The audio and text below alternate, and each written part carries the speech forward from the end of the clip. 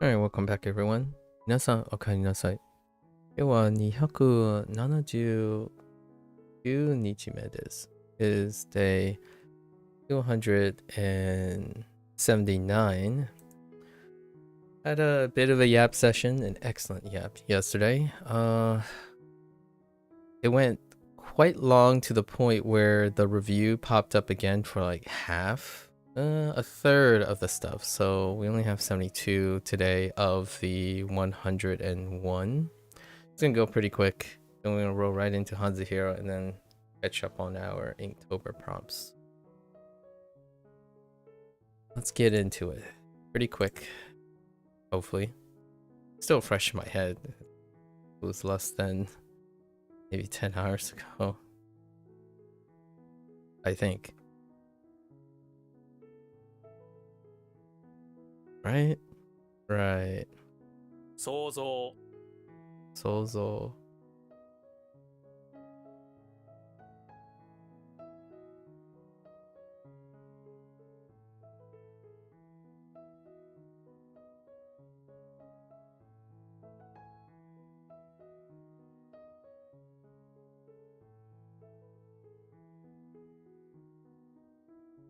抜ける Nikeru.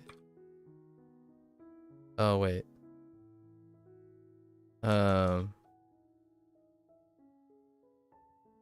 Yes.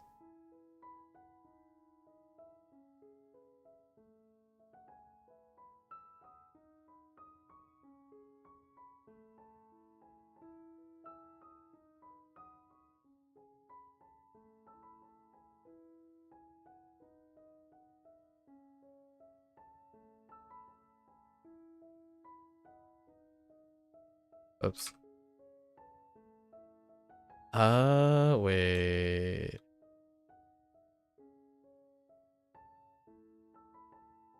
隠居する。どうする?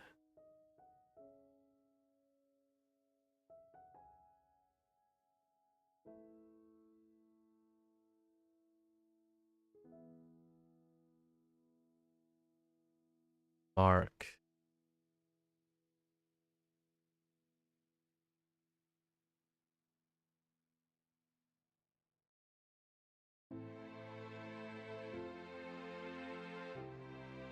Uh, 印 印.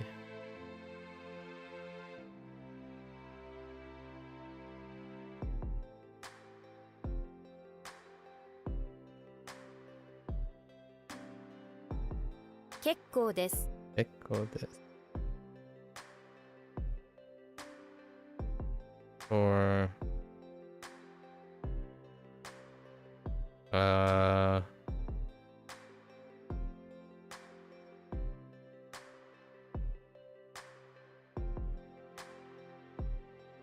I don't. How do you? No, thank you. It's fine. Okay. All right. Fair enough.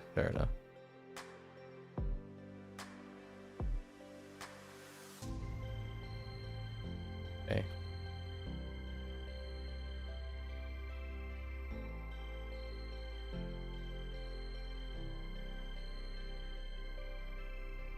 What? Oh. 手がかり Akari.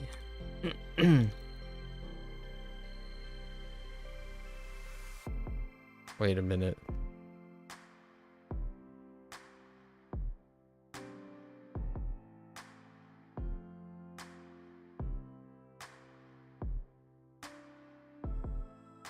No, wait. And hang.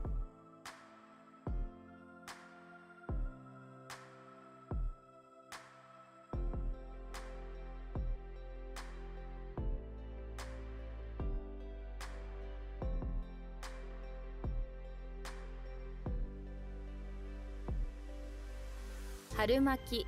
Maki.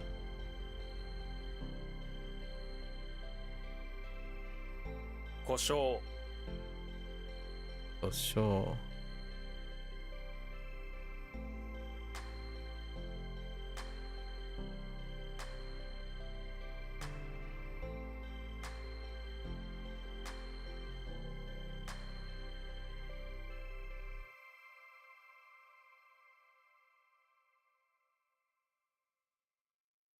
増援、増援。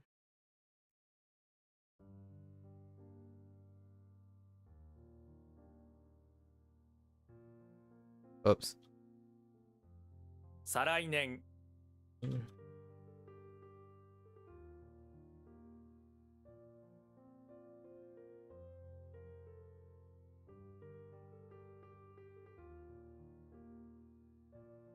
建前、建前。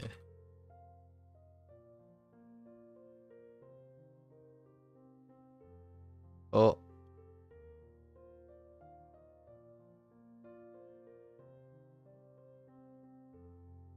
Don't care. お構いなく、おかなまい。おかまい。お構いなく。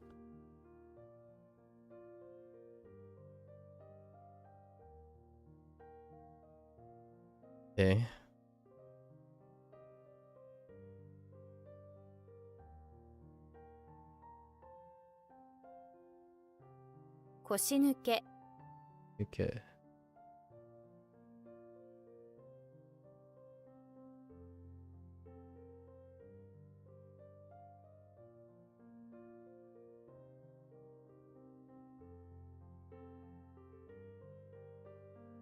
Heck. 構造、構造。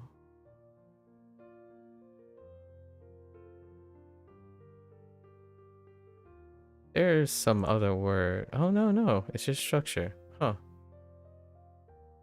I thought they accepted another word too. 障害、 Right.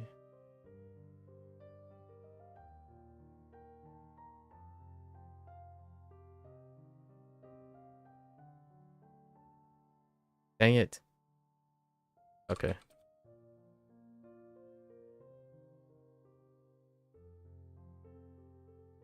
激励、激励。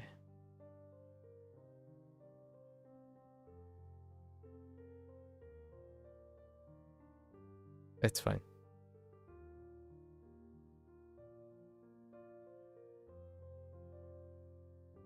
Oh, like kaidan. Right. Sorry, that just dawned on me.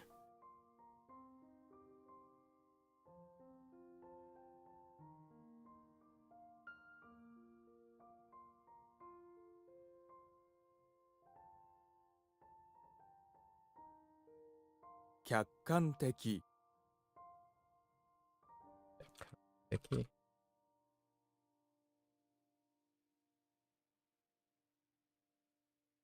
Oh.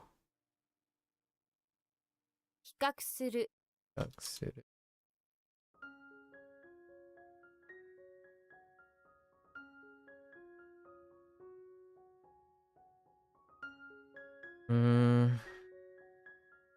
Okay.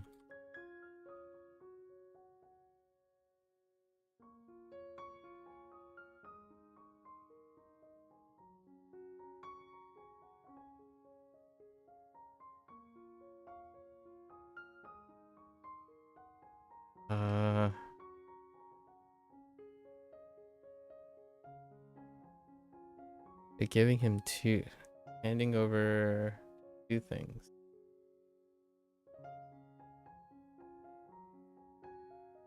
与える、 Alrighty.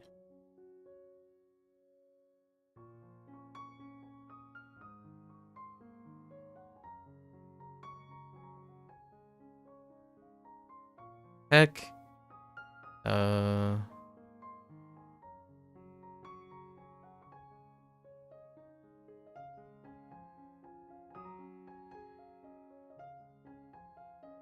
Hmm.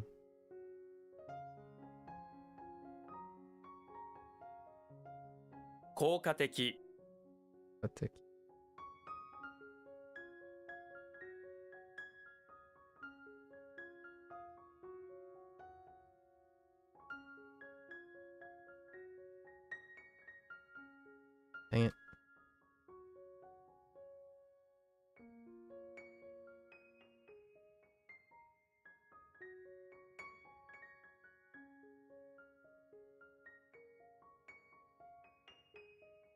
捉える Friday.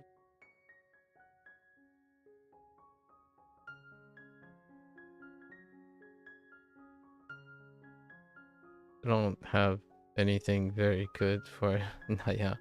I guess it's gonna stay as Naya now.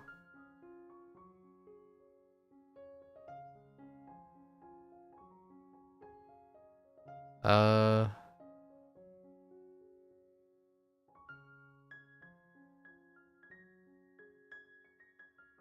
答える Friday.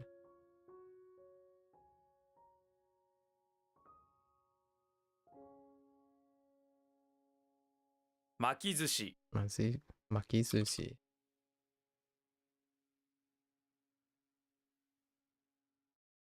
見抜く Inuku.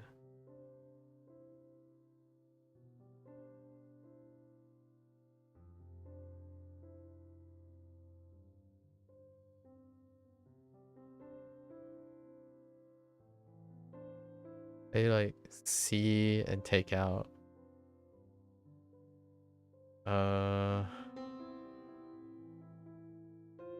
You want to see?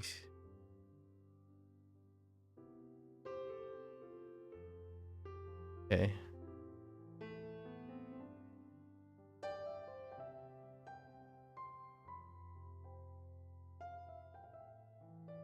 Wait.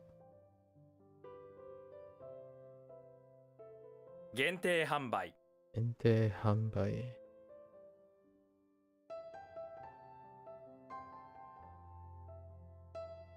Uh.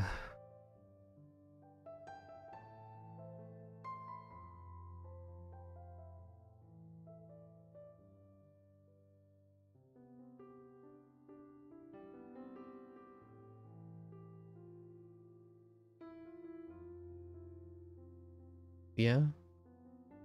小規模 Okibo.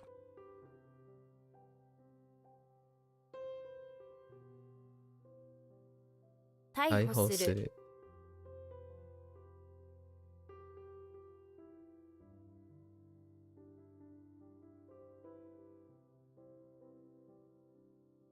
製造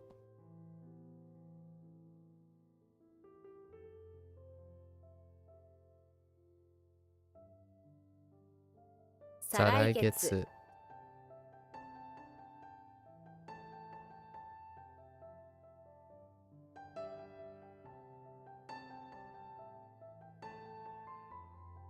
作る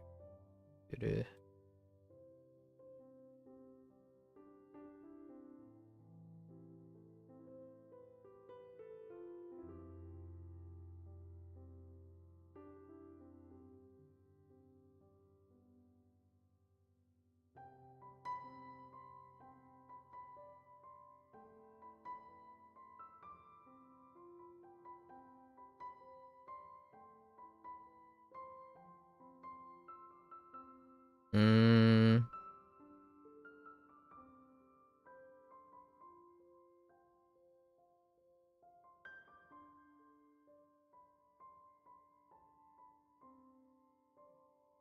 統一 統一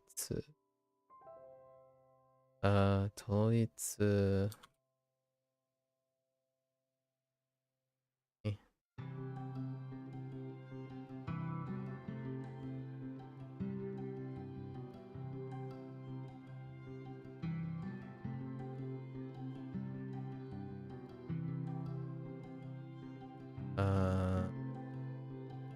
expense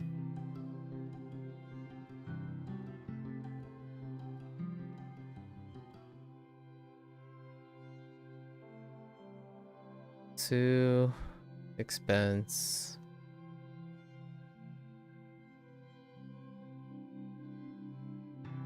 the spending. Talk about field here. 費やす Yes.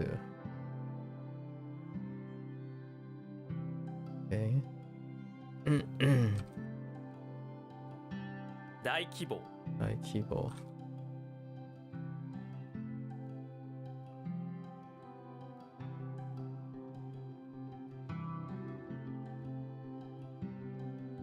重供給 So cute. This one was a little weird, right?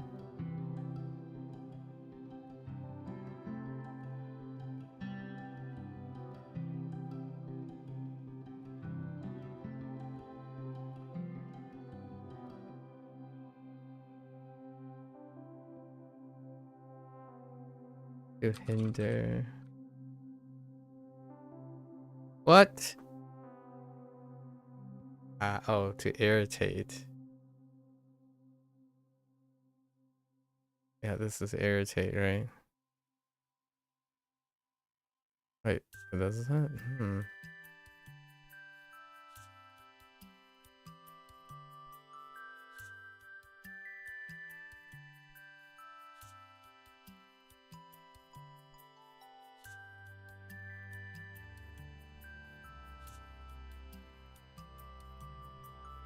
Oops.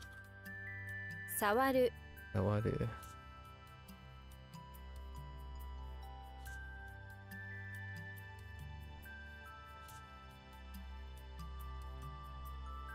お手拭き Oh, Tiff. Oh.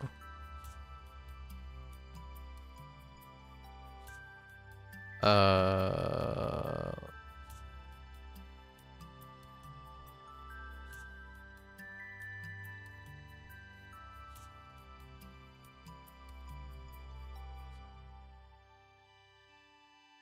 従える。考える。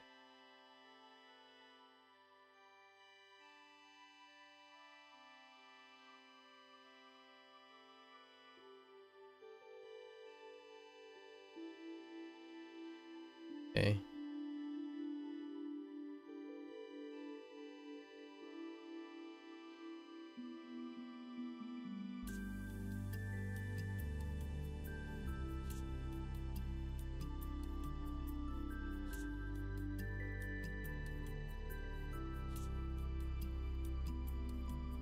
障子障子。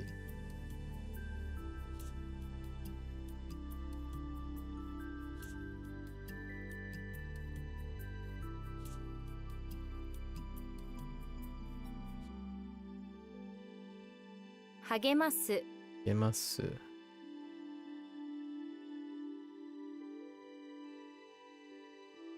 Wait. Oh yeah, because of the nature of it. Okay. 手渡す手渡す。腎臓。そう。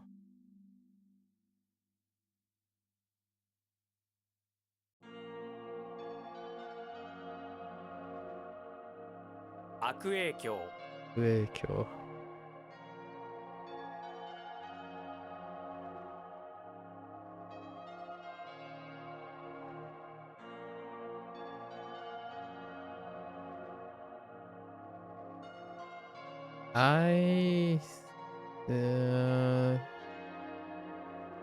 This one.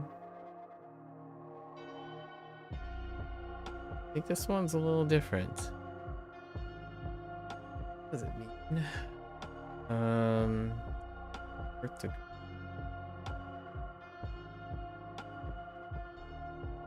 Preparation.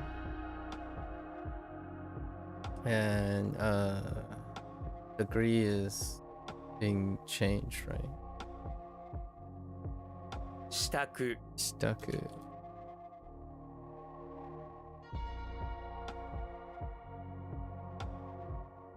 Is WaniKani going well today? It is. How are you doing? Do you use WaniKani?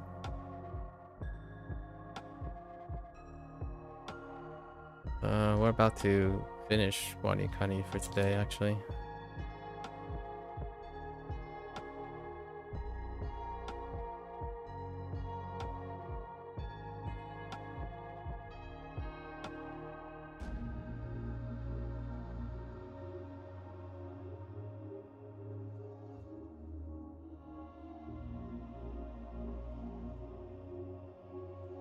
You're doing fine. You sometimes use it, but you're not very.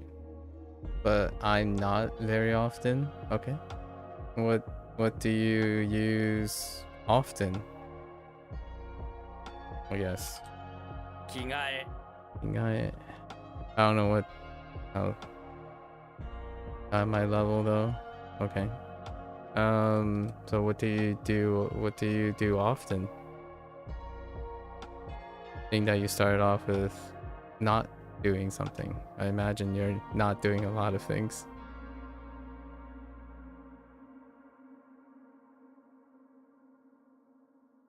It doesn't have to be about learning Japanese. Like a general question. General question. 抜き出す That's「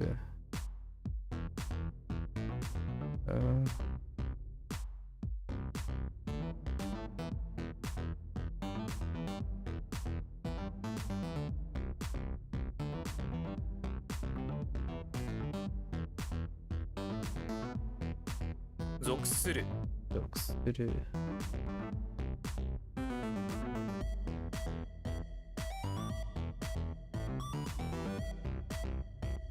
That's kind of a little sketch to belong to. Alright, that's fine, I guess.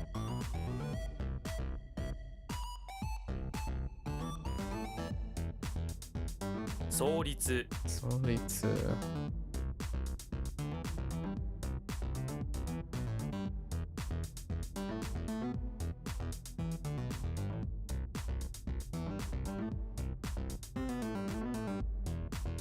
Alright, that's it for today.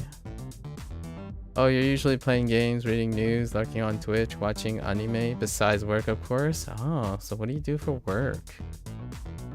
What kind of games you're playing currently? What kind of news is interesting right now to you?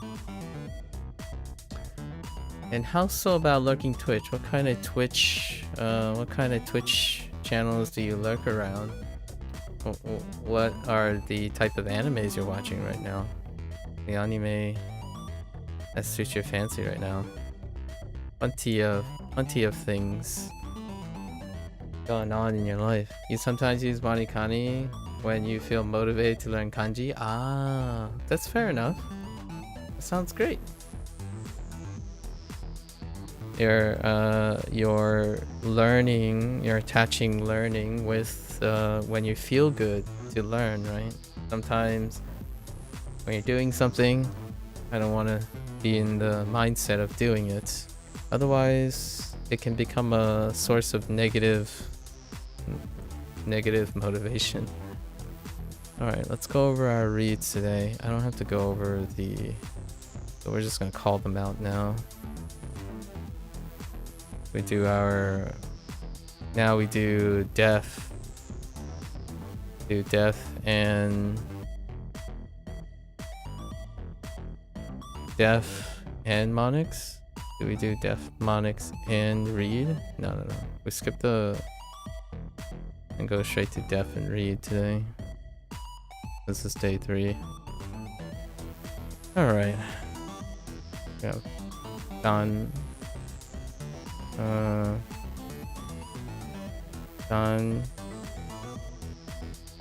Downstairs. Eat. Stomach.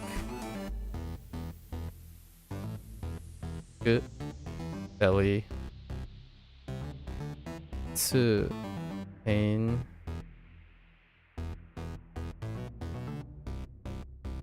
You work in an archive. Oh, that's interesting. Hello there, Xing. Playing mainly Counter-Strike. Fair enough. You can't argue with statistics. Plenty of people. Watching a small Pokemon variety streamer from Germany. Oh, are you German? By any chance? I wouldn't be surprised. From Western Europe, German fits around, like, it statistically for me like represents 80% of Western Europe. You're Norwegian? Interesting. You are the 4th Norwegian that I've met. So Germans and Norwegians make up the vast majority of my coincidental encounters. For what reason? I have no idea. Maybe statistically you guys like Twitch or something. But I've spoken with let's say if you give me 50 encounters, 15 of them will probably be Norwegian, and 30 of them will probably be German. And then occasionally you throw in everything else. Yeah, it's a really interesting thing. I've been doing this for over 7 years, so my statistics still hold up. It's Norwegian, German, and then if it gets slightly later, UK, British.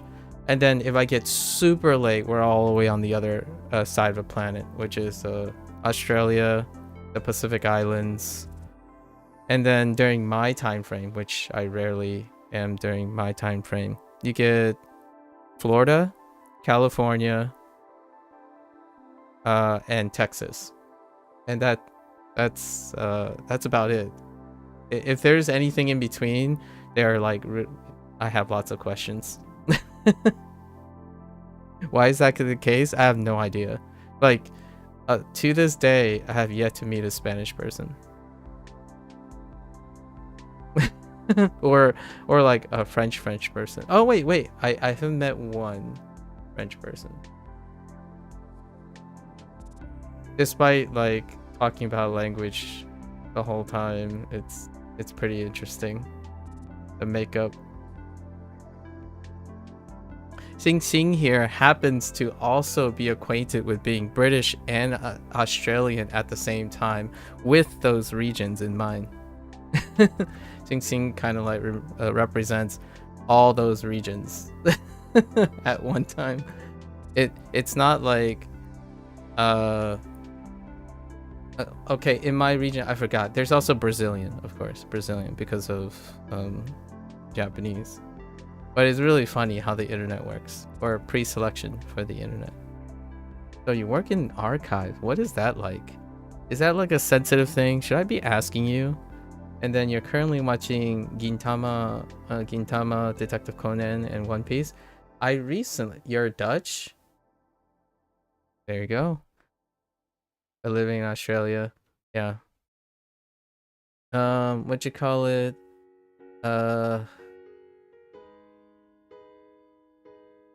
I recently, this year, I watched all of One Piece. Or all the way up to the most recent arc. So we're talking about like 1130-ish. 1130-ish. So that was pretty cool. Detective Conan, it's been a while. I think that was maybe 10 years ago when I watched Detective Conan. Gintama, I have not started Gintama. And the reason why I started One Piece was because we were just listening. Where I was listening for like listening practice. So blitz through One Piece. It was really refreshing to hear as I was going through One Piece. There are a lot of Spanish and French speaking people in the world. Certainly. So weird you having a lot of visitors from there. I know, right? And just so you know, in case you're wondering, I am surrounded by Spanish people. Currently I reside in the United States, and I reside in like a specific region in the United States. So specific Spanish speakers. I was referring to Spain Spanish. So like people in Western Europe, because there's even Norwegian, maybe Netherlands is far third. Netherlands, Belgium, but it's Germany and Norway. Like it's Germany and Norway consistently. But when I said Spanish, I meant Spain, as in the Europe thing. In terms of Hispanics, plenty of Hispanics, because I'm in like the North American, like the Western Hemisphere timing. But it's interesting. I don't know. Norway. Yeah. You have news from me, Sing Sing. What about the news? Sing Sing, hit me up. What's happening? What do you got? And then there was a lot of questions. Oh yeah, no worries. Answer any question you're comfortable with, obviously. We're doing like a speed dating. This is the speed dating protocol. You became an auntie again yesterday. Again? You're a multiple time auntie? Well, congratulations. Congratulations. I hope it's everything's healthy, right? Congratulations on your double auntie status, or triple. Where are we at right now? Double auntie status? Your sister's second child? Dang, double auntie status. Nice. I do not have my sister and I have one younger sister, and we do not and neither of us are married, so we don't have any in-laws as well, so we are not uncles or aunts yet. No aunts, no uncle or aunt status. My sister and I anyways. There are a lot of what you call it? Yeah. One Piece. How far are you? Do you watch them to catch up, or are you watching them as they're releasing?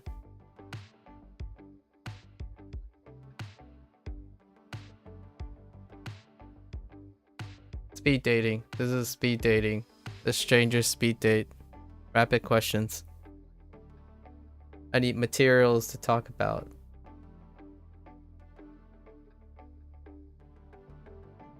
I met another Norwegian. We kind of had a falling out. That person had a bit of a loner thing, so it was bound to happen. However, we spoke for some time, maybe like a good year or two, and then that person bounced because of a disagreement about, or they felt that it was a disagreement, I suppose. One Piece is your favorite show? You're currently on, okay, 11:43, so basically caught up. Yeah. If that's your favorite show, have you been keeping up with Netflix? I also want to watch the One Piece live action. Choppa was recently teased, so dude, Choppa, they landed. I'm excited. I'm really excited, and I can't wait to see what what's the Wit Studio do with the Netflix production of One Piece. Wit Studio, I enjoy Wit Studio's creations. They usually do like the first season of Fantastic Things, like Vinland Saga. So I'm excited to see what Wit Studio is going to do for the first arc of One Piece in the future. It's a nice time to be a One Piece fan. I don't know if I feel like Gintama's probably ready for a reboot as well. It's been that long. Oh, you talking about the live action? Both. Just both. Choppa was only released for the live action, so I was only talking about the live action there. In terms of Wit Studio announcement, it's gonna be a while still. The remake is like, I don't think there's an ETA on it. But both. It's nice to see that there's a landing for a Western audience, right? And I understand that we're technically Western audience for that type of thing, but like less niche Western audience. Maybe there's a normalization for the Choppa crew, you know? Exciting times. Now, One Piece video games, on the other hand, might need a little TLC. Maybe one day they'll commission Arc System Works to make a One Piece 2D fighter or something. Arc Systems Works is getting a lot of commissions for large IPs. Their next one is Marvel. You played World Seeker and some of the Pirate Warriors 3? Yeah. Pirate Warriors was the Koei, right? The Koei ones, the Musuo makers, like Dynasty Warriors and whatnot. And then World Seeker was, I forgot what that studio is that does like the Naruto stuff and the JoJo stuff, right? I try to keep track of developers, but I think those are the two that get IPs for their particular ones. The Musuo games are the Dynasty or the beat 'em up things. Interesting. I don't play fighting games anymore too often. But you're not good with developer names, sadly. Okay. No worries, no worries. Yeah. I'm like waiting now. I'm like dormant. I'm dormant waiting for whatever the current arc of One Piece completes, and then I'll watch it. So what is it like to work in the archives? May I ask? Or is that like some sensitive material? Because I feel like archives can be sensitive. I'll go on and do this while we brainstorm about that. I retreat.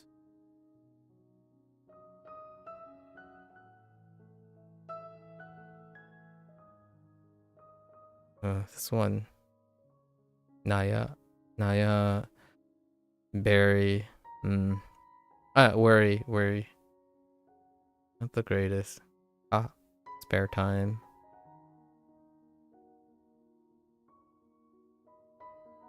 Shiki. Shiki. What was the other one? Shoku. Shoku. Weave. Me. Astray. Waku. Misguided. You. Invite. Shu.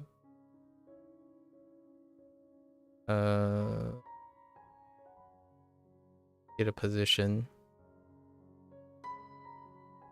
All. Visit. You mean a lot of the information in documents can be sensitive, but there is no problem talking about the profession. Oh, okay. May I ask what is it that brought you to archiving? Like, is it something particular that drawn you there? You are probably the first. Oh well, I have a friend. I have a friend who acted as a paralegal, which is dealing with archiving too, or transcriptional archiving and whatnot. But they were more doing it for productivity's sake. It's very random that you ended up with a job. I feel like there's an interesting story behind that. Yeah, worked archive document center. Yeah, for 6 years.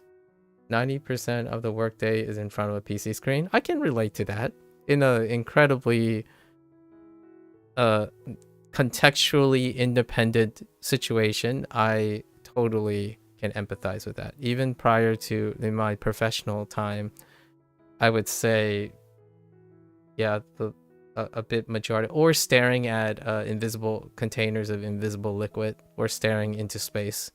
That's other than that, staring at a PC screen is probably a great way to characterize the experience. Sometimes staring at paper, but you know, we're kind of past the age of paper where when you're reading something, maybe we can put it under pro environment, but usually I'm reading PDFs and stuff on the screen, much like looking at documents. So I'm generally looking at documents on the screen. Gone are the days of flipping through papers, but I did make that transition. I used to work in science, so most of the time you're just paging through things or staring at a PC screen.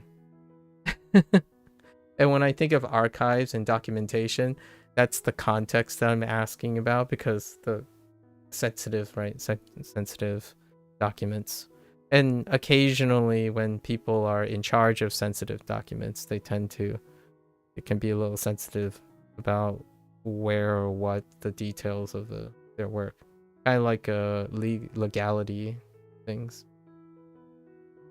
Tell me a little bit, like, if you were to pique someone's interest, I'm not saying that you have to feel like that, but if you were to make your very random story interesting to someone who doesn't know how you end up with a job, what would be points that you would say? Not very interesting? Okay, I had a feeling that was going to happen. Didn't know what to do after 10th grade. I see. An advisor recommended a school you attended. Special class, kind of. Interesting. Who helped you search for an apprenticeship in a municipality. Ended up on the archive. Oh, and the rest is history. That sounds like the advisor set you on a path that... Are you satisfied with what you're doing? I mean, I imagine you around like 6 years. That sounds like a, you know, sufficiently satisfying position. Full disclosure, I talk about work all the time and like people's satisfaction and interest. Honestly, I find other people's life very interesting. And yes, I do have to concede 90% of the time people tell me their life isn't interesting. So hence I continue to ask them about their lives. My life is if I described it, I wouldn't tell people that my life is not interesting. But I wouldn't say it's extraordinary as well. But it is different. And that is, I think that is a great excuse for telling people that your life is interesting. Because we don't share the same life. I think it's a lot more common to say this online, right? Because online is a little different. So I like the idea of, if you want the interaction online, if you truly believe it's different from IRL, I think one of the shining examples of meeting people online is that whether you think your life is interesting or not online, it will be significantly different from the person you're speaking to, likely. In IRL, right, you go to your neighbor's shop and the local market, and in a small town or in a city where you share the same space, there's a chance perhaps you can say immediately, it's not interesting because we do the same thing, or we do the similar things. Despite that, they have empathy. We have intrigue. Yep, it were a real good chance you would end up on disability benefits. Oh, interesting. You have disability benefits in Norway. I hear disability benefits a lot in the United States, largely because the people around me, I'm surrounded at that particular age, especially the people I know's parents, because most of our parents are senior citizens now. So it's kind of interesting to bring up. I don't want to pry too much, but hopefully you're feeling healthy. You're still like healthy, but able to enjoy what life has to offer despite the disability, right? Sound like you have you sound like you have things under control.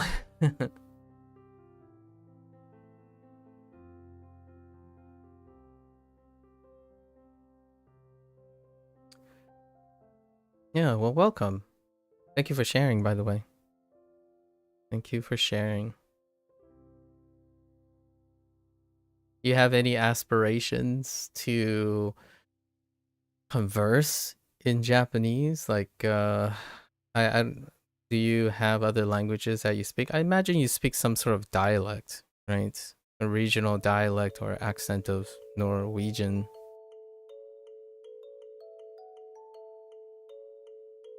I was born with a disability, used wheelchair full time since you were 12. I see. All body muscles weakened, but you still manage pretty much everything independent in daily life. You're comfortable in sharing. Aw. Well, I appreciate that. Way to go. Is it, when you say all your body muscles are weakened, this might be a little too personal. Is it like is it muscle atrophy from disuse, or is it a muscular issue, like muscular dystrophy or something, where you can't do upper body stuff despite being confined to a wheelchair? I think about this because it's remarkable seeing how how people adapt to their circumstances, especially being confined to a wheelchair. There are some incredible, obviously, grain of salt, right? These individuals are probably a bit extraordinary when it comes to the internet situation, but like, you know what? I also I know this might not be the same thing, but also people who like lose one of their legs and whatnot, like that one kid who makes it his thing to celebrate having prosthetics and whatnot. Also, a little bit related to that, I believe there was a tech coverage about the first use of Neuralink. I understand Elon Musk. Well, besides that, the whole idea of Neuralink, of someone was able to operate using their thoughts, right? Their electromagnetic, not electro, but electro signals from their brain to operate a robotic arm to manage to drink something, like carry a drink and whatnot, which is really cool. Technology like that sounds, I would like to think in the future, when miniaturized or integrated into the home, that'd be such a wonderful additional life exploration to make life pretty interesting. Not sure what all those hard English words mean, but it's called spinal muscular atrophy. Okay, yeah, type 3 makes sense. Yeah. So there's no, like, there's a lot of undue like, there's not a lot of wiggle room to be able to condition the other parts of your body that's still useful. You remember reading something about Neuralink stuff? It's really cool, but you're not really interested in that at the moment. I wouldn't be interested in like I would probably be cautiously optimistic. I'm sharing that story because it's interesting to follow stories that may be relevant to other people. So whenever I think about, I think about people's welfare most of the time. That's how I like to talk to people most of the time, right? Like when they share something, it's usually I ask them about their lives, and then I read a lot, I hear a lot. So most of the time I try to grab a story that is often related to the person's life. And honestly, if they tell me their life isn't interesting, I at least want to share something that could make their life interesting, which lots of technology tends to help. I think technology advancements for individual who want to create and still continue to do more despite physical limitations and biological limitations, that is a great thing to look forward to, or being at least cautiously optimistic. No, like every once in a while I'll read about it. Or like VR tech. Have you ever considered using some VR tech? I mean, there are some really interesting VR tech. Maybe even augmented reality stuff, where it doesn't require necessarily, like, you can what you can convert like specific movements into an experience in motion. Like something about the brain is able to create and convert motion function in different ways. Like a hand, like a pointer finger, could be the motion of moving forward kind of situation. By the way, you can't keep up with everything we talk about, so I missed some questions, but remind me if you have some specific things you didn't answer. You're perfectly fine. No worries. I will try. But generally speaking, I hope you don't feel pressure to remember everything or answer everything.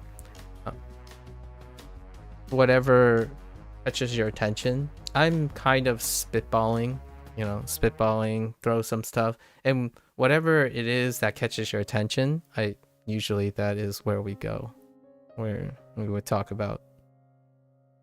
Neat.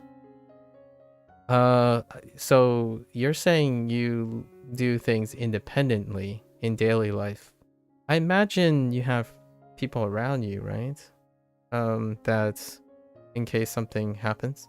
Speed running, how to get to know each other. Yeah, speed running, how to get to know each other. Yep, that's what you know, you gotta be able to do that to some extent, efficiently, talking freely. We don't have a lot of time when it comes to meeting each other online, so adapting communication skills for that and change up the dynamics, try to reach a connection that might not be available elsewhere. Like, I'm not entirely sure how common that is. Most of the time it's hi, and then when I say hi back, I'm not sure that person's there anymore. Because they don't say anything back, right? I understand you mentioned lurking on Twitch. I don't, like, I'm definitely guilty of hopping into a channel and not saying anything, right? Most of the time I people watch online. You have lived alone last 3 years, but you do get help from some kind of care worker in the mornings and the weekdays. You could manage yourself, but you appreciate the help. Excellent. I was asking that question largely because as much as independence is great, like for example, I am lucky enough in my life not to have any particular muscular atrophy or like in some ways. However, it's kind of nice despite that having, you know, loving support relations around you. There are things that one can become very prideful about, but at the same time having the reassurance of companionship it actually inadvertently makes life very interesting too. One thing that I do enjoy about companionship or people who talk to each other and have time talking to each other and sharing is the idea that there is another reason to be excited and alive and to live for, right?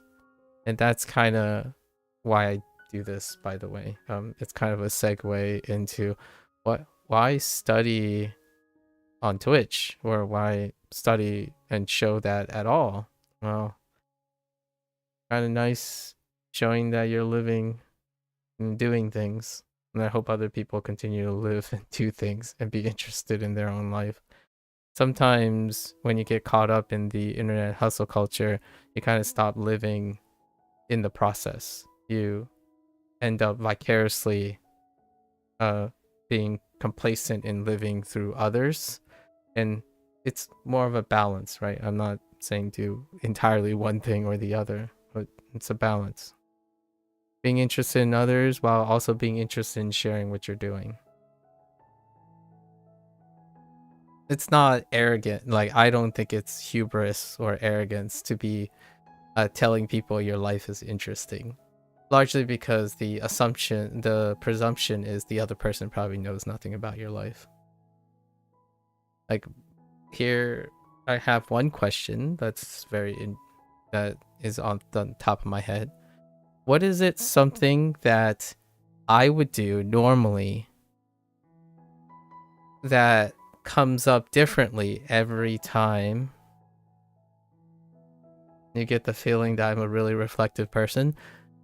Probably. Yeah, I do that every day. I do that every month or two. So we do a lot of self-evaluation, reflection. It's part of our daily routine for self-improvement, right? Or appreciation. I had that so to elaborate on that last question. Tell me something that you do that someone else like me would think to do it differently, but haven't ever considered needing, like, that I would take for granted. Like, that's kind of a fun exercise. Like, it's almost like cultural exchange in a way. When tell me something that you do very often that I wouldn't do. Largely because not necessarily that we like or dislike it, our circumstances make it different. Like, for example, I will offer a personal example. I speak 2 languages at home every single day of my life. Most of the time. But you might be doing it too. I'm kind of curious if you do. And I speak my second language, my mother tongue, is a language that is not taught, but orally exchanged only.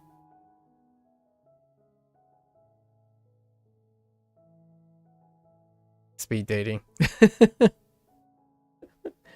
Speed running the conversation topics. You might need some time to think about a good example. Oh, okay, no worries, no worries. You're sure there are many, but you just don't realize yourself as you're used to it. You hit the nail on the head right there. I'm asking these questions, in my opinion, because it's fun to get people to notice these things for a different reason, right? Like, be present in their life. I like, and that's when meeting people is great, because you can spend time explaining them. I would love to hear your explainer on some of those things. Do you journal at all? I tend to write my thoughts in journals in case I forget, right?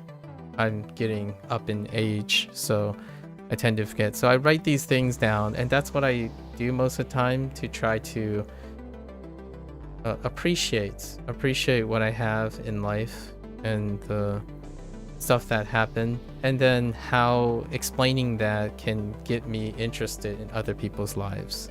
And hopefully because of that interest, it challenges or it opens up the door to having other people be interested in their lives, because they would have to explain it to me, which is the goal of that question. No, you don't journal. Tested it for a very short period, maybe 1 or 2 years ago, but didn't continue. Okay, fair enough. How about recording? Like, recording yourself having thoughts, right? Like, oh, this is a great idea.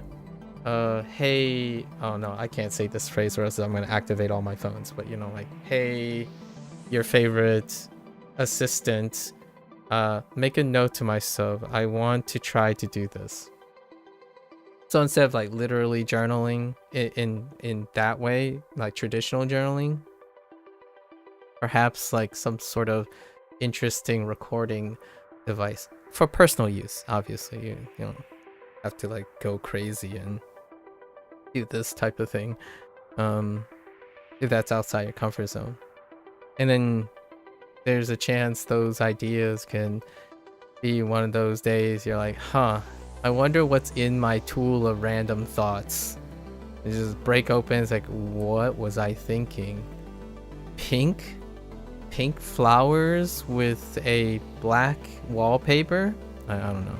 I can't think of a random example, but that would be appropriate in this situation. Watching One Piece in Spanish?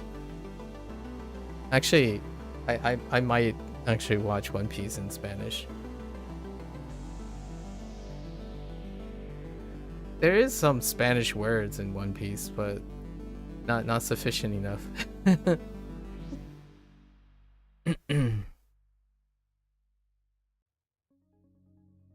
You have any ongoing projects that you're working on? So, not things you have to do, something that you choose to do. Is there anything you're producing, like creatively or hobby-wise, that you're working on that is by choice? Recording could be easier than writing down. You could see that 100%. You haven't considered starting with journaling lately. I see. I'm not sure about wheelchair tech. I haven't really thought about it this way, like how well equipped a wheelchair could be. Like what I mean is maybe there's like automation for wheelchairs for like recording devices and interesting ways to interact. Oh man, sorry, I obviously I don't know you enough, but I could imagine someone who's like well adjusted and like very productive to have a really awesome wheelchair.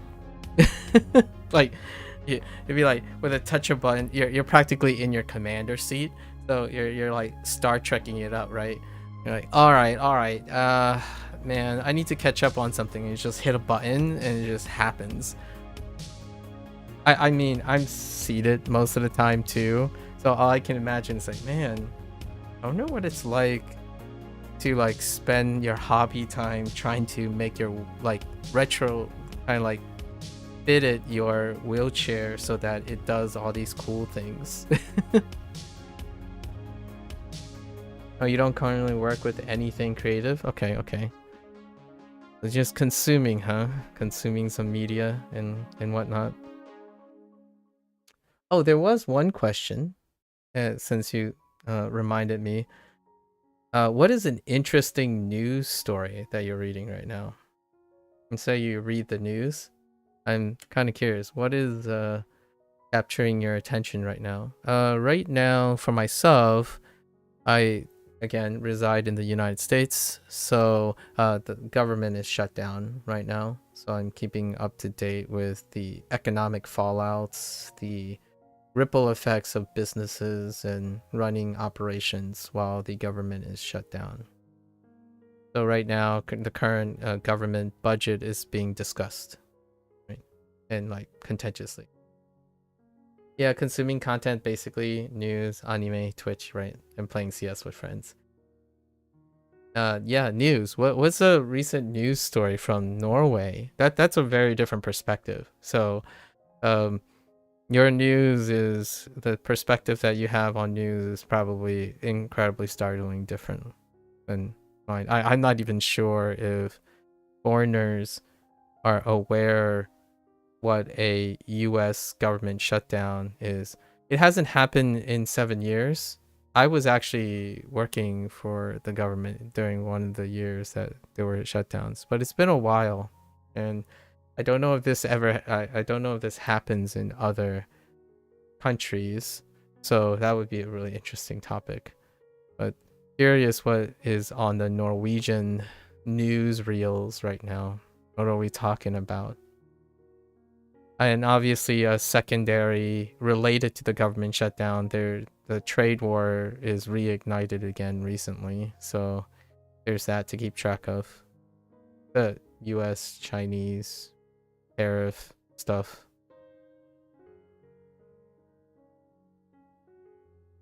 Let's see. Let's keep continuing here. Do, anger. Sho, sen, sui, drowsy. Sho, symptom.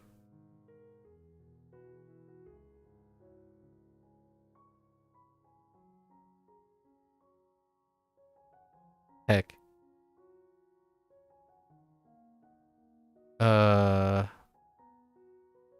Te, heighten. Aku, urge.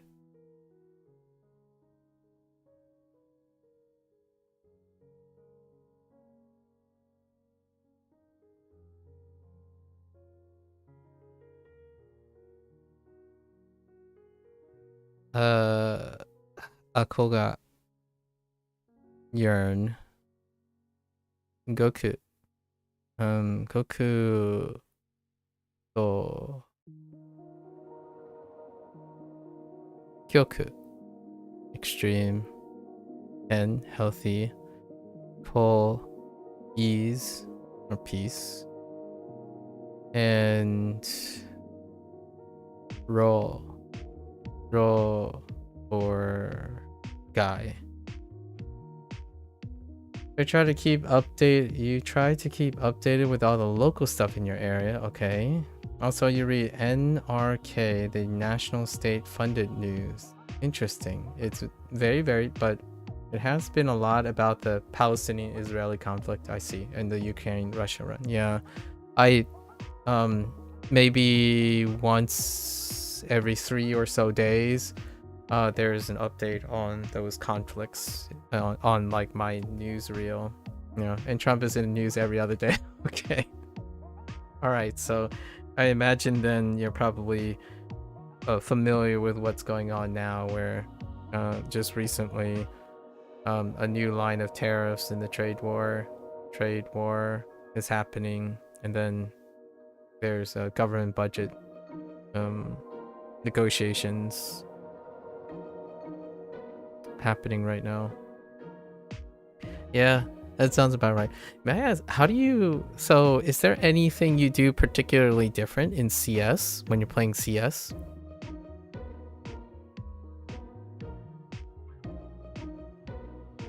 I don't play CS. I watched a bit of CS before. I haven't actually ever touched Counter-Strike in some ways. The closest thing I have to Counter-Strike was I'm a retired Overwatch player.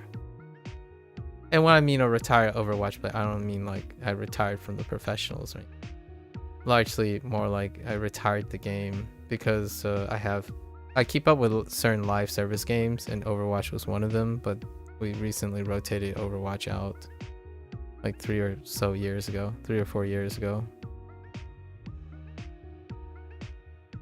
With all that said, right, I'm gonna take a quick break. I'm gonna end this section before we move on to HanziHero. You started with CS a little when you were maybe 8 years old. Currently 23. Dang, that's a lot of hours of CS. Am I talking to a professional here? I kid, I'm teasing. I'm gonna end this section for now. Take a little break. So that's the end of our WaniKani section, right? If you're gonna watch this later, arigatou gozaimasu, right? As always, feel free to follow along, pick up WaniKani, give it a try for yourself. Let me know what you think. I would love to yap about, exchange some ideas, right? Talk about each other's lives, what's going on, what do you use for your Japanese, and yeah, keep each other motivated. How long is break? Usually like 2 minutes. I gotta take a bathroom break. I want to stretch. Being confined to a chair, make sure to take stretch breaks and screen breaks, right? I tend to do some flips in the background and check on my dinosaur, and then occasionally make sure that I'm making progress on my time machine. So yeah. No, I don't actually do backflips. I used to do backflips, but I don't. I like walk around, squat a little, do some like bridges, like stretch. I have a mat set out back there to make sure that encourage people to get up. If you can't get up, of course, right? The whole wheelchair thing. Do what you can, right? Learn to embellish your life a little so that you can slow down a bit. Tell me if you need help on a time machine. I've made a few yourself. Nice. All right, folks. So for those who are only interested in WaniKani, right? Minasan mata ne. Mite kurete arigato, right? See you guys next time. Thanks for watching.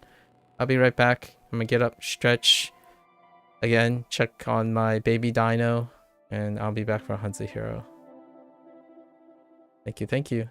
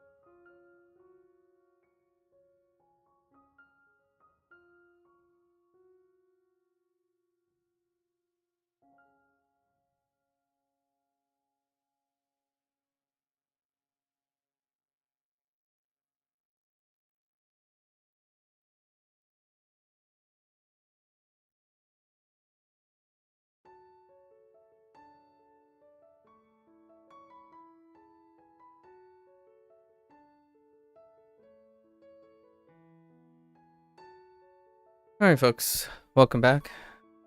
欢迎大家回来。今天是第272天 right? It's day 272. We had a bit of a leap day yesterday. Was chatting it up with our person with pro call. It's the weekend. So we yapped about like 6 or 7 hours, which caused us to eclipse over our HanziHero's lesson day refresh. So we did the lessons from yesterday, but it's not until it's a fixed refresh day. So we don't have lessons today. Did half the reviews, which was yesterday's reviews, and then the reviews stacked. So now we're just gonna go into reviews. Yesterday was pretty good. I remember floating 2 characters that are in this stack that I'm gonna have to review because I don't think I've randomly became more enlightened all of a sudden. Alright, let's hop right in. I think everything else was pretty good for once, actually. It's been a while since we had a one where I didn't note anything. Okay, let's get into it. Alright. Oh, this is one of them. This would be the one. Does that look different now today? No, bookshelf. Dollhouse. Oh, maybe it's like an enclosure. Did I start using enclosure for this one? The right character would be the newer one, right? Huh.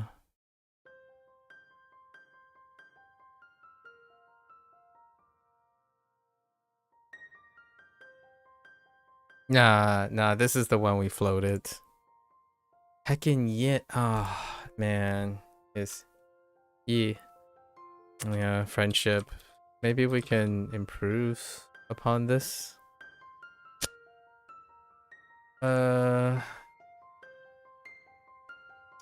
I don't know where to say. I got stuck on the words as a way to say thanks for friendship. Yeah, that's not strong enough. A bookshelf. Giving bookshelf as a way to say thank you. The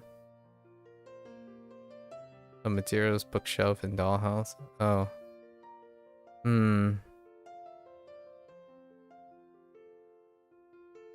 Maybe cleaning some materials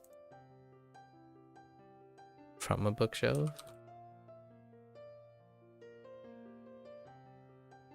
Make a dollhouse? That's kind of weird.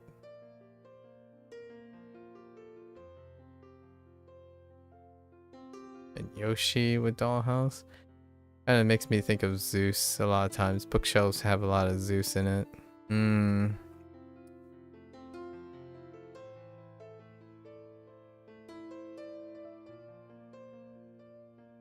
I'll come back. Come back to this. So, friendly feeling, right? Okay.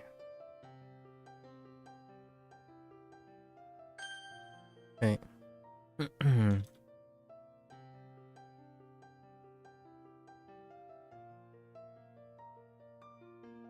What the...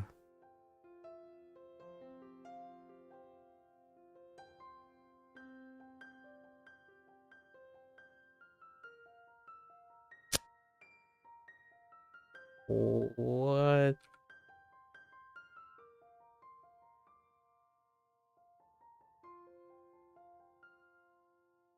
抱怨，抱怨员工抱怨工资太低。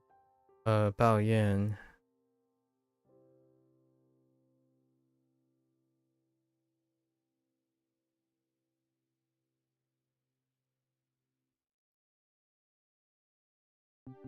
Like yearn and embrace?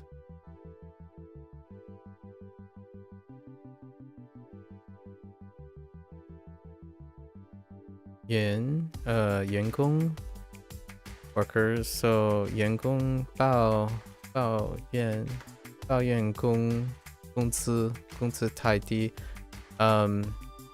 Pay is too low.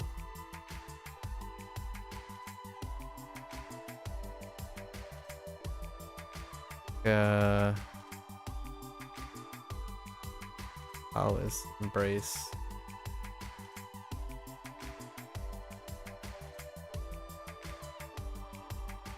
I don't know how this works.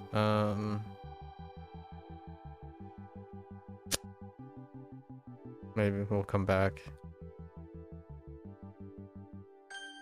Or leaf. Dang. They use leaf for that.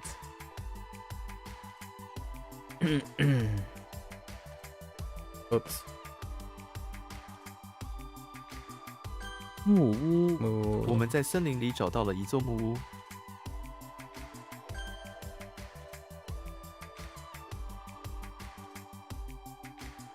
This is Qing. Oh, I know what this is. Qing Chen. 清晨。清晨空气新鲜。 Early morning. 壮。 Trump. You want to try to answer what you asked earlier? If there's anything special you do in your daily life that others don't? There isn't a lot actually when you think about it. It's just that you do stuff in different ways. Oh yeah, that's what I mean. That's what I mean. The thing you do that most maybe don't do is remember to charge the wheelchair and other helping equipment. Gotcha. And you always have a charged phone on your on you in case your wheelchair stops working. Oh, haven't heard about HanziHero, but it's just WaniKani for Chinese. More or less. And if you hear me mumble stuff, right?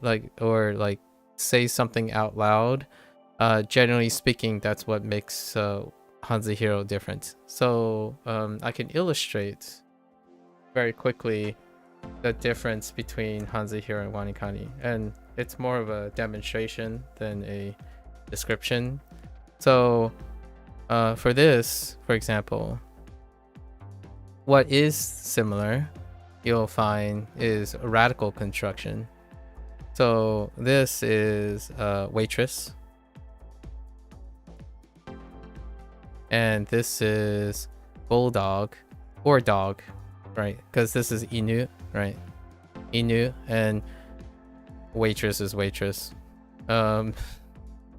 This isn't at the moment, this is not a radical, because this is traditional stuff. However, in Chinese, there's different ways to get to the read. Usually in WaniKani, they would use a near rhyme,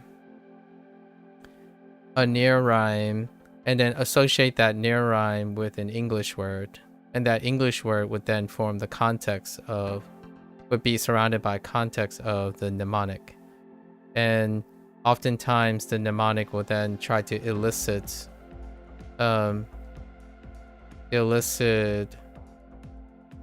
created an emotional response, right? Emotional response is what they're going for.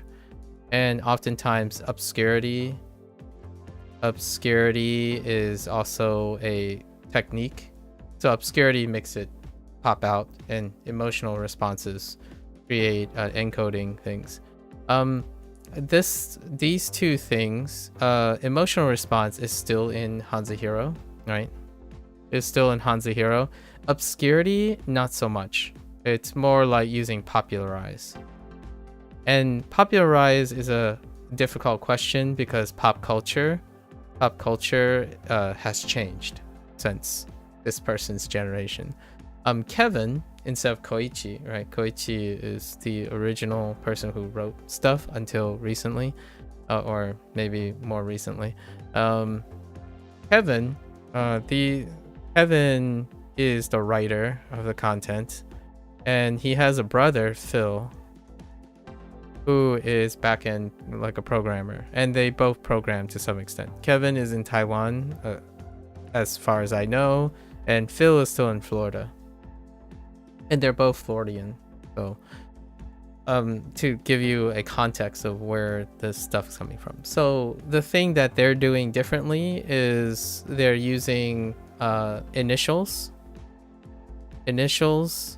and finals, a breakup with a tone quality to create a scaffold.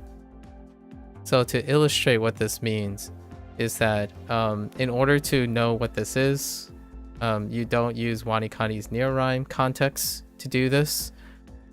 You construct the thing. So when I have a bulldog and a waitress, I also have George Costanza, which is illustrated by this George Costanza. So this is George. And Costanza is George Costanza. This particular Costanza is from a show called Seinfeld. So I don't know if you're familiar with American things, but it's a primetime television show that has been long running. So Zhu is the first thing, and then Ang is the final, which is the chapel. And then we have where, so it's 4, it's in the bathroom. So the reason I know this is Zhang is because George was in the bathroom. George was in the bathroom of the chapel. You know, he's taking a break. He's taking a break from the church service. And he bumped into a waitress who was also attending the church service, who had an interesting shaped bulldog necklace as part of her attire. So this is either shape or attire. So how you get this is when you combine this, then you have Zhuang, and that's the read for this character. So that's something that WaniKani does not do. WaniKani does not use a scaffold in which, so every single read has a scaffold like this, and that's how you get the read. In WaniKani, you have to remember the near rhyme that they used, like soap for so, centaur for sen, you know, yo for yo-yo, that type of thing, like kyo for Kyoto. That so you remember separate things, things that are not structured. In HanziHero, you use structure. So that's the thing that is different from HanziHero, which cannot be seen. It has to be done in order, or like it's difficult to see how it works. It has to be done to demonstrate how it works. So that's kind of one of the things, and I'm doing that until it sticks, like WaniKani. Once it sticks, you can skip that, but if you forget something, you bootstrap through the mnemonic and improve it upon it yourself. And that's why I was asking myself earlier, oh, I forgot this, maybe I can improve upon it. So I would go back to the original mnemonic and I would tailor it to whenever I have a stopping point. I would tailor it to my own predilections, right? While still using whatever WaniKani and HanziHero does. So that's what I do for fun during these sessions. Yeah, so this is shape and form. The reason why I say it could be attire, because Zhuang is also attire, but it's not that character. It's a different character. In Mandarin, homonyms are even more rapid. Yeah. You think you got most of it? You hope? Ah, no, you know, like if you're ever interested in Chinese, which by the way, that last Norwegian that I was speaking to, they were interested in Chinese as opposed to Japanese. So we kind of connected on the Chinese bit. Chinese is a very large, you know, spreading macro language as well. And there's no shortage of expansion of video games and mass media and consumption from China. So, and they are related. When I'm looking at this, obviously I made comments about Japanese because you can think of Japanese at the same time. They These are traditional Chinese characters, which line up more with Japanese characters. The simplified Chinese that mainland China uses is noticeably a lot of the common characters are noticeably different from Japanese, but they are sufficiently overlapping that you can make connections between Japanese and Chinese, the Hanzi and the Kanji, right? Hence the staggering of Chinese and Japanese. As a personal share, my parents are Chinese. They are Fujian or Fujonese, and the dialect that I speak is from that region. That's the primary mother tongue that I speak with my parents. But Chinese dialects are not in a way conserved or taught formally. In most cases, they are exchanged orally and passed on orally. So despite learning to read Mandarin, which I'm a heritage speaker in the United States, I use English as a common language outside of the household, and Mandarin is the primary language if you're communicating with immigrants, right? Or multi-generational children, as opposed to using a dialect. However, one of the most common dialects are immigrants from Fujian in the United States, especially on the East Coast, where the East Coast of the United States, where I live. Fuzhou dialect gives away that you're aware that Japanese use a lot of kanji from Chinese. Personally, you haven't been too interested in the culture from China. That's fair enough. When we're talking about like Japanese use a lot of kanji from China, it like represents like 70 to 80% of the overlap.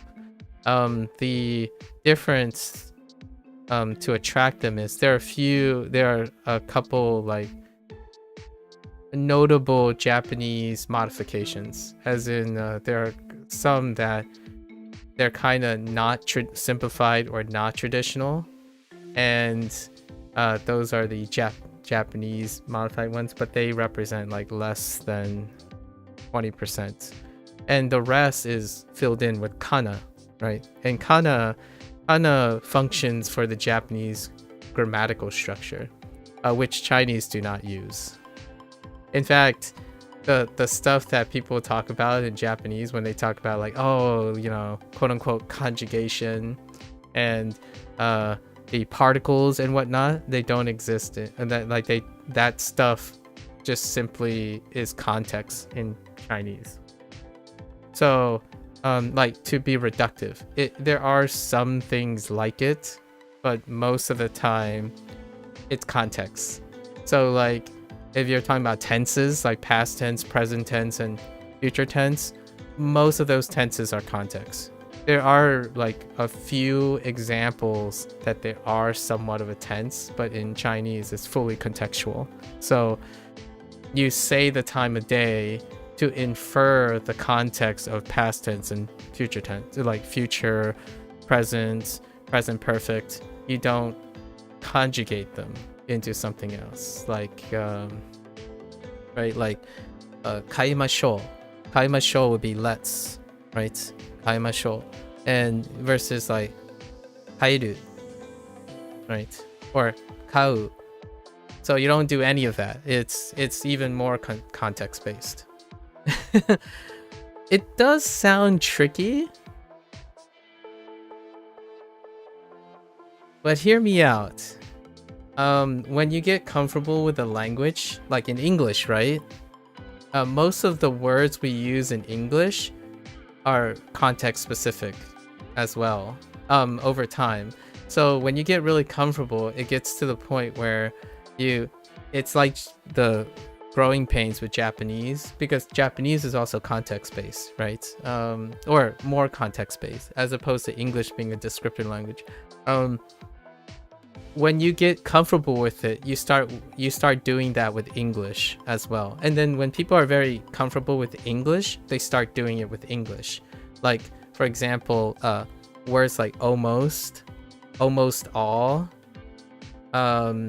tricky, sounds, interested, a lot, aware. I'm looking at the words that you're using. Those are all context-based words. So they're very, without like, if you don't say anything after, it requires context. So like when you say I'm aware, what are you aware of? Most of them are context. So that's how Chinese functions a lot of times. So when you say something like, oh yeah, that's good. Wait, like as in good, bad good, like it's okay good, sufficient? What are you doing? So in the act of simplifying English, a lot of times English would have to explain it, right? But in Chinese, the nice thing is it kind of gets explained by your word choice. Which in English, the closest thing I can think about with that is using very precise words, like more specify words that remove the ambiguity, and that comes with not being colloquial. I think the more sophisticated the English gets, the closer it can feel like what Chinese is trying to achieve, which is instead of saying you're outstanding or like you're okay today, you can say you're content. If you're not content, you're satisfied. Or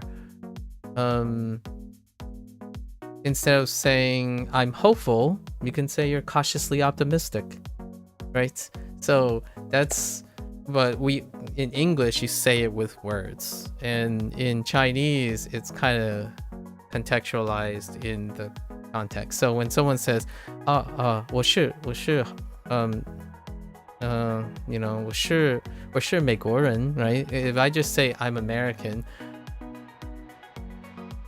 it would be kind of more common to say 现在我住现在我是美国人 but 但是我不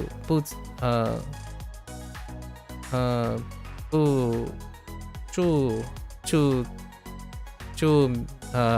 美国里 or something like that. Like what I would say is you would have to say something like, okay, well, I'm American, but I don't currently live in the United States, right?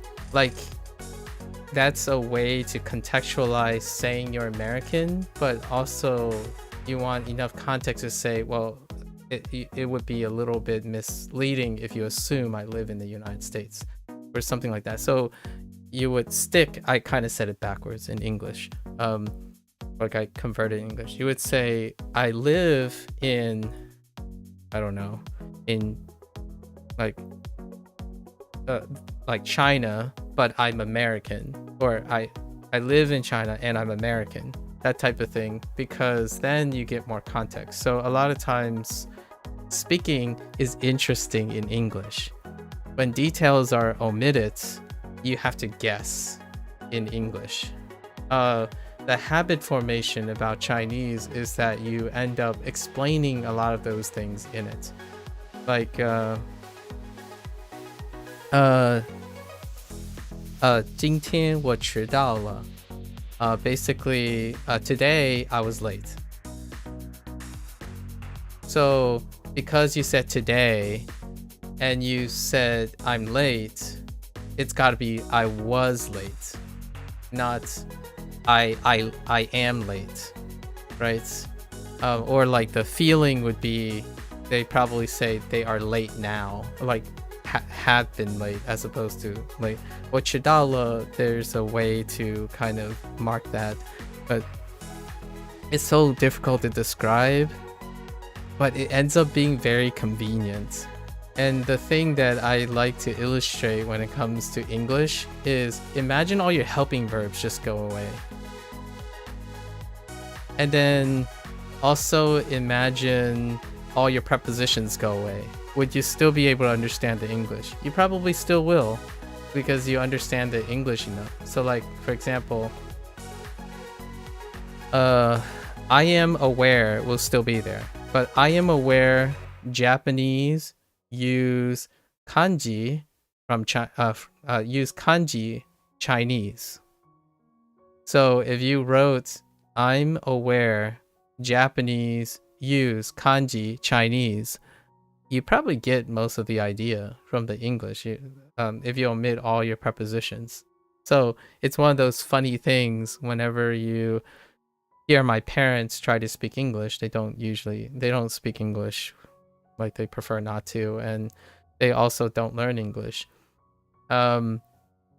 If you omit when they speak English, they habitually omit the words that do not serve function for them in their mind for English. So for example, it fascinating language how work.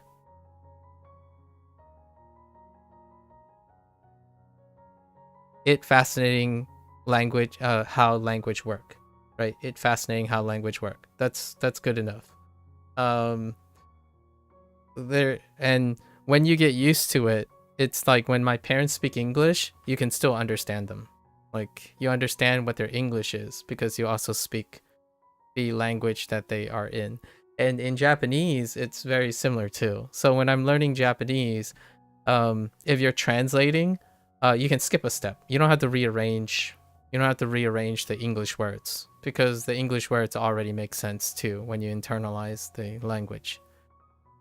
If languages are hard or not will be probably always depend what one are used to. Yes. And here's something though. Here's something that may not necessarily depend, but more like a one-way thing.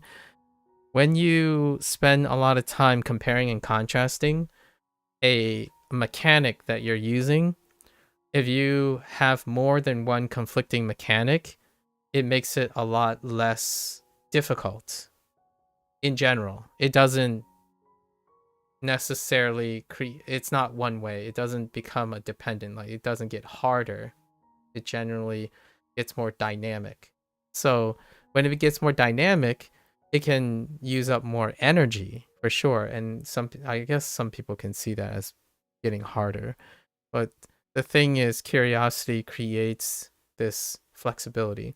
Now, if you think that making more mistakes because you know more things, or taking longer to think about things because you're thinking about a lot more things as a feeling harder, then that's fair, right? Oftentimes increasing volume is often considered hard, right?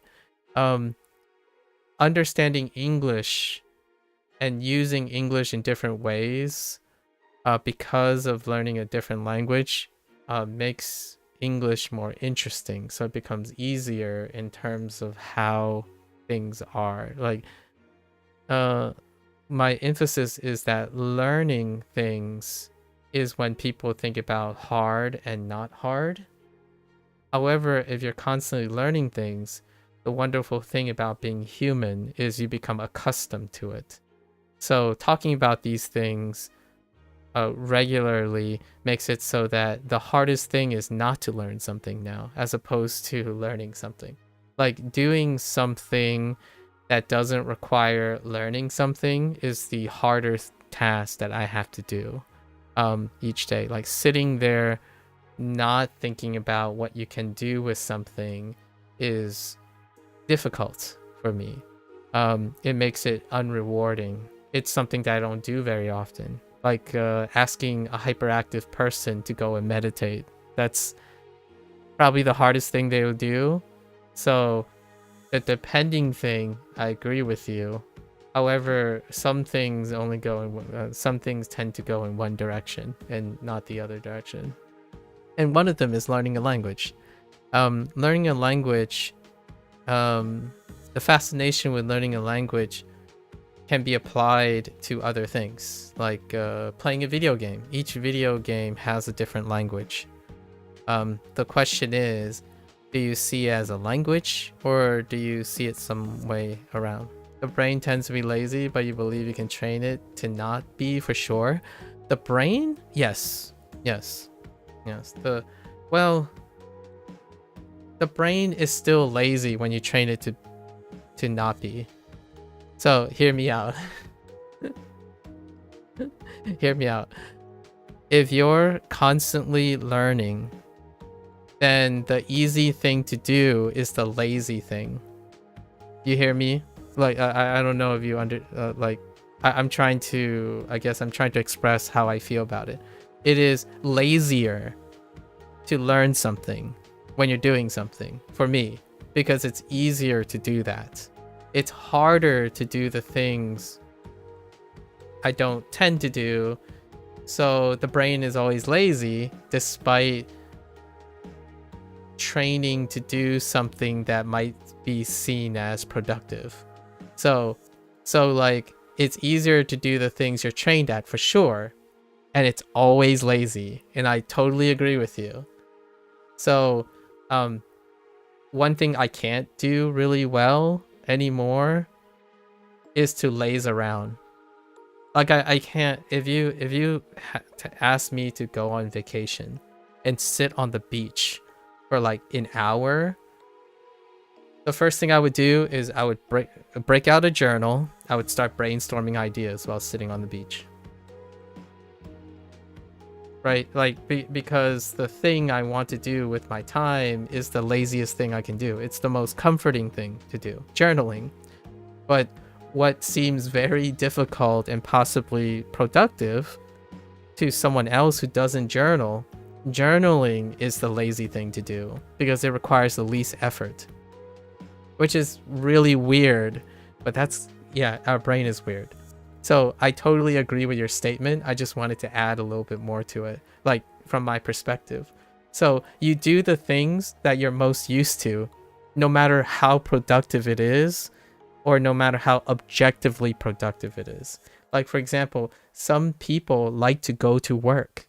They like building things despite how physically taxing it is, because they prefer to do that than sit at home doing nothing. That is the lazier thing to do. You don't have to think about it because you do it so often.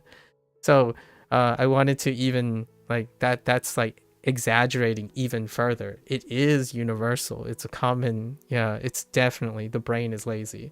The things you learn that you've done very, very often are usually the things you trained yourself, and it's easier not to think about the stuff that you trained yourself to do. Like, you think about it less and less. And for me, learning things is the most engaging thing. So if I have the pleasure of your acquaintance for the next 3 or 4 years, it will look very different in the next 3 or 4 years. I will probably be doing something dramatically different. In fact, every year something is different about, and every 100 days or so something is different. There's also something every month, and then every 2 weeks. So I have this like staggered routine of 2-week things, monthly projects, yearly projects, or 100 like quarterly projects, and then monthly projects, and then we have 5-year plans, right? And that keeps me going. That's the thing that is most effortless. When someone asks me like, why don't you just like work on something for 5 years? why don't you just work on something for 5 years and call it a day, right? They're used to that. So you have to understand, right? A reflective person, right? You have to understand about what you do more often. So each day, if I challenged you to write down what you do in the day, ask yourself, what are those things, right? And then where can you adjust them or something like that? What are my projects right now? So today, this month, is Inktober. It's October, and every single October since the last 4 years, I'm responsible for producing a piece of artwork in the time of day, within the time of day, within like the day of its cycle, for every single day of the month before the end of October. So yesterday I yapped a lot with my buddy Procall from the UK. So we kind of had to leap over today. So I have 2 prompts to do today. I have 2 art prompts after this. And then the yearly project is WaniKani and HanziHero. So we do WaniKani and HanziHero every single day with one exception. I'm usually out of town once a year. It's a thing that I go to every single year as well. So that's already gone by. So every other day, and like outside of that, every single day we do WaniKani and HanziHero. And then in the 3rd slot is the monthly projects. So this month, I'm drawing. We're doing Inktober. So to give you an example of Inktober, I only draw during the month of... I generally only draw in the month of October. But this was... so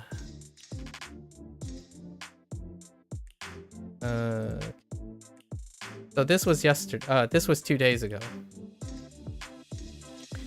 So this was 2 days ago. The prompt is heavy. And of course, the inspiration is to use the character heavy, right? Omoi. Oh, not omo. Oso. So, am I being a butt? Omo. Yeah, omoi. So, omo or zhong. Zhong. Zhong is heavy in Chinese. So this is the character that we chose. And there's a theme for this year. I usually apply more meta themes. I usually apply meta themes to most of the Inktober. But Inktober is something that started way before me. Basically, every day has a singular English word prompt, and it's heavy. But because I'm learning Japanese and Chinese, and I have other things that I like about artwork and whatnot, we incorporate them. So this year's theme is I need my subject, which I use the red panda as the subject most of the time.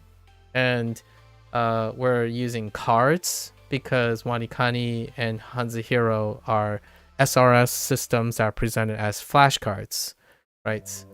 And then, so all of these are themed in this way. So to give you another example, which makes it fairly obvious now, like this was the prompt before that. This was the day 8 prompt, and the prompt was reckless. And I used chaos, rong, or ran in Japanese, and luen is in Chinese. So same subject, but now illustrating whatever that is, right? And then it keeps going.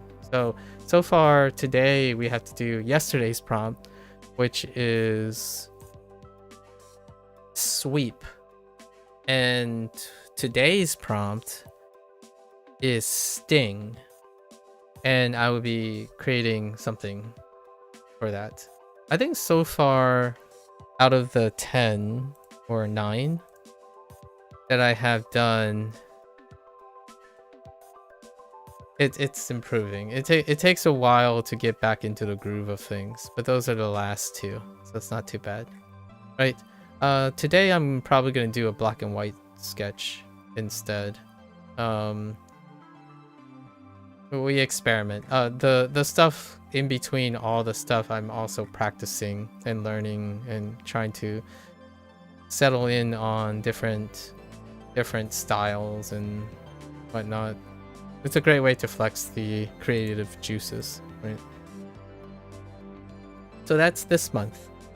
On top of that, I play a live service game, the most recent live service game that started 2 months 3 months ago, and that's Persona 5 the Phantom X. So occasionally every 2 weeks there's an update. There's gonna be another update in 2 weeks in this month.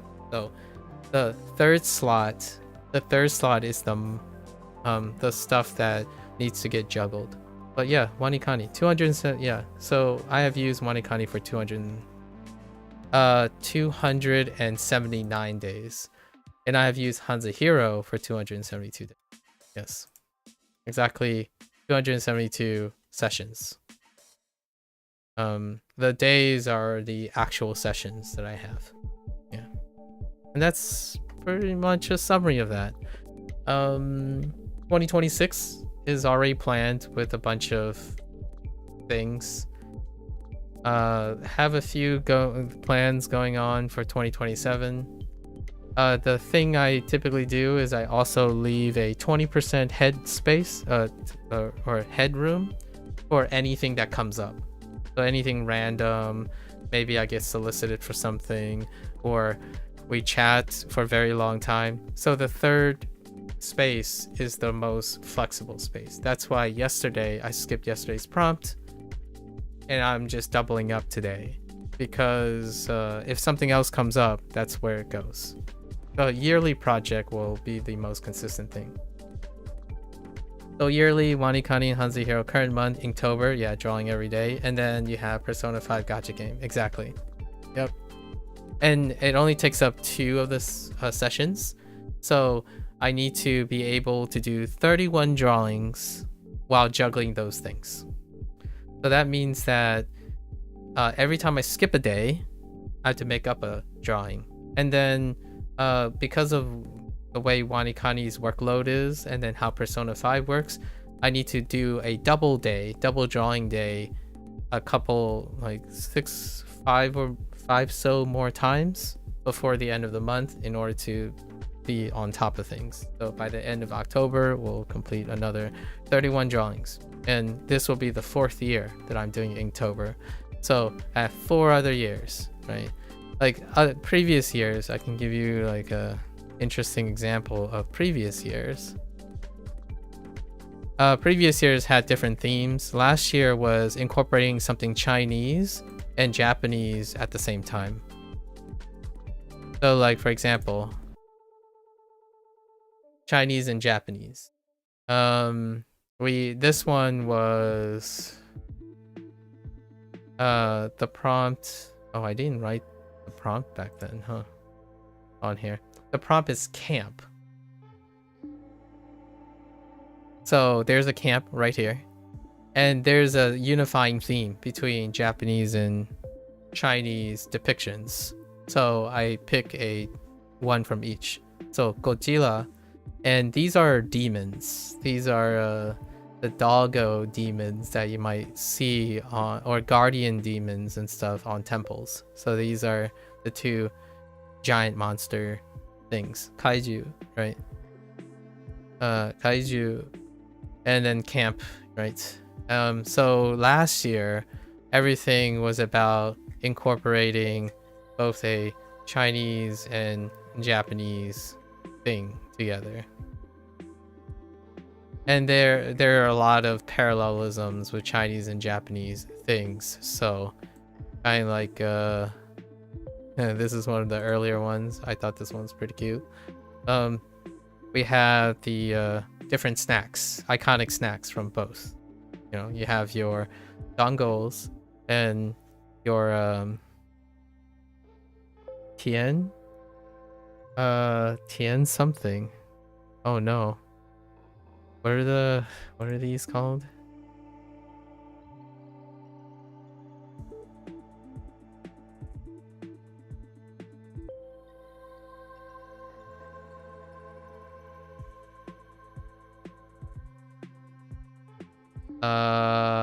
I wish I remembered, but I'm drawing a blank now. It'll come back to me. I think these are mulberries or something.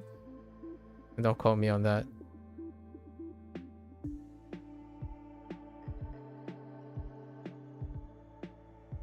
Oh.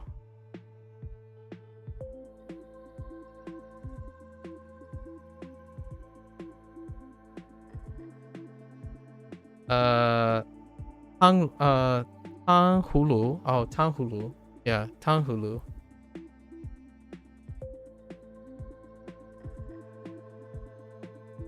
They're just canned sugar-coated fruits. Not good with food stuff. You have no idea. Yeah. This is a type of berry, I think, or it's supposed to be a type of berry, and it's usually coated. It's kind of like candy apples in the United States, to some extent, but much smaller. So yeah, there are some, you know, the first couple years we had like, I think a personal favorite of mine is probably which you probably can tell where the inspiration. The year before that, we did references. So this was during the time of Shin Godzilla movie. So I watched Shin Godzilla, and it was inspired off the movie poster. Where and how do I learn to draw? I do. So where and how did I learn? I simply did it. So I look at things and I did it. That's about it. How do I learn these things? I observe. Yeah, so we just observe. We look at something and I'm like, okay, I think I can understand how to work this. So you take your creative stuff, right? This is removed from one of the days. So I just thought it was interesting. It's like, hey, why not? Let's just do it this way. So that's how I learn things. I observe.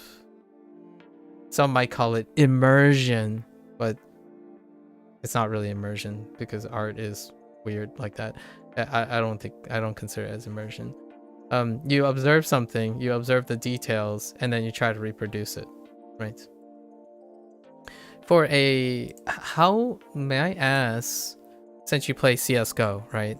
But you have a muscular condition. Are your hands good? Like, your hands are really solid, right? You can do this too, right? Like, give it a go. Maybe you can doodle some stuff. My first ones like were really like, here's my first Inktober prompt. Pretty long ago. This was 2021. And my first things that I drew, someone literally told me this. I usually use this as a fun icebreaker for learning things. When I drew emotes, right? Because of Twitch, you have to get emotes. And so the first thing I actually drew digitally outside of high school, which was 20 years ago. High school was 20 years ago. Besides high school, I didn't draw anything. Okay, so now 4 years ago, I started drawing and I drew like an emote. I don't know where it is. I should really put it in like a folder so I can showcase where it is. Someone said, hey, you know what? That's cool. That's a nice MS Paint image you have for emote. And it really did look like MS Paint because everything was flat, right? Like, so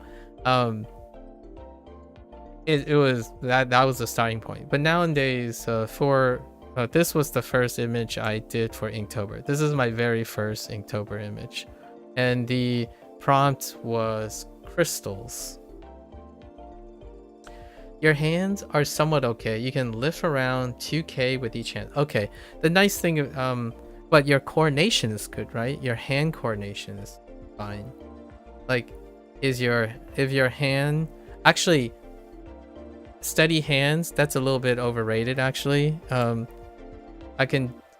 It's fine enough. You can try like pulling up. So most of this is using a free program called Krita. And if you can pick up a pen, these pen tablets, I don't have like a touchscreen fancy one. I have a pen tablet like this.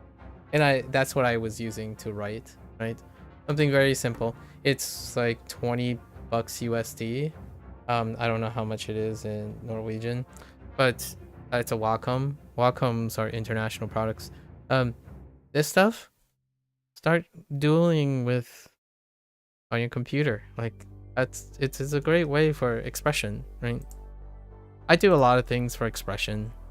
I feel people underestimate how interesting needing to express themselves can be to breathe life into whatever we're looking at, right? So since I started drawing, I look at anime differently, right? I look at animation differently. I look at live action differently. But I don't think it's as different as other people would do it. For the longest time, I wanted to look at arts. So I watched a lot of anime because of arts and music and whatnot. I was a musician. I don't want to say I'm currently a musician because I haven't produced music in some time now. But that might be something too, to produce music again. However, I spent most of my life in science and education. So despite having all like doing these creative things, most of the time I spend with subjective and objective thought. Like problem solving is most of the things. So learning, problem solving, and critical thinking, those are the things I do most of the time. This month just happens coincidentally be the month that I'm drawing something. I do not. I worked in science. I do not anymore. It's been 7 years or so. 7 or 8 years since I've worked in science. I talked about a lot of that yesterday. Actually, I brought it up a lot. I use my prior experiences as an antidote for people. Working in science focuses on specific skills that aren't dependent on the science itself. And those are the skills that I like science for. How many years am I? Like my age or the science? I'm 38. So yeah, it's exactly 20 years since I was in high school. The last years of high school. I'm currently 38. I completed my PhD in molecular biology, yeah, roughly 7 years ago. And then COVID happened. It's an interesting timing. The background that I had was actually in RNA viruses. So of all things, COVID just happens to be an RNA virus. But I worked with retroviruses, not necessarily all RNA viruses. So COVID was not something I knew about a lot. All right.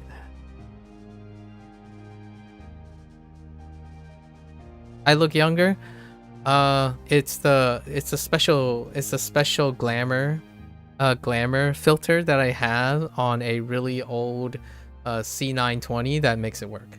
It takes off like 10 years. You know what I mean? Secretly I kind of look 67, but you'll never know. Special technology. I'm kidding, obviously. Oftentimes what I have to say this is youth, the perception of youth, complexion and whatnot. Typically one underestimates one's age when the person looks different from the other person. And I imagine then that would mean that there's a chance the Asians or the Asian complexions you see are probably usually a little bit younger than maybe your neighbors. At least that's my running theory about it. Because it's difficult to have a relative point of view if your body does not occupy. Like, I think other people are much younger than they are. Like, if I saw you, I probably think you're much younger than you look.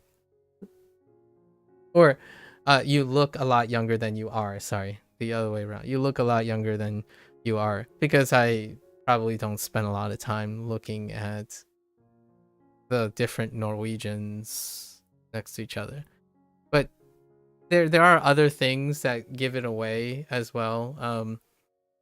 Asians statistically do not have a lot of facial hair, and sometimes facial hair is also associated with age, right? And then I'm not that great with like sun protection with my face, so I do have like obviously evidence of being 30. So that's a I'm probably one of the ones that look a little bit on the older side. But the reason I bring that up is at least Chinese and Japanese, maybe even Korean, they're allergic to sunlight. That's one of the aging factors. So, and I'm joking about the allergic to sunlight, but they behave as though they're allergic to sunlight. And one of the benefits or the consequences of being allergic to sunlight is that aging on the skin is remarkably dampened or mitigated. I know I brought up sunlight and I'm talking to a Norwegian. To me, I think most Norwegians look younger.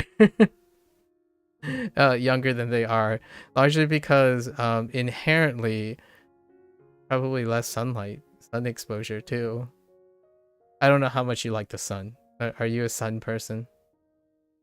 I'm not the biggest sun person, but probably more than a lot of other people. I run every day. So I run in the morning. There's like 5 minutes to 10 minutes of sun exposure every single day. So that can make me look a little bit more wise and aged. So hear me out. So your hand coordination is good, and you play CS, which is great.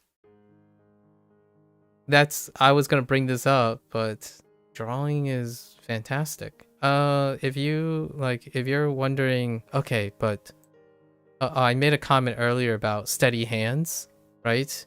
Like there's often this like talk about, oh yeah, you have to like artists are great because they have super steady hands and stuff. I'm not an artist, but other artists, right? Steady hands are super cool, but if you look at some of this stuff, like when I'm drawing this, I literally deliberately do not keep my hands steady. So when you're like drawing these lines, there are things in nature and there are things that you see and stuff that can create form as long as there's direction. So one of the things that I've often come to appreciate doing art is that yes, you have certain mediums where like, oh yeah, look at those super awesome lines, right? Like manga. Right? If you like anime, you might have looked at manga. There's like super sharp lines, like very long line. That's great too. But there are other ways to express things on a canvas, where in nature, lines are shaky. Like they have waves. And it's really fun. Like despite you could say like, oh yeah, well, if your hand-eye coordination, I'm not saying if it's bad or good for you how you're depicting it, but when I think of what I can do, there are ways creatively to make you appreciate what you have, right? I know that's a silver lining, but if your hands are whatever your hands are now, there's ways to complement it in a creative way. So being able to express that on a canvas is fantastic. You talk up and you own up to your things, right? To the things you have. I am very much a person who prefer to make lemonade with lemons and make things work. So my artwork is not saying like, oh, here's the best thing I've ever done. It is like the perfection of things. It's good enough to show to people. Most of the time is I'm doing this because I can, and over time, no matter how janky it is, I can tell you the story about it. It's the human experience. Why did I draw it this way? Why is there some random line that's all jiggly everywhere? It's because I did intentionally do that. It's actually a lot quicker to draw jiggly lines than straight lines. In fact, I went back. You can see these lines here. Like I don't know if you can, but I deliberately went back to make the lines noisy in very specific places. Like I deliberately make noise in certain places to accent certain things. So while it can be discouraging, like whenever I ask someone, did you ever consider drawing something, they would say, oh yeah, but it's gonna look like garbage because I can't replicate hyper realistic things, right? And then the other most common example would be, I'm not very creative. That's probably the most common thing. 9 out of 10 times someone will say I'm not very creative, or they don't have the precision to be good enough to do something that will satisfy them. And that's usually what I mean by the mentality that I have, that I can't empathize with someone else. The idea is you are what you are, and you can always do something with it, and that makes you creative. And that creativity, it can be seen as objective to other people, but it can elevate your appreciation for what you have, so that life doesn't feel like full of what ifs and not good enoughs or not sufficient, but more like I want to do it because I can. To things. You mostly stay indoors and average maybe 8 minutes outdoors. Yeah, we empathize on that. Average 8 minutes outdoors too, more or less. And when I'm outdoors, I'm running most of the time. You don't see yourself as a very creative person. Only 2 things you can think of where you're creative is how to do daily stuff with the restrictions your body has. That's exactly what I mean. Drawing is another way. Language is another way. Music is another way. Art is another way. And for me, obviously, I'm not sure if other people think of art as, can I sell art? Can I make a living out of art? For me, the stuff that you saw when you asked me how I learned how to draw, I didn't learn to draw like for a very specific reason. I learned to do with what I had, what I could do, and then that's what it became. So I start doing it. I started drawing a circle. Like I started drawing whatever came to my head, and now that's what it looks like. Now that's what my art looks like. That's what I'm capable of. So the idea is I was restricted. So with each restriction, I try to do something more with that restriction, as in like make it use the restriction in a way to create a creative way of doing it. So HanziHero and WaniKani are very similar. While I am using WaniKani and HanziHero, in the 200 plus days that I've used them, it's not the way other people use them. And other people who are creative at solving what they have, their restrictions, like their memory is one of the restrictions of learning kanji and hanzi. So if those people are creative, then they know what I mean.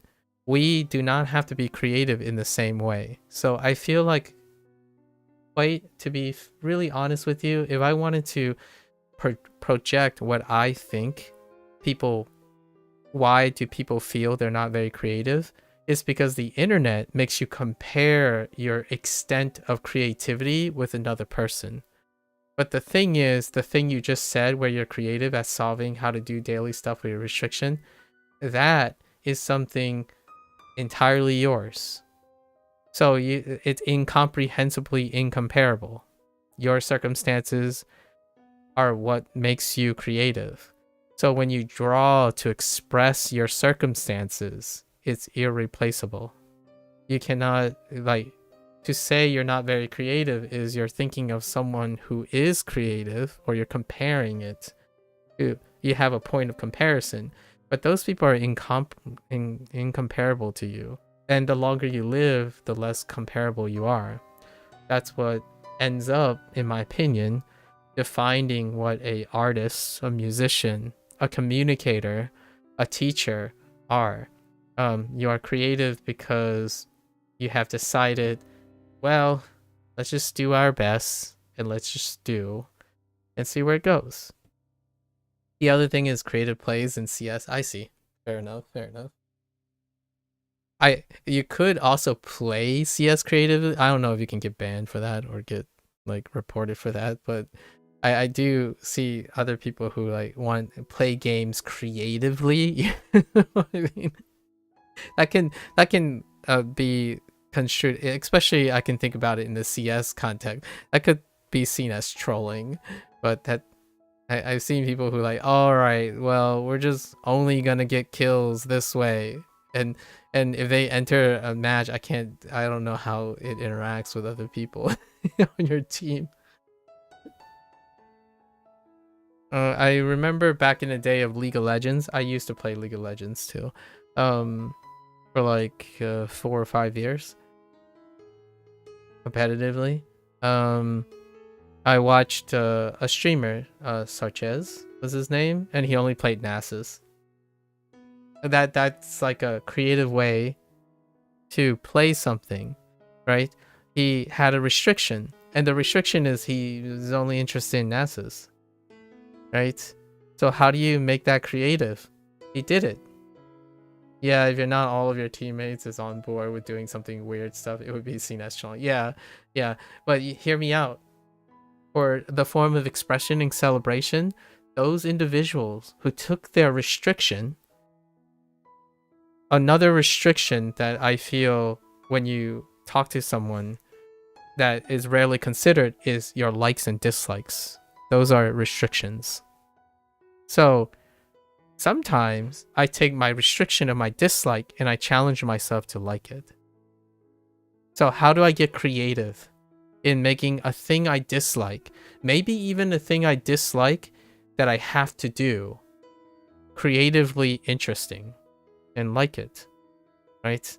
So these days, I rarely have something that I dislike because over time and time again, when I find something I dislike, it's fun to figure out if I can find interest and like something about it in which it no longer be a dislike. That's kind of part of self-reflection as well. So many restrictions also deal with your inherent intrinsic dislike for something, like disliking talking. That's a very common one.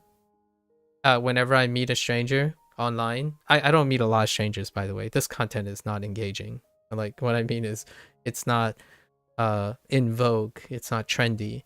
When someone comes by, the first thing they'll say is they don't like talking, right? Or their communication skills are lacking because they don't use communication skills most of the time, right? That is a restriction. So my challenge most of the time is, how do I get the person to think that they're creative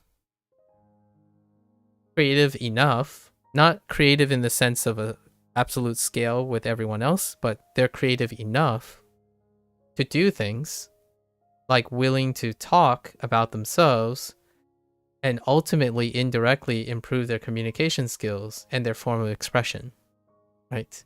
And that's what I do every day. That is why I stream. So one of the top 3 reasons why I stream is not to learn language.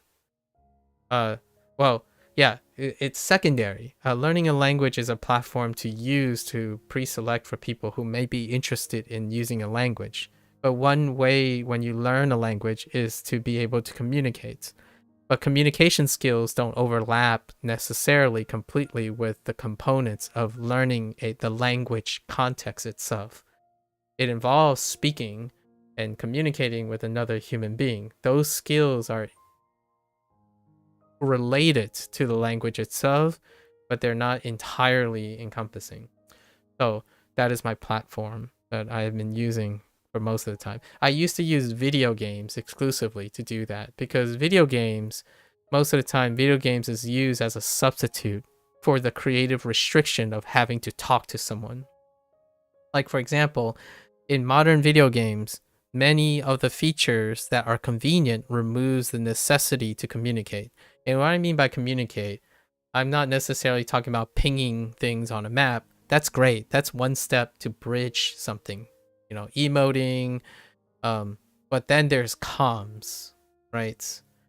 And then there's more than comms. There's the outside of comms.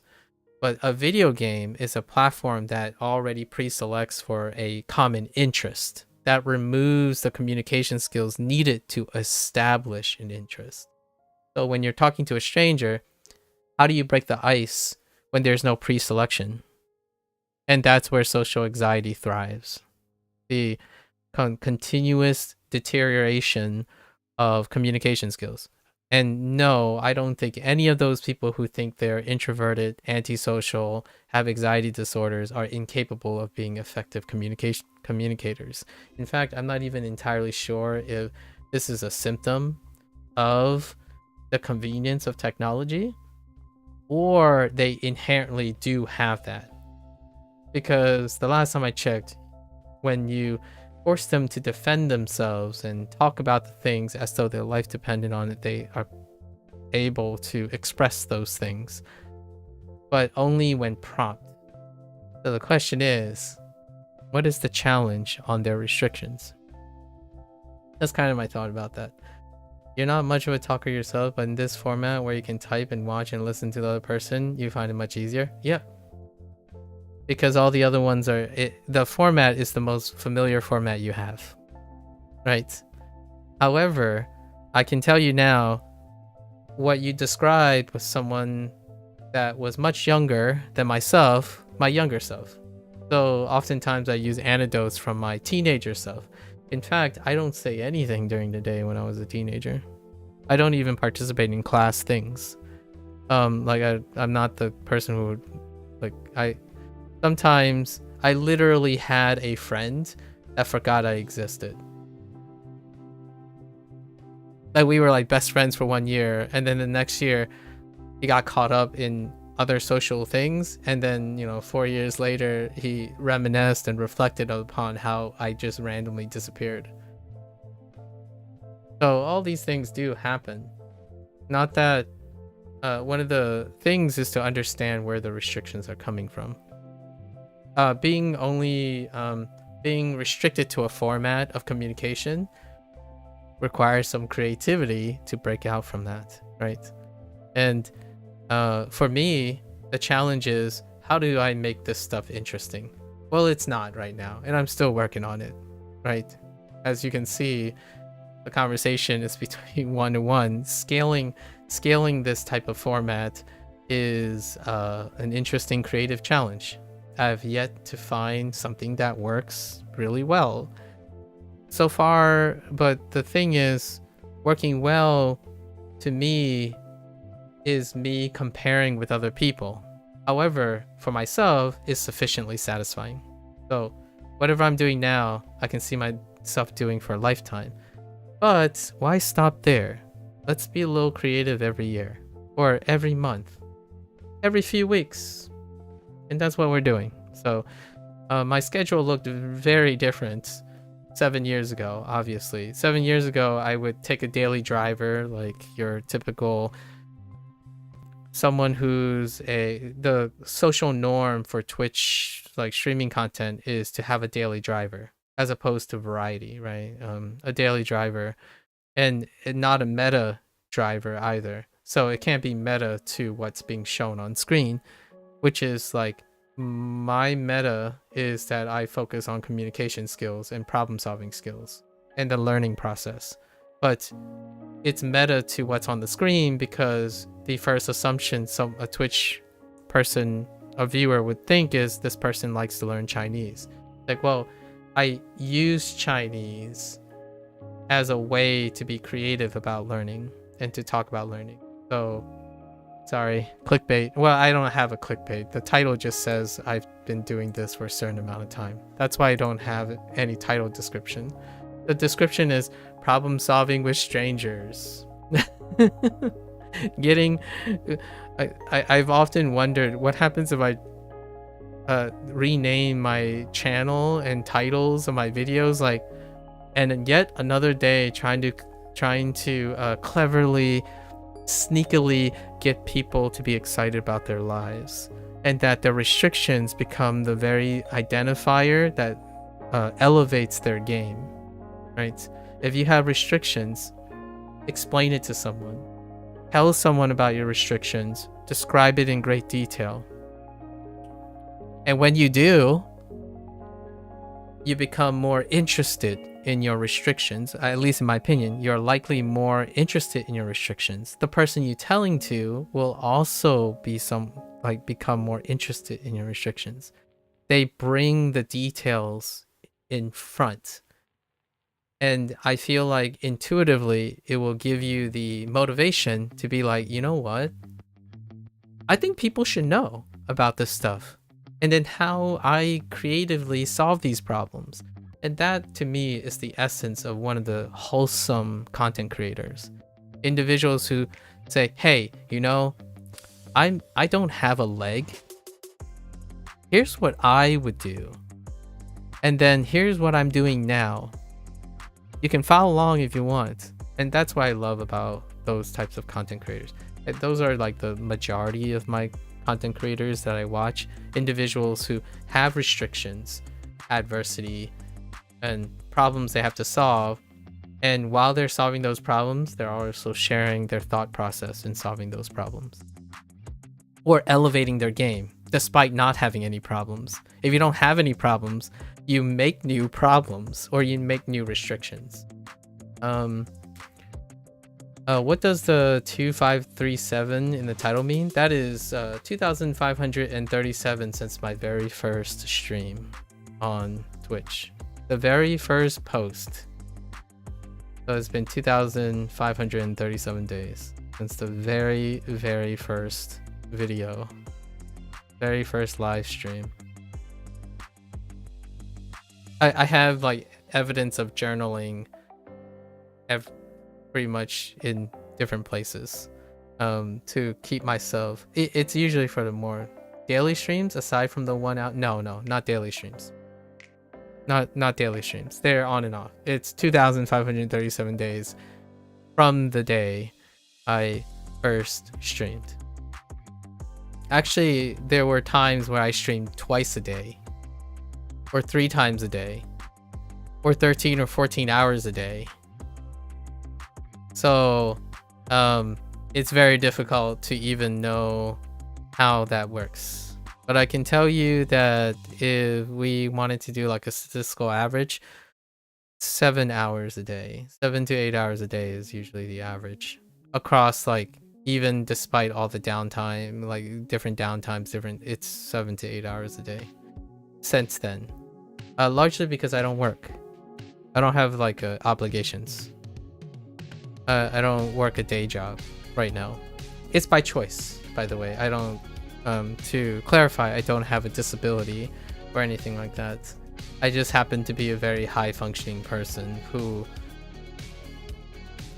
functions pretty well, all things considered.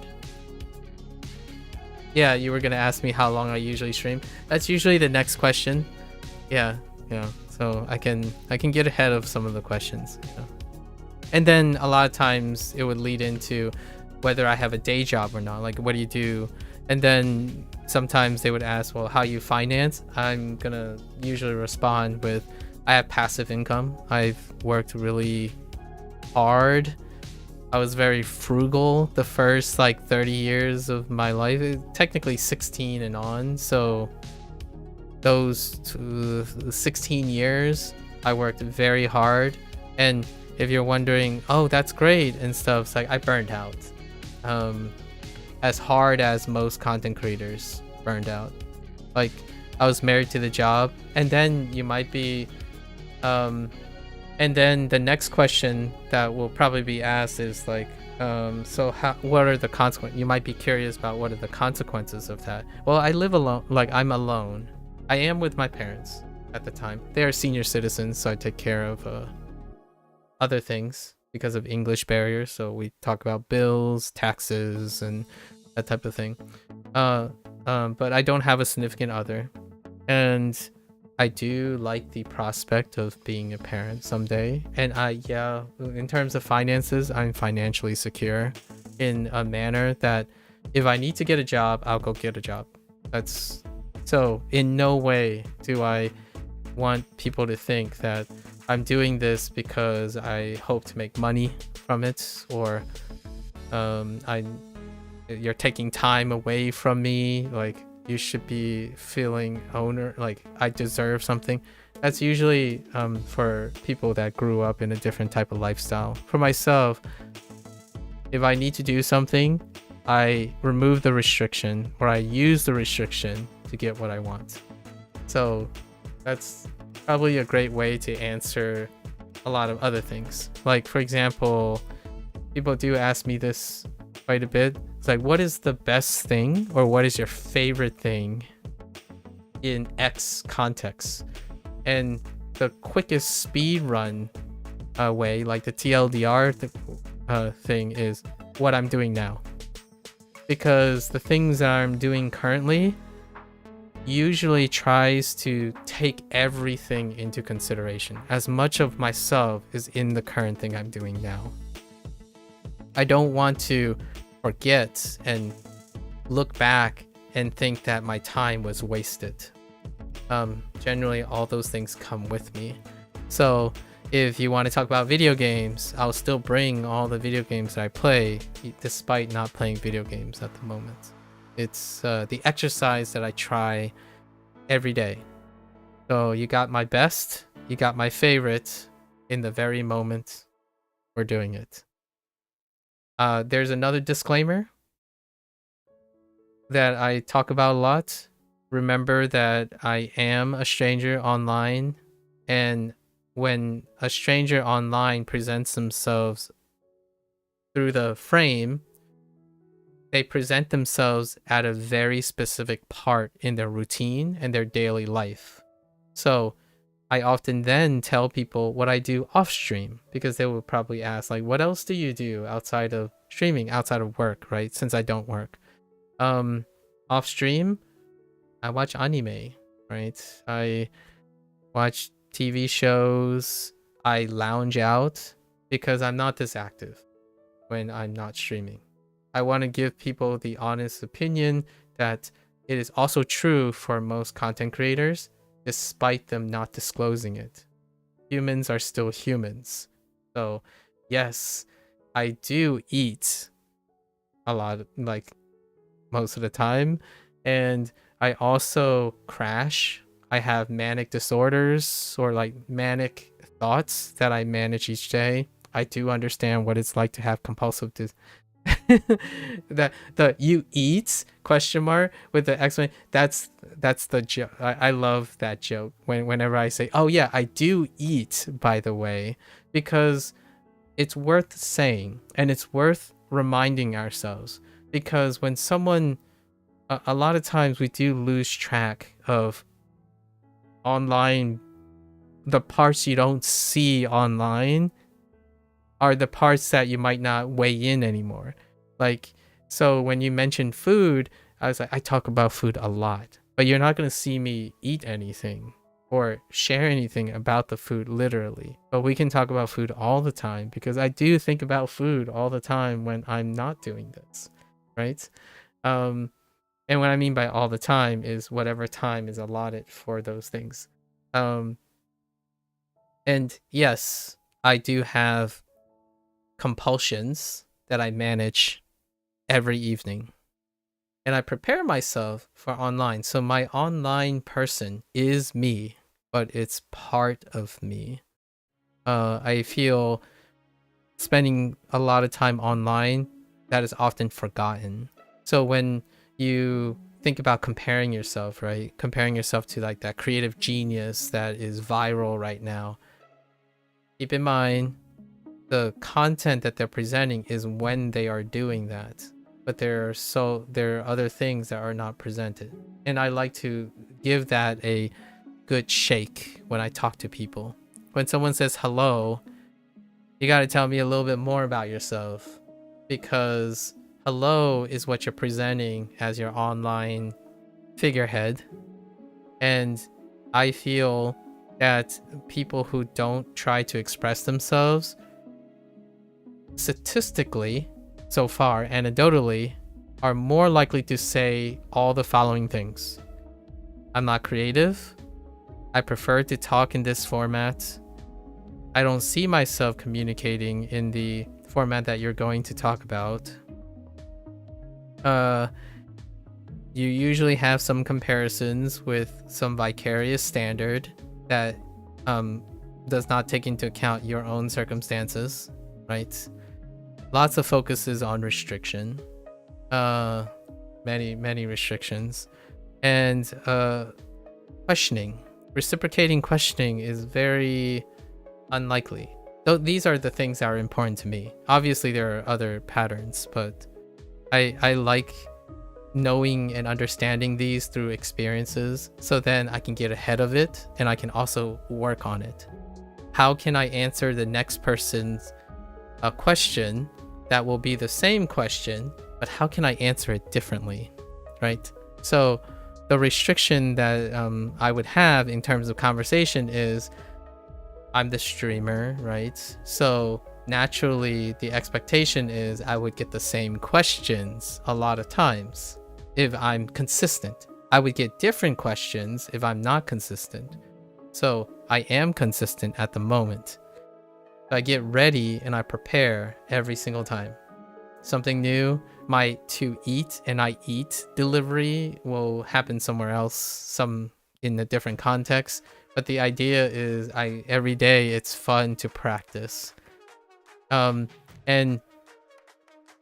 when one practice enough, practicing almost seems like something your A game, right? If you practice all the time, then practice no longer is a form of practice to other people. So in terms of communication, the thing that I do now is something I wasn't able to do before. And that's cool. Like drawing is the same thing. How did I learn how to draw? I did it. And we do it. Does it apply to everything? Again, the question I asked you earlier, right? Is there something you choose to be creative about and constructively solving? I understand that the thing that you're creative in is the thing you have to do. The thing that that's in front of you that you can't ignore. I would love to encourage other people to balance between having something they choose to do as well as doing all the creative work that they have to do. And that to me tells me that someone is incredibly healthy and like curious. I think the whole like not being creative in life or not very interesting, saying that one's life is not very interesting, I think with a balance of having something you choose to be creative about, and then with the stuff that you have to be creative about because you have to, that's when life becomes very interesting. At least it's one of the intuitive natures about understanding the human condition. So my life, I kid you not, I said the same thing. I worked in science, and most people would say something like, oh, that must be interesting, you must be doing a lot of things. And the first comment I would make is, it's not very interesting. Like every day you go to the lab and you stare at you read articles and you stare at your experiment, and you hope that after 1 month's period you get some results, but you get negative results and you repeat the thing again. And like when you blink, 5 or 7 years go by and you might be able to publish like a result that's not that great. That's how I would sound 20 years ago. I no longer sound like that, obviously. However, I feel most people sound like that in their 20s. Obviously, like we have a age gap, right? So there's life experiences that are involved. I do have a few acquaintances who are much older, like in their middle ages, where they still feel like that. And to me, one of the natural aging processes that allow one to find closure in their life as they go older and older is trying to become what I feel like other people should try to have, which is something that you can choose to do despite all your restrictions. And then because you do that, everything you have to do to be creative is also, it benefits from it. So if I do go back to work, I will journal. I will speak in different languages. I will use my communication skills that I've practiced online to be a better teacher to younger people. Most of these skills that I choose to do have been creatively related to the things I may or may not have to do in the future. And I think that is why I love talking to people about their lives. Because if you ask them about their lives and you ask them, well, you say your life sucks, tell me about it. Like not tell me about it in the dismissive way, but tell me about the details. Give me the details. I want to be interested, because if you can tell me all the things that suck about your life in great detail, it also means that you might find someone who is interested in sharing the experience with you, or you have clarity, you gain clarity by needing to explain something. So oftentimes it's not a surprise that when I was growing up, I was more of a listener, right? I'm that guy that sits there, and anyone who has a problem, I'm attracted to people with problems. Like, not that I'm saying those people are bad or anything like that. I gravitate towards individuals who refuses or like tries not to talk about their problems in not like a self-pitying way, but more like I can deal with it way. Like, okay, I don't want to burden you with my problems. That's very Asian. That's like the face culture situation too. Like, I don't want to talk about my problems with you. Like, you don't need to hear these problems. I got these handled. I'm good. Stoicism, right? Japanese, Chinese, I got you. But now we live in also another society where, well, you don't have to, it's not a form of weakness. You're just telling me what you're dealing with, right? How do you deal with it? In my opinion, it elevates your position. If you say your life sucks and you tell me accurately how your life sucks, and you're like, but I'm good, I'm chill, it's like, that's awesome. But the act of explaining that to me means that there's a chance you found clarity in making it even better.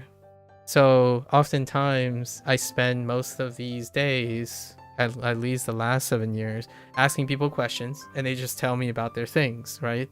Over time, aight, all right, good turns into, hey, my day had this thing happen, and I'm curious what I can do about it. And then it turns into, hey, do you think this is a great idea? I feel like I have these details. What are your thoughts about these details? So it became from reserve, disinterested in one's own life, unable to express it to me, to they can express it to me, but they have not integrated those things, to now we exchange ideas and discuss those ideas, because now you're more willing to choose to want to take other people's ideas, integrate it into your own, and then you have so much clarity that whenever someone asks you, how's your day? It's like, where do you want me to start? And then when I'm done explaining my day, since you asked, I want to know what your day is like. Because if we're going to share this moment, we might as well make it both our moments, right? Then we can relate, we can elevate something, and if this is the only conversation we'll ever have, it will be more than a hello, goodbye, or a hello, I'm invisible, right? That type of thing. At least that's the intent. Work in progress, obviously, work in progress. It will probably look a little bit different 3 to 4 years from now. Maybe I can integrate some technology into this. Like, hey, new chatter. Hey, hold on. Let me initiate some scripts, and then fill those scripts out, while we talk and whatnot, and then we'll get going, right? I'm thinking of like scalability problems. So one downside to what I'm describing is I have a scalability problem, and I'm working on a creative solution to make this a normal thing. I genuinely believe that if content creation goes a different direction where the quality of the interaction is what's being focused on, the scalability problem of how many content creators with how many like financial support for that becomes equivocated. Because right now you have like a viral person. There's no logistical way that this person can form a actual social connection with 1 million people. But that's because also financially that and structurally, societally does not support having quality relationships, both professionally and publicly and privately, and versus quantity, right? So my thought is, hey, if more people are interested in the quality of relationships, parasocial relationships would not deteriorate. Parasocial relationships are what creates, in my opinion, the idea of I prefer to type, watch, and listen to other people. Sometimes just watch other people and listen, but never express yourself. So then it becomes, in my opinion, progressively harder and harder to want to express yourself. If you don't express yourself and have the need or urgency to express yourself, there's no reason to know about the details of your life anymore. Like you sit there and it's like, well, I don't have to explain any of this stuff, so I might as well not. And therefore you don't think about it anymore. So whenever I ask a question, it's a great way to gauge how long it's been, roughly speaking, that the person has started paying attention to their own lives. And that's kind of that's the open secret. It's a secret between you and me. All right. My goal, the cat's out of the bag. That is my secret. Like motivation for streaming. Man, you're glad you decided to send a chat message here. You took a chance. I like it. I'm listening to what I'm talking about. That is what I talk about. Yesterday we spent 7 or 8 hours talking about how AI is related to what I was talking about. Although we do have to keep in task, and I keep on task, but we gotta at least do one prompt today. Yeah, and you're more than welcome. I also, again, if I haven't said this already, it was a privilege to have your presence. I'm excited. I'm very privileged and grateful to have your decision to take a chance at sending a message, and then also sharing and following up. If you're wondering what it looks like or how it plays out, most of the time is someone will say hi. I'll say, hi, how was your day? Are you interested in language learning? Gone. Like the person's already gone.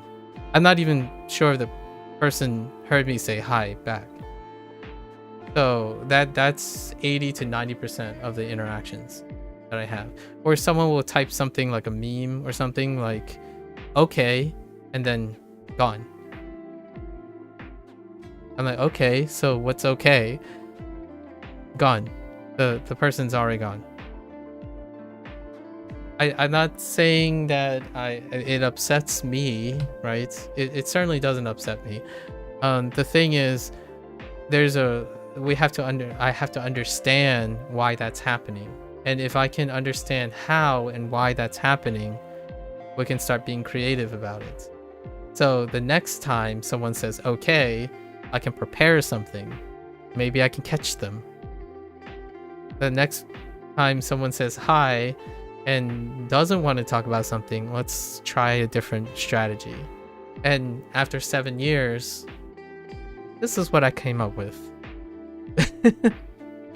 So maybe another 4 years we'll start doing some like interactive stuff or some on-screen corner things for those people who are very shy or need something to remind themselves. That's just how it goes, you guess. Probably people just surfing, clicking through. Yeah, you don't know why they would say hi and leave immediately though. I have a few ideas, However, I don't think they're sufficient enough because I don't have enough information. But hear me out.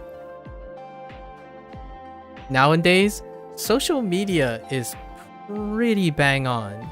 So when you say hi, I can at least click on your name.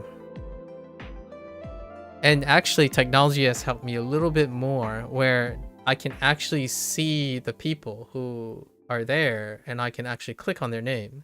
So if there's information there, I would immediately know about it. And no, it wouldn't be used against you. It would be the first thing I would talk to you about. Like the last time I did this was when someone said they do arts.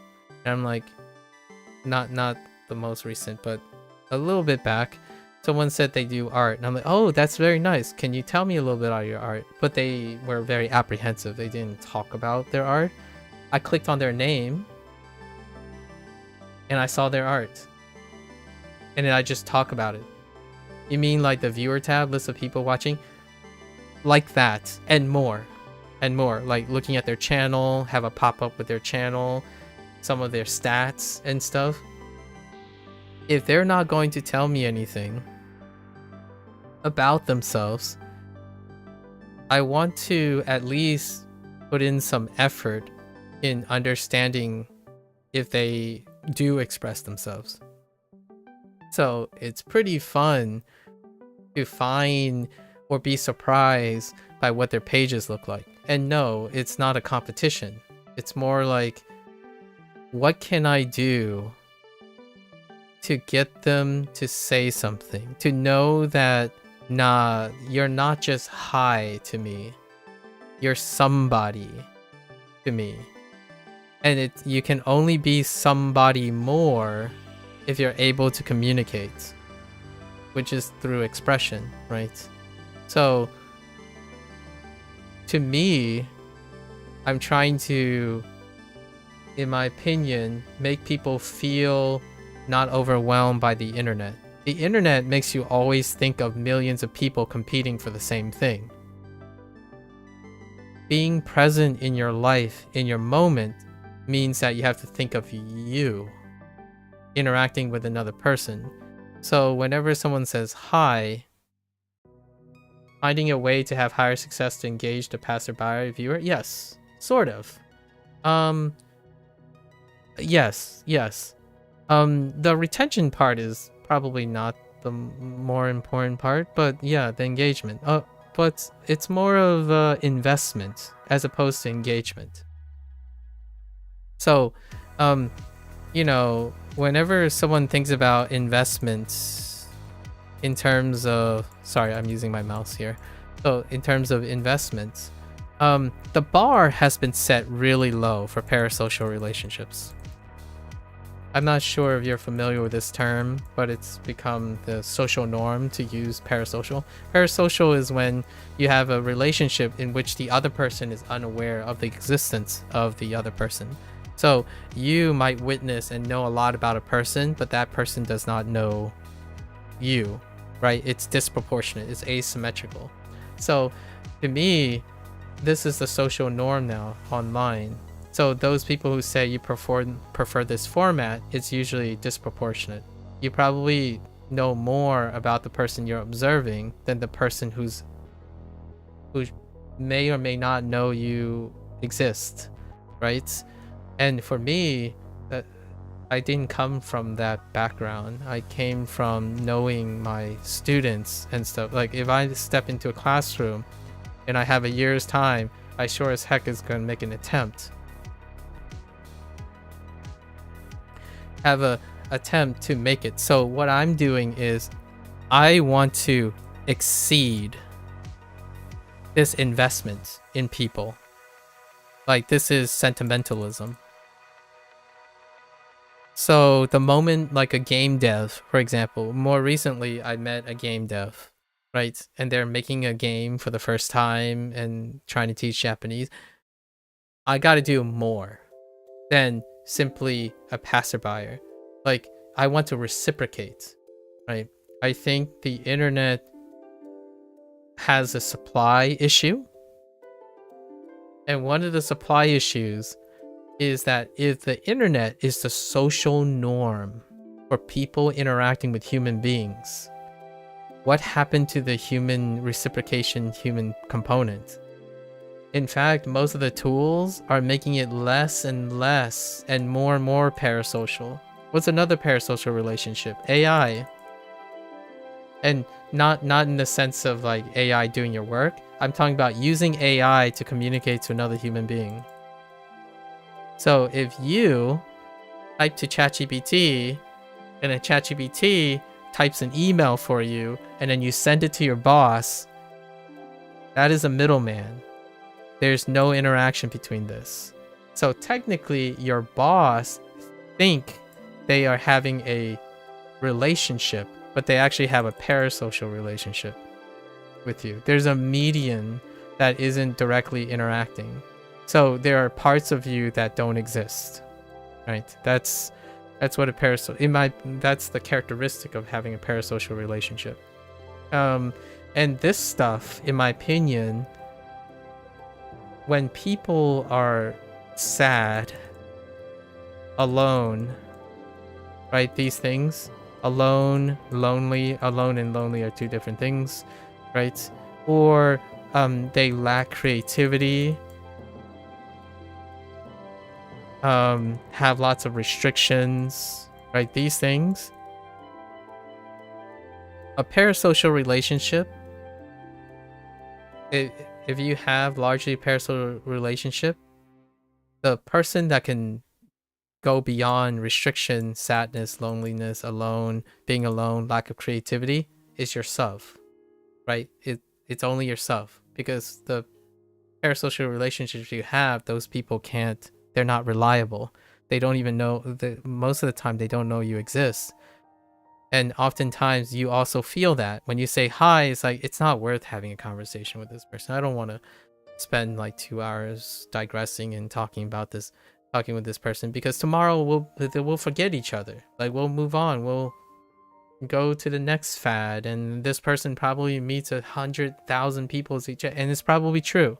Like, the people that get the most influence and appearance is the ones that have to interact with thousands of people, because business models and algorithms support that. You invest in one person being responsible of parasocial relationships with millions of people. It would work differently for content creation if it was incentivized to have a lower ratio.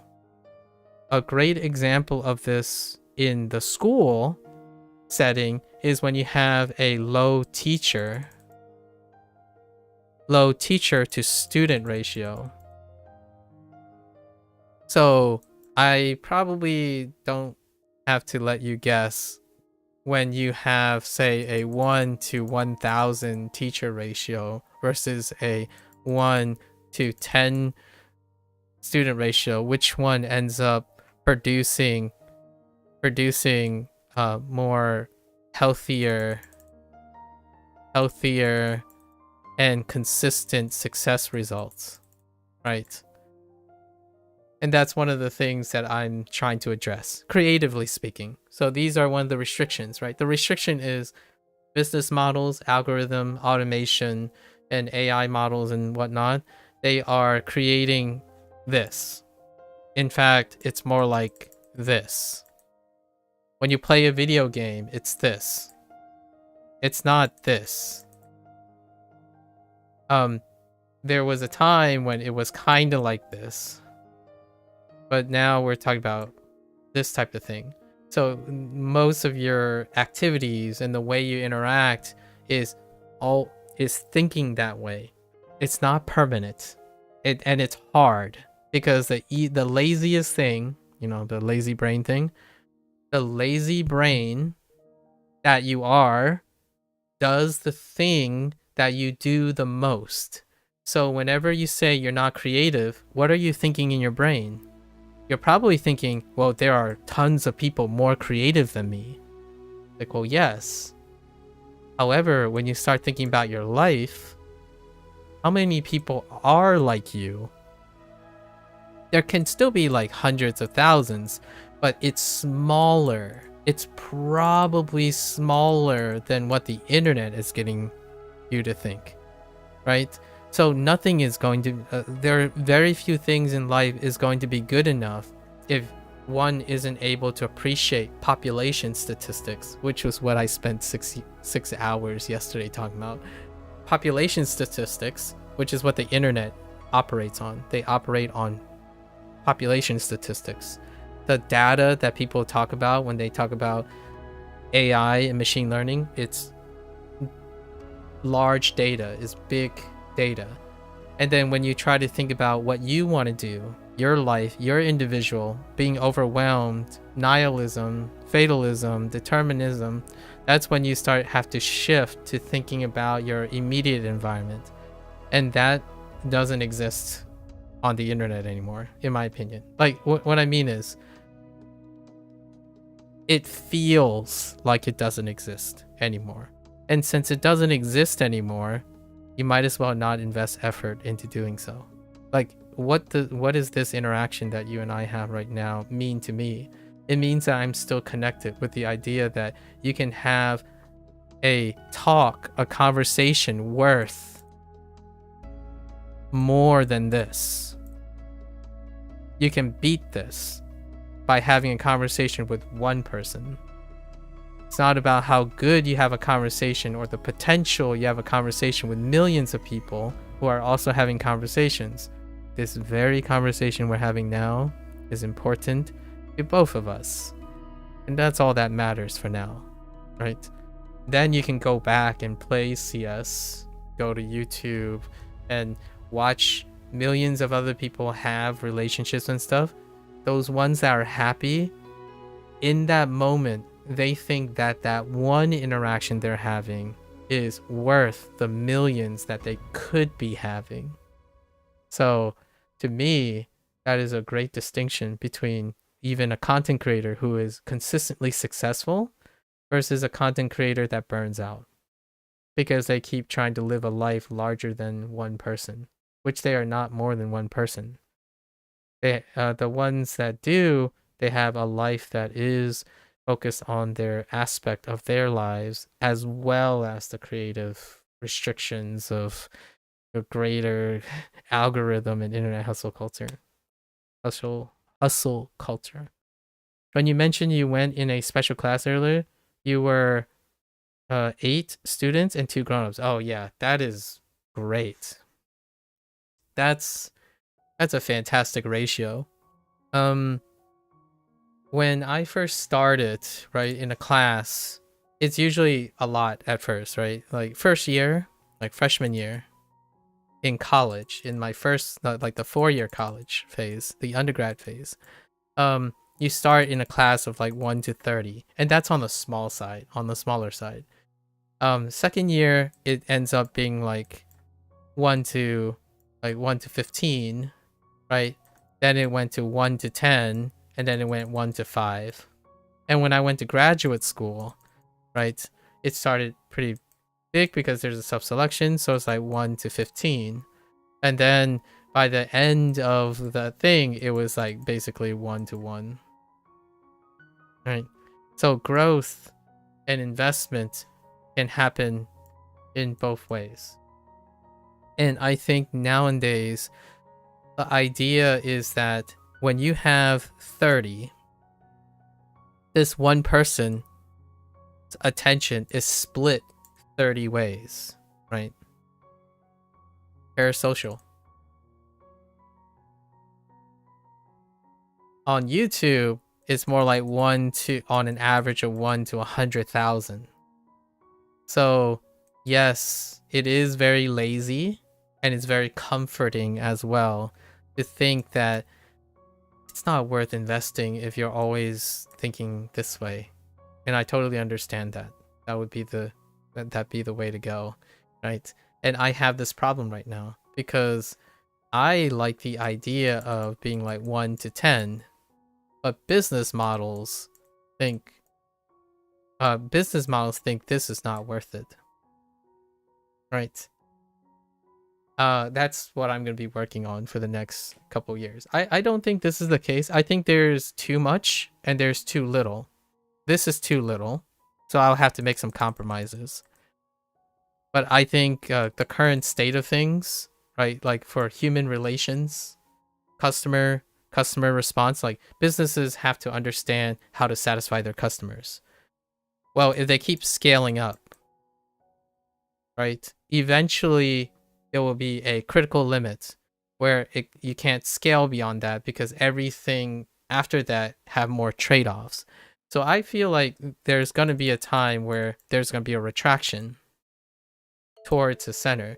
This is when you have like a good example would be there was a push for short form content, short form, like ultra short form. Then there was a pushback for medium form, right? But originally it was long form. Then it kept getting shorter and shorter, and it's like, oh man, we overshot. Now it's getting back down, right? So that's a way to illustrate that in all of this, there's some calibration. Humans tend to calibrate as a group anyways. And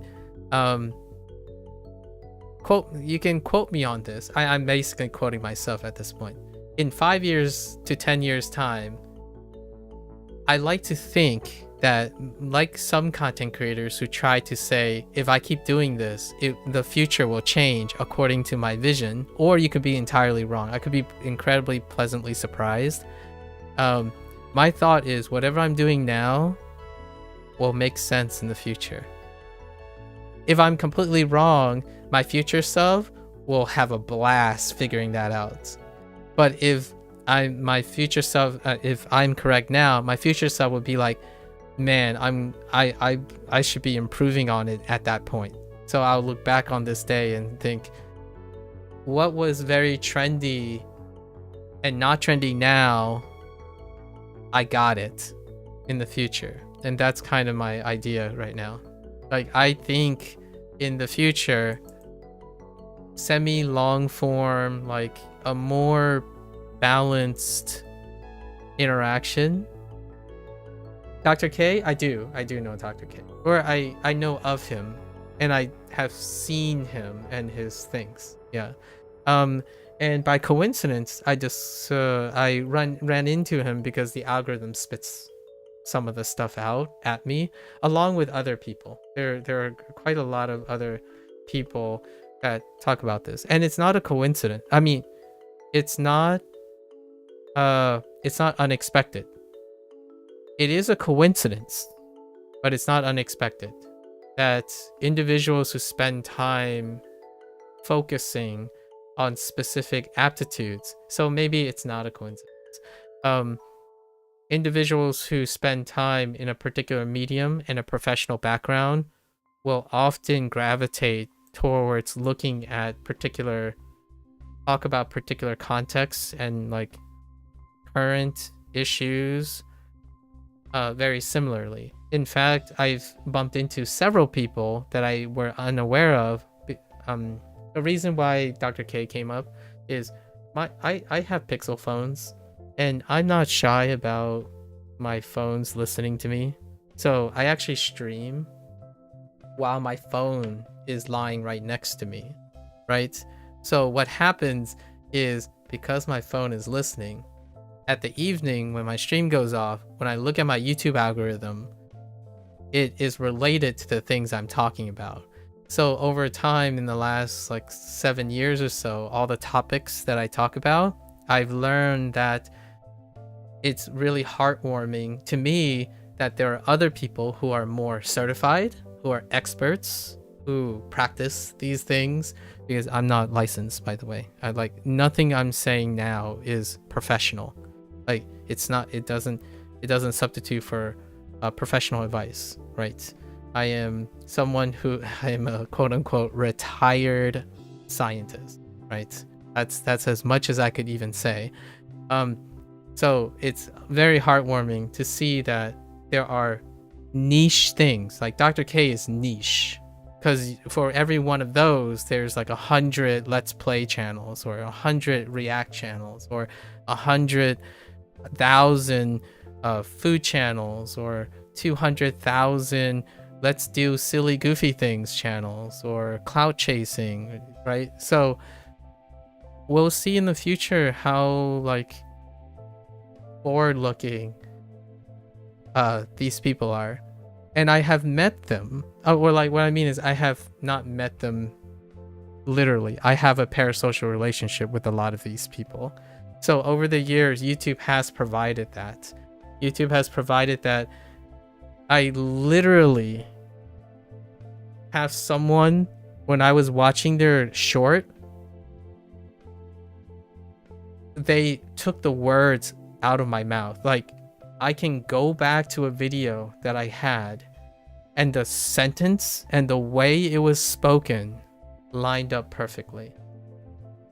And that to me is not, oh man, darn it, I missed the window, someone's already doing it. It's more like there's another person out there, and that's awesome. Because I genuinely believe one of the things that are facing that has ripple effects of communication or the lack of communication, be it social conflicts, political, religious conflicts, deal with unintended consequences of parasocial, hyper parasocialized behavior. So like you can't even get people in the same room anymore without like incentivizing a transaction. Like, hey, I'll give you 100 tokens to play this video game if you stay in the same room with this guy for like 100 tokens as well, and we will give you 10 tokens if you guys say hi to each other.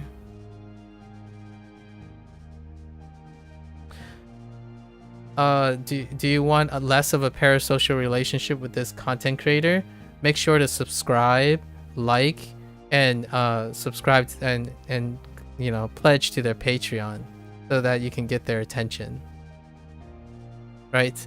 And that's not to, I'm not saying the person is bad, I'm not saying the viewer is bad, or vice versa. I'm talking about the systems we have in place, how everything has come, how most things have come together causes a consequence of making conversation transactional and parasocial most of the time, because there's a scalability problem. It is very understanding to a human being that a popular person will have trouble paying attention to you. So therefore, the business model is to have the person grab the attention of that person by investing in them. The alternative is, think about it this way. If there are 3 million content creators, and maybe all of them are largely capable of reproducing whatever they want to express, and then there are 3 million consumers, what is there a system that allows at least a 1 to approximately 10, right? Like maybe some of them are promiscuous and they subscribe to 100 people. So 1 to 100 ratio where a business model supports that. Why would this be interesting to businesses, in my opinion, in the future? Is because of backlash.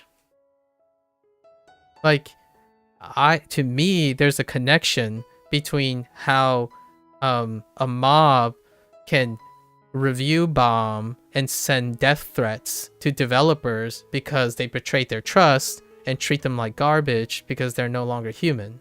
And then the reverse can happen too, where a business is like, well, you guys are like 1 million people. Like, it's okay if we lose 300,000 of you. We're still making millions of dollars. That is part of, in my opinion, that's part of all of this.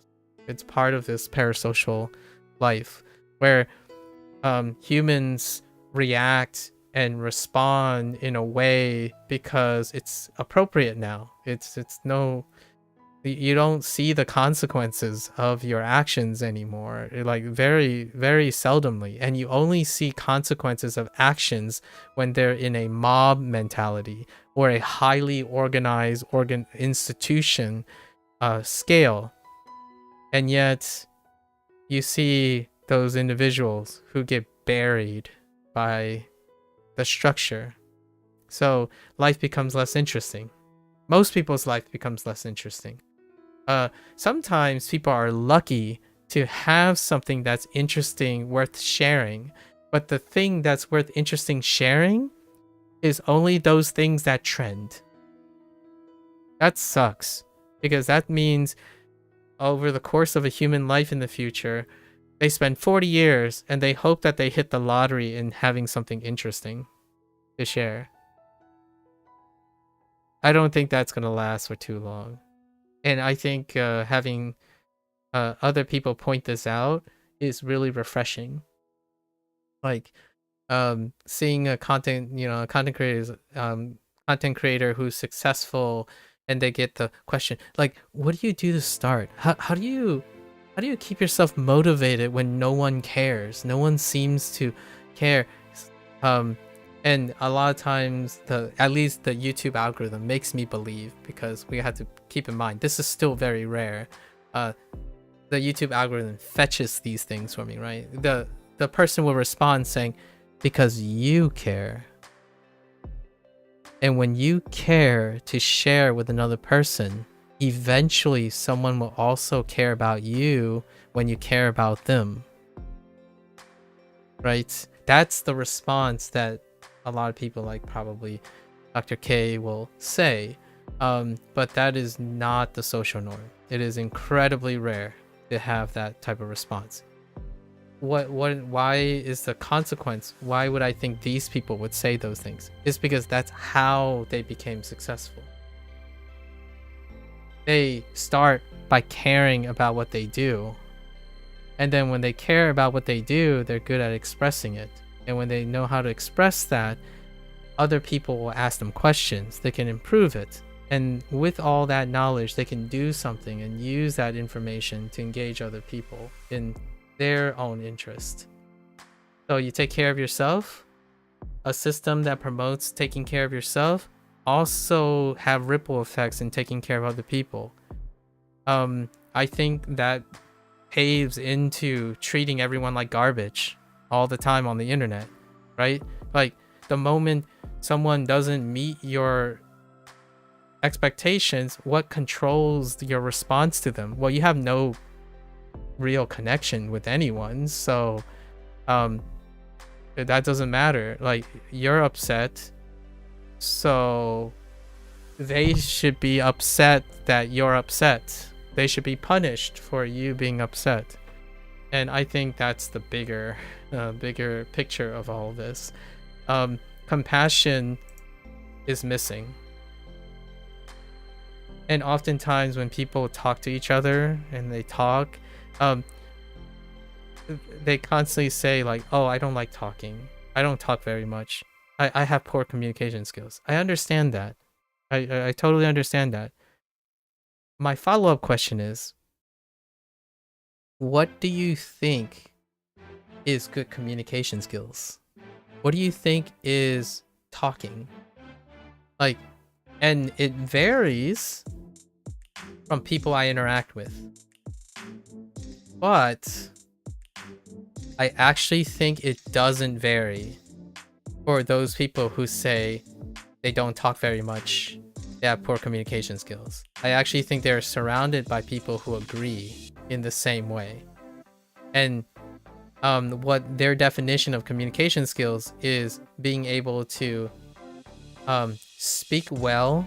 Like, I'm not sure if you believe this stuff, but the stuff that I get most of the time is you must be articulate, knowledgeable about things, don't stutter and use filler words. Definitely do not use like memes and Gen Z slang. Sound very political and like enlightening and wise. For me, top 3, all those things didn't even make the top 3. One of the top 3 is the ability to express yourself. One of the other 3 is compassion. And the third one, empathy. Like, not like empathy in the sense of compassion, like feelings, but energy. So, like, to appear like you're a great conversationalist and to appear like you have great communication skills rarely is the topic of empathy and compassion, and how to achieve empathy and compassion is on the top of the list. It's often objective metrics, which the internet does really well. How to speak well, how to speak clearly. I mean, they are involved. They're definitely in the top 10 or top 20. However, the most important thing that's overlooked is genuine mutual interest. That's the compassion part. And then the empathy is feeling, matching energy, right? Like you're matching the energy of the person. If the person's sad, you can sound sad and resonate with them while talking to them. And then, of course, if you can't express yourself, that expression, that form of desire of expression does involve all the other things that people talk about, like, oh, stop using filler words, learning to speak the same language, not making weird body gestures and faces that miscommunication or like reduce communication, stop being an introvert, having some common interest. Those things are definitely in the top 20, but they pale in comparison to the things that I've mentioned. Like, you can sound like a Gen Z person if you want and use bruh everything all the time.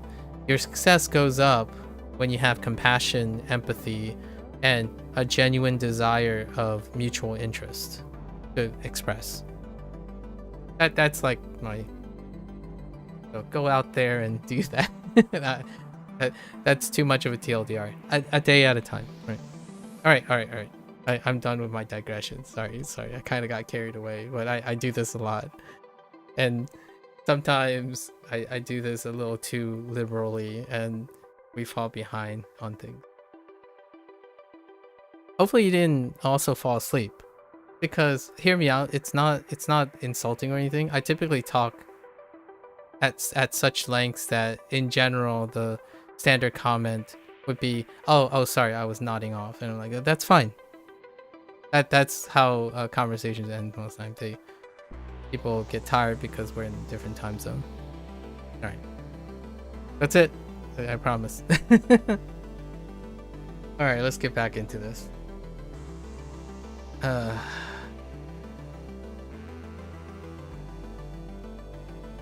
Why don't I remember?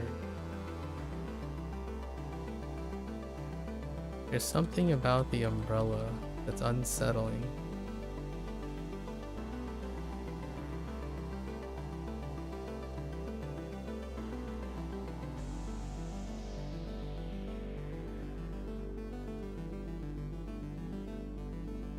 Dang. All right.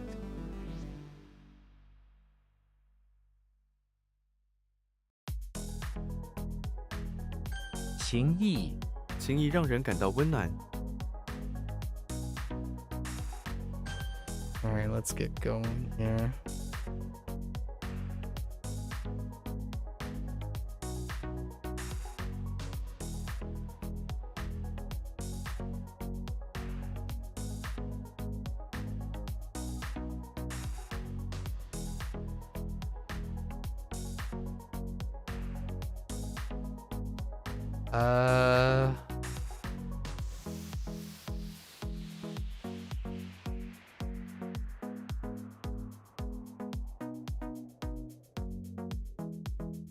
Two bucket.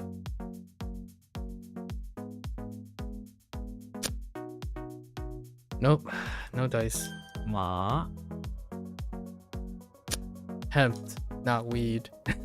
Hemp, which is a weed.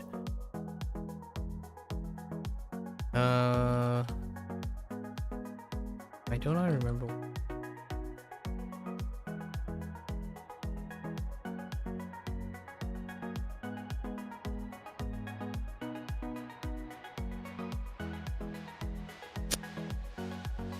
Complain. Oh, yen is resentment, not yearn. I need to work on yen. This is resentment. Not this vocabulary word. Okay, let's get back into the groove of things. 固定，这是我们固定的办法。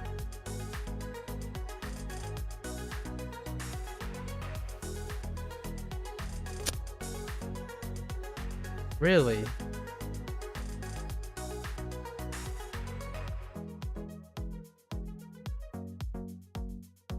It's fine. You try to focus on what you are communicating. Your English isn't always good enough that you understand anything, but you feel like you get the gist of most of it. Hope you are not falling too far behind your schedule. It's pretty late, so you might need to go to bed soon. Absolutely. Sorry, I wasn't really clear about the ending. I usually trail off in the end because I typically digress very long, and the people I interact with are in a different time zone, so they usually end up going to bed. That's when the communication ends, and I wanted to get ahead by saying, don't worry, I usually fall behind schedule, but I make up the schedule, and also a lot of the times I've already made time for it. It happens a lot. It happens a lot. So we're prepared. We're prepared for something that happens a lot. You know the TLDR, when something happens a lot, you can do something about it when you understand what causes it and what happens with it. So for me, that is definitely one of those things. We've prepared for it. And also, definitely feel free to go to bed when you do, right? Usually this is where I would give you, I would ask a favor, a little fun little favor. That question about doing things creatively. I would love to hear more things that you do creatively about your restrictions in more detail, because I think it's interesting to see what it's like to live a life like that. And yes, it's still vicariously, but it would maybe inspire some stuff about thinking about a different way, kind of like learning a new language, right? It kind of changes the way you look at things. When I walk upstairs, honestly, to this day, whenever I walk upstairs, I still think about ramp access. Very short answer: a shoe spoon can be used for many things.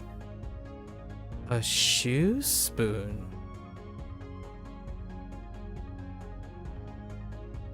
Like, what's a shoe spoon? Like a scooper in the... Oh, like, wait. Is it a spoon to grab your shoes, or is it a spoon attached to your shoes?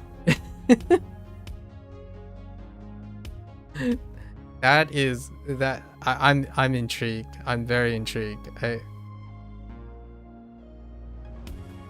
Oh, the first, a spoon to grab your shoes. Ah, do you have a you know those like grippy things, the hand claw grippy things? I think those are cool. I remember when I was maybe 12 years old, one of the families that I have, you have the grabby things. Oh, I think that's so funny. Or like, what I mean is, obviously you're gonna have to bear with me here. It looks cool. I feel like by now, you know, I'm thinking about when I was a teenager. By now, there should be like cool things, like even cooler things than those grippy things. Although it does make for very convenience. Like a back scratcher. I've always thought about a back scratcher. You use a shoe spoon for picking up most things anyway, though. Oh, okay. And a shoe spoon is sort of an extension of your hand. Is that the name? Like, if I type in shoe spoon. Oh my gosh, they're called shoe spoons. Oh. Oh, that's a shoe spoon. I always called it like a shoehorn. Oh, no. Maybe shoe spoon and shoehorn are two different things. You don't really know the English term? You use Google Translate? Oh, yeah. Is it? It is also called a shoehorn. Oh, okay. So we're talking about the same thing. All right. I have seen a shoe. I have seen a shoehorn before. Oh, interesting. Oh, I got you. For a moment there, I thought my brain was going to like explode or something, because I'm like, I can't even. You listen. This is what I imagined when you mentioned it.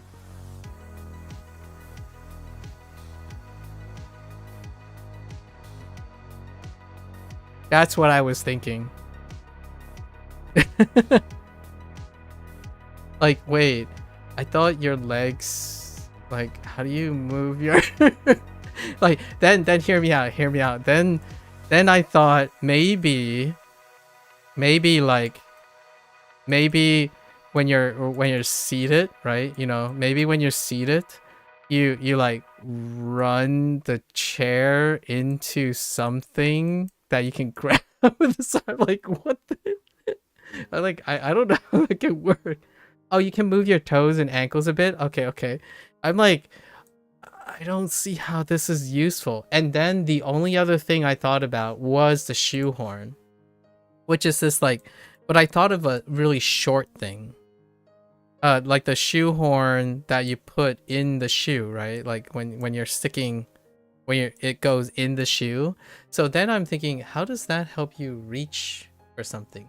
And then I Google it, and I Googled an image, and apparently shoehorns can be like really long. There are like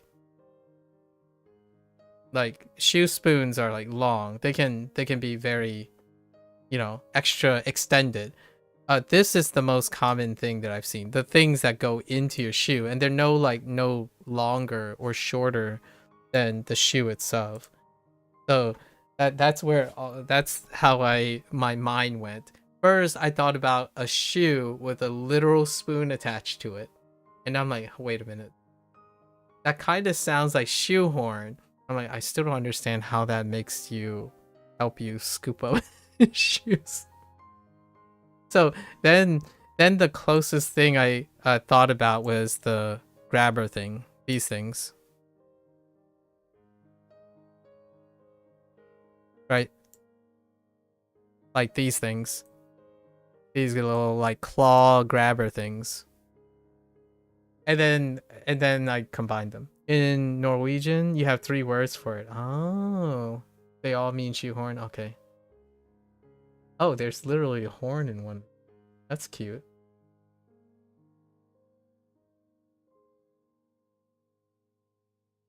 Honestly, I'm basically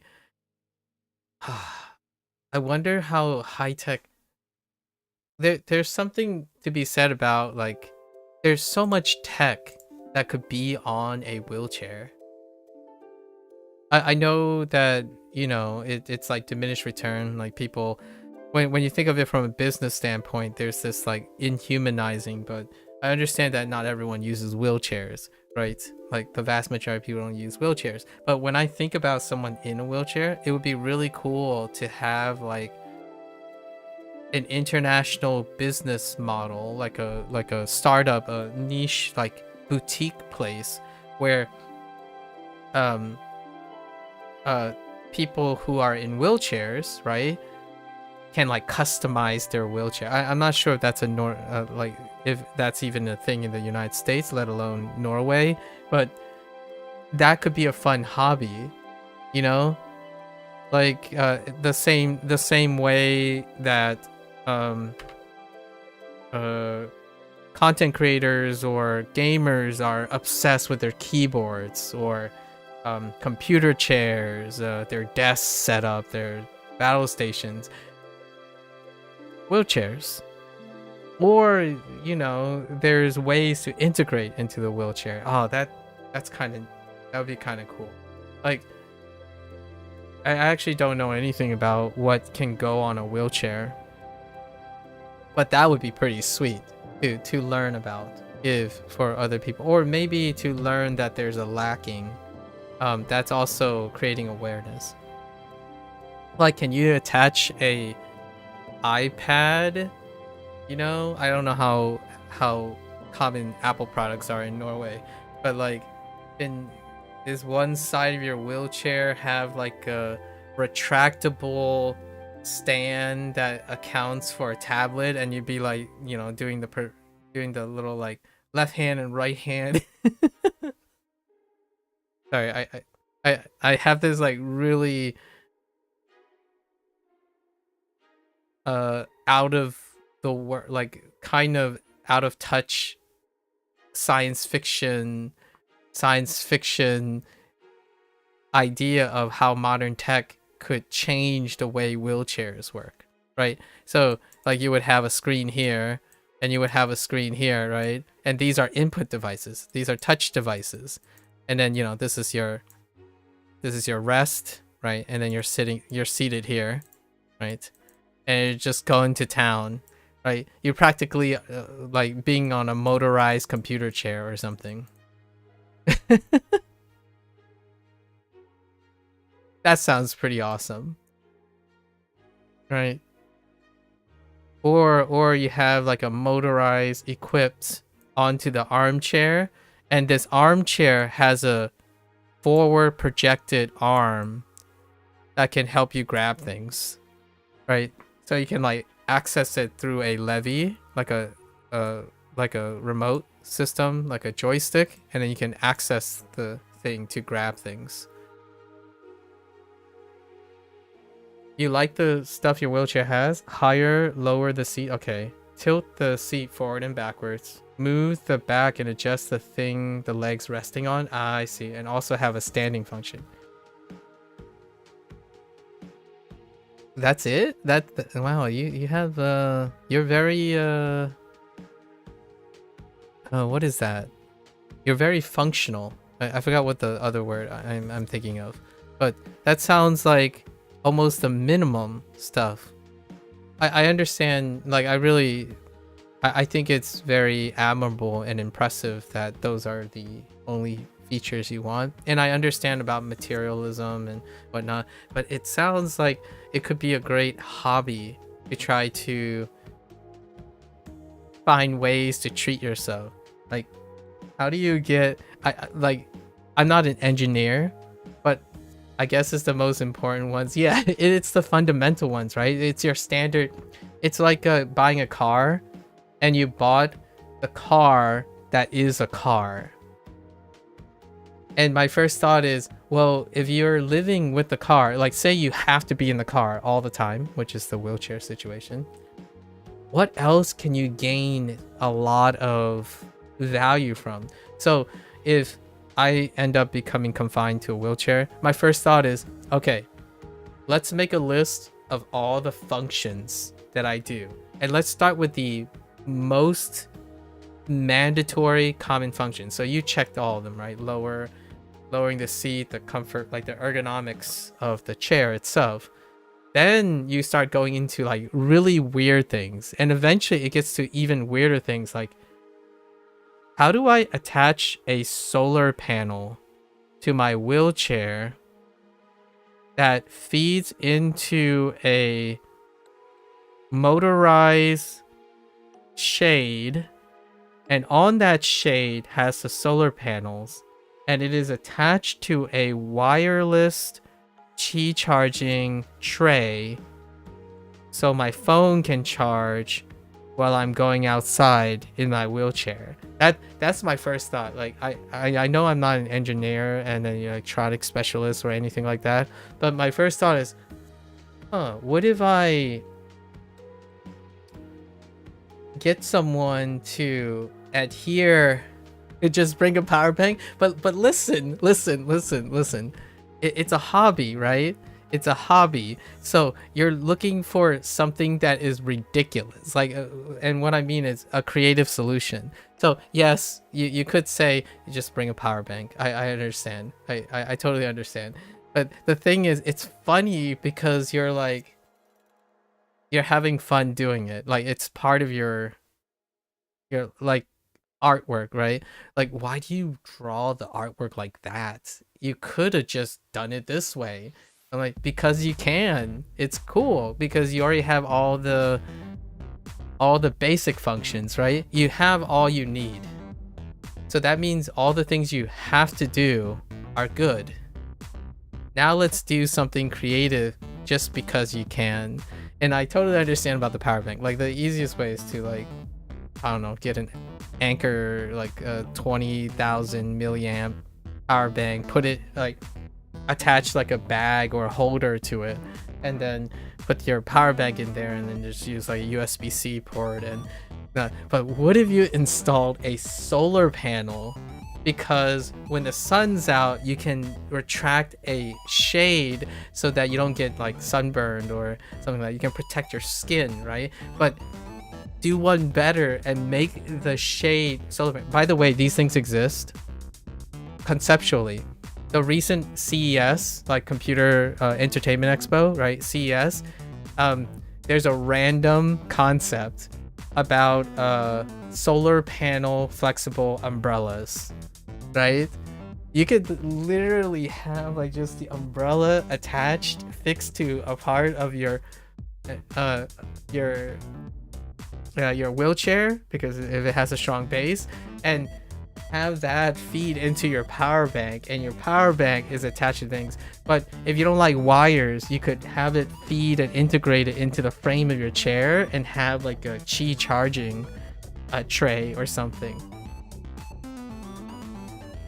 You get it as a hobby, but don't know how functional it would be with a solar panel when you're outside 8 minutes. Yeah, I understand. Having considered how long you, but the idea is it would be really fun to say because you can. And I know this also means like costing materials and stuff, but you'll have your own ideas. I'm like spitballing ideas. The reason why I'm spitballing ideas is capture the enthusiasm, right? So this reminds me of that guy. Again, I'm using the content creator idea, the one person. He doesn't have a leg. He lost his leg due to early cancer diagnoses, I think. And now he spends most of his life creating content on how he can, like, all the different ways he can like mess around with not having a leg. So he like talks about his prosthetic a lot and the funny things he can do with his prosthetic leg, right? And that's really cute. I think life, if they throw you lemons, you're gonna make a heck of a good lemonade, right? And you got like people will, I would love to hear about it. I mean, if I'm sufficient, I'm sure other people will be really fun to see how, well, if life sucks, you can't let it, like life can't beat you, right? Be creative about it. Like I'm trying to think of another person. Wheelchair is kind of falling apart, but it's not that bad. You'll get a new one yet. Ooh, shopping for a new wheelchair. I know this is gonna sound really left field, but I feel like the excitement that if hypothetically I was confined to a wheelchair, the excitement of shopping for a wheelchair is almost like buying new underwear. Underwear is mundane, right? You have to buy it.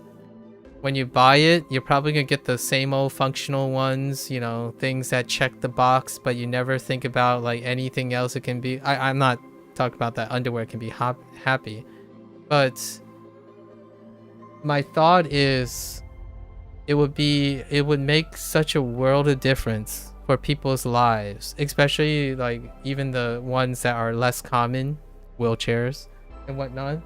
If there was a way that there's some sort of choice. I know this sounds very Americanized. I'm a very Americanized person, but the idea is, it is such an interesting thought.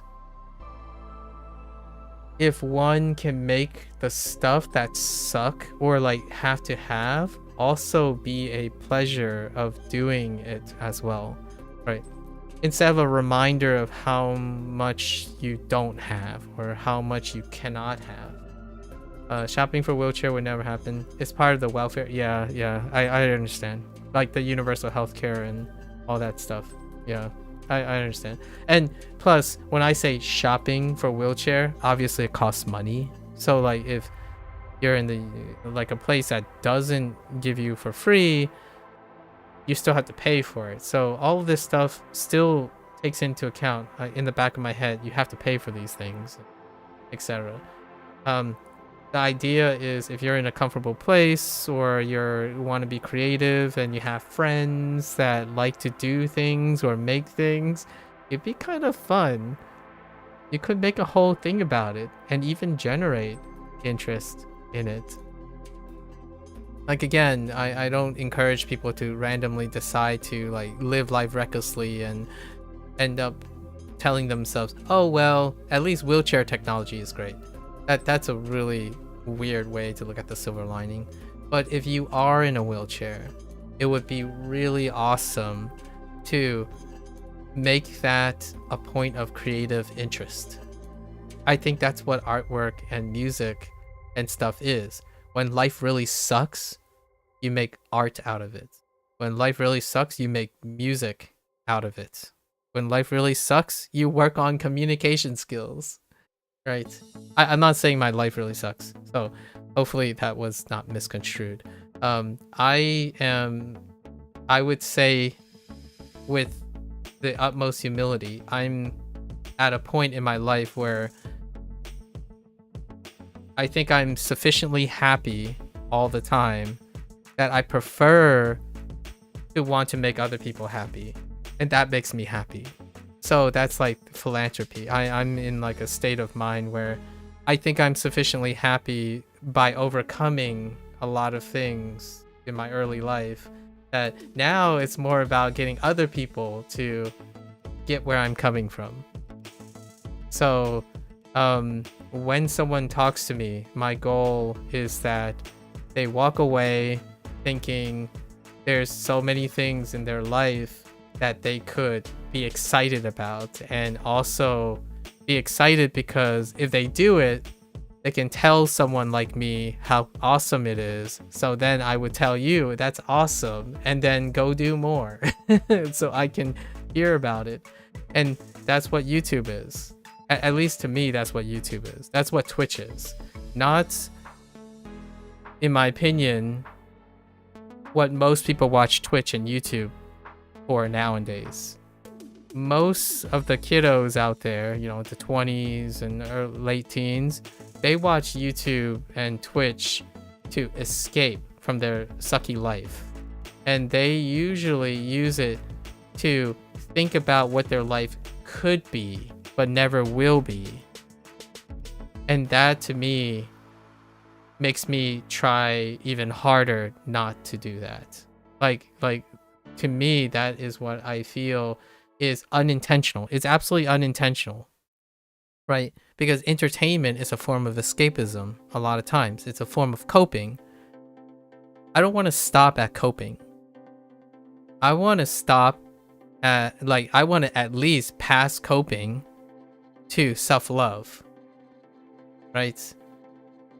Coping, you're staying in place. You're just dealing with it. You're managing it. You never get positive. You try to stay not negative. That's the point. When you cope, you know, this is my, you know, graph of coping, right? Coping is when you have a social norm, right? You have your content, like ite, you know, this is your ite moment. Your ite.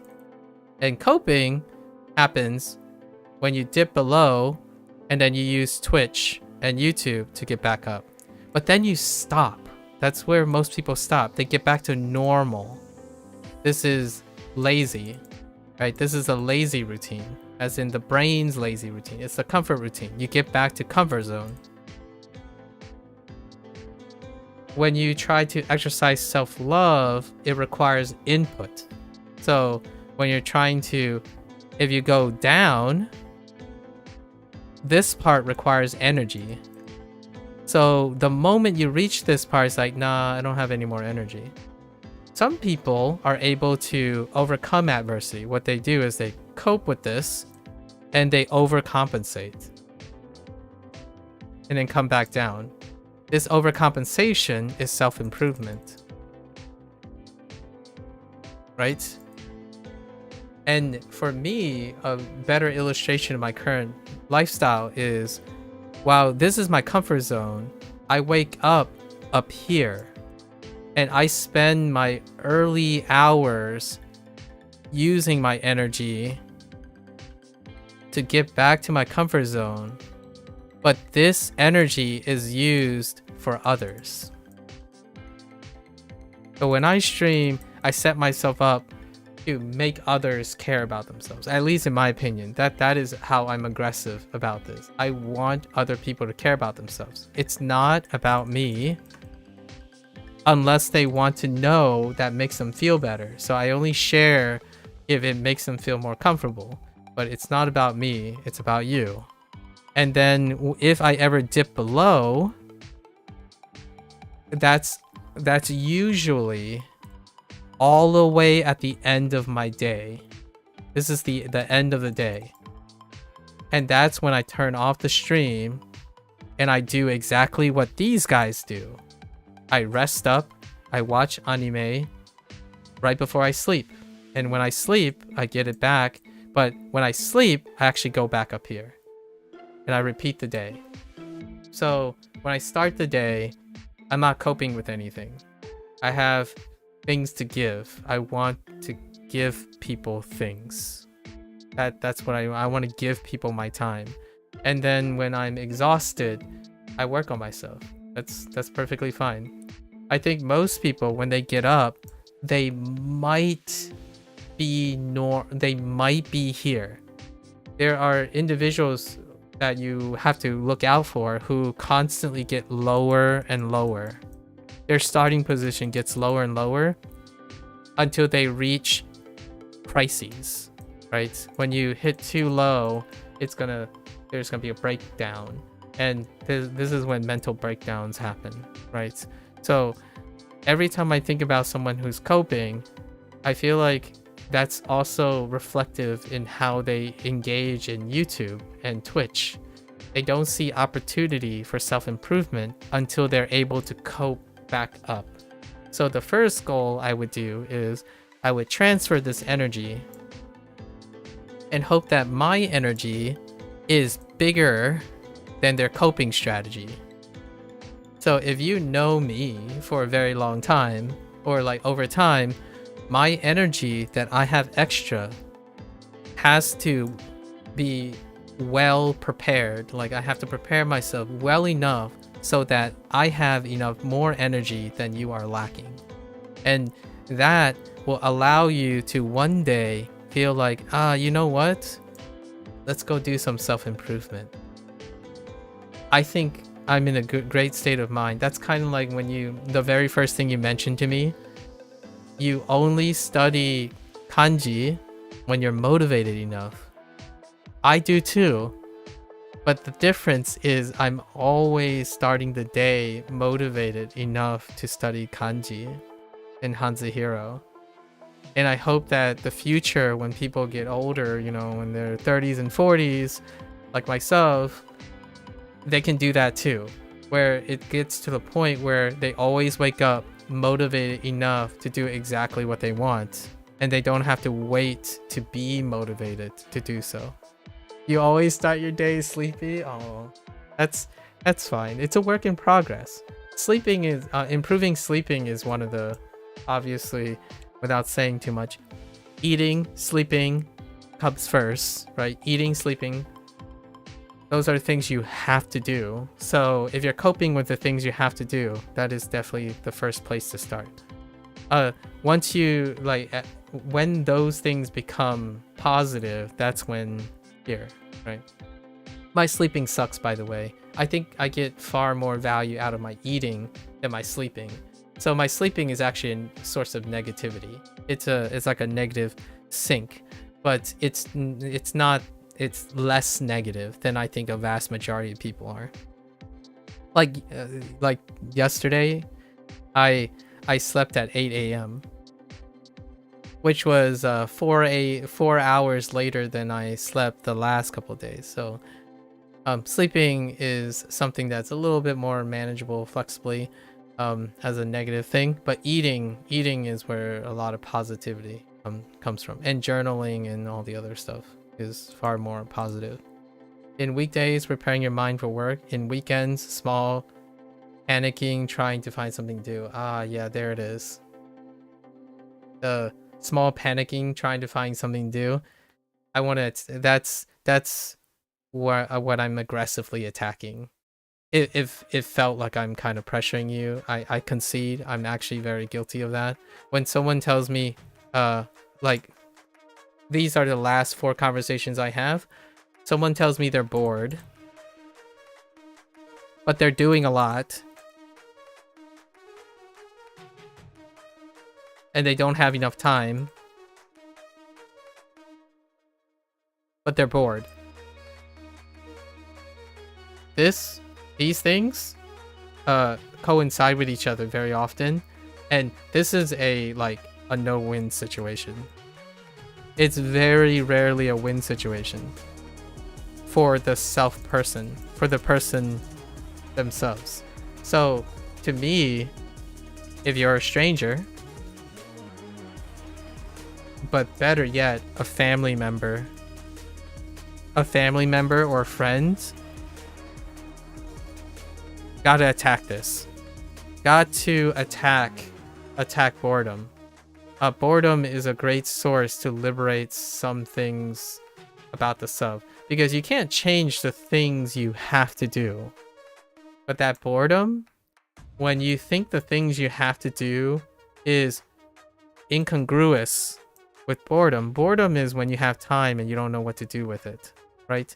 But some people might think boredom is when you don't have time, and that's when things kind of go south, in my opinion. This tends to go south. So I have I can't tell you how many times I had someone who keep talking about, oh, I'm really satisfied, I'm doing well in school and I'm doing all that stuff, but I'm bored. And I'm like, so why not do something with your time? And they're like, I don't know what to do with my time, but I don't have time. I'm like, but how can you be bored when you don't have time? It sounds like you're really busy with things.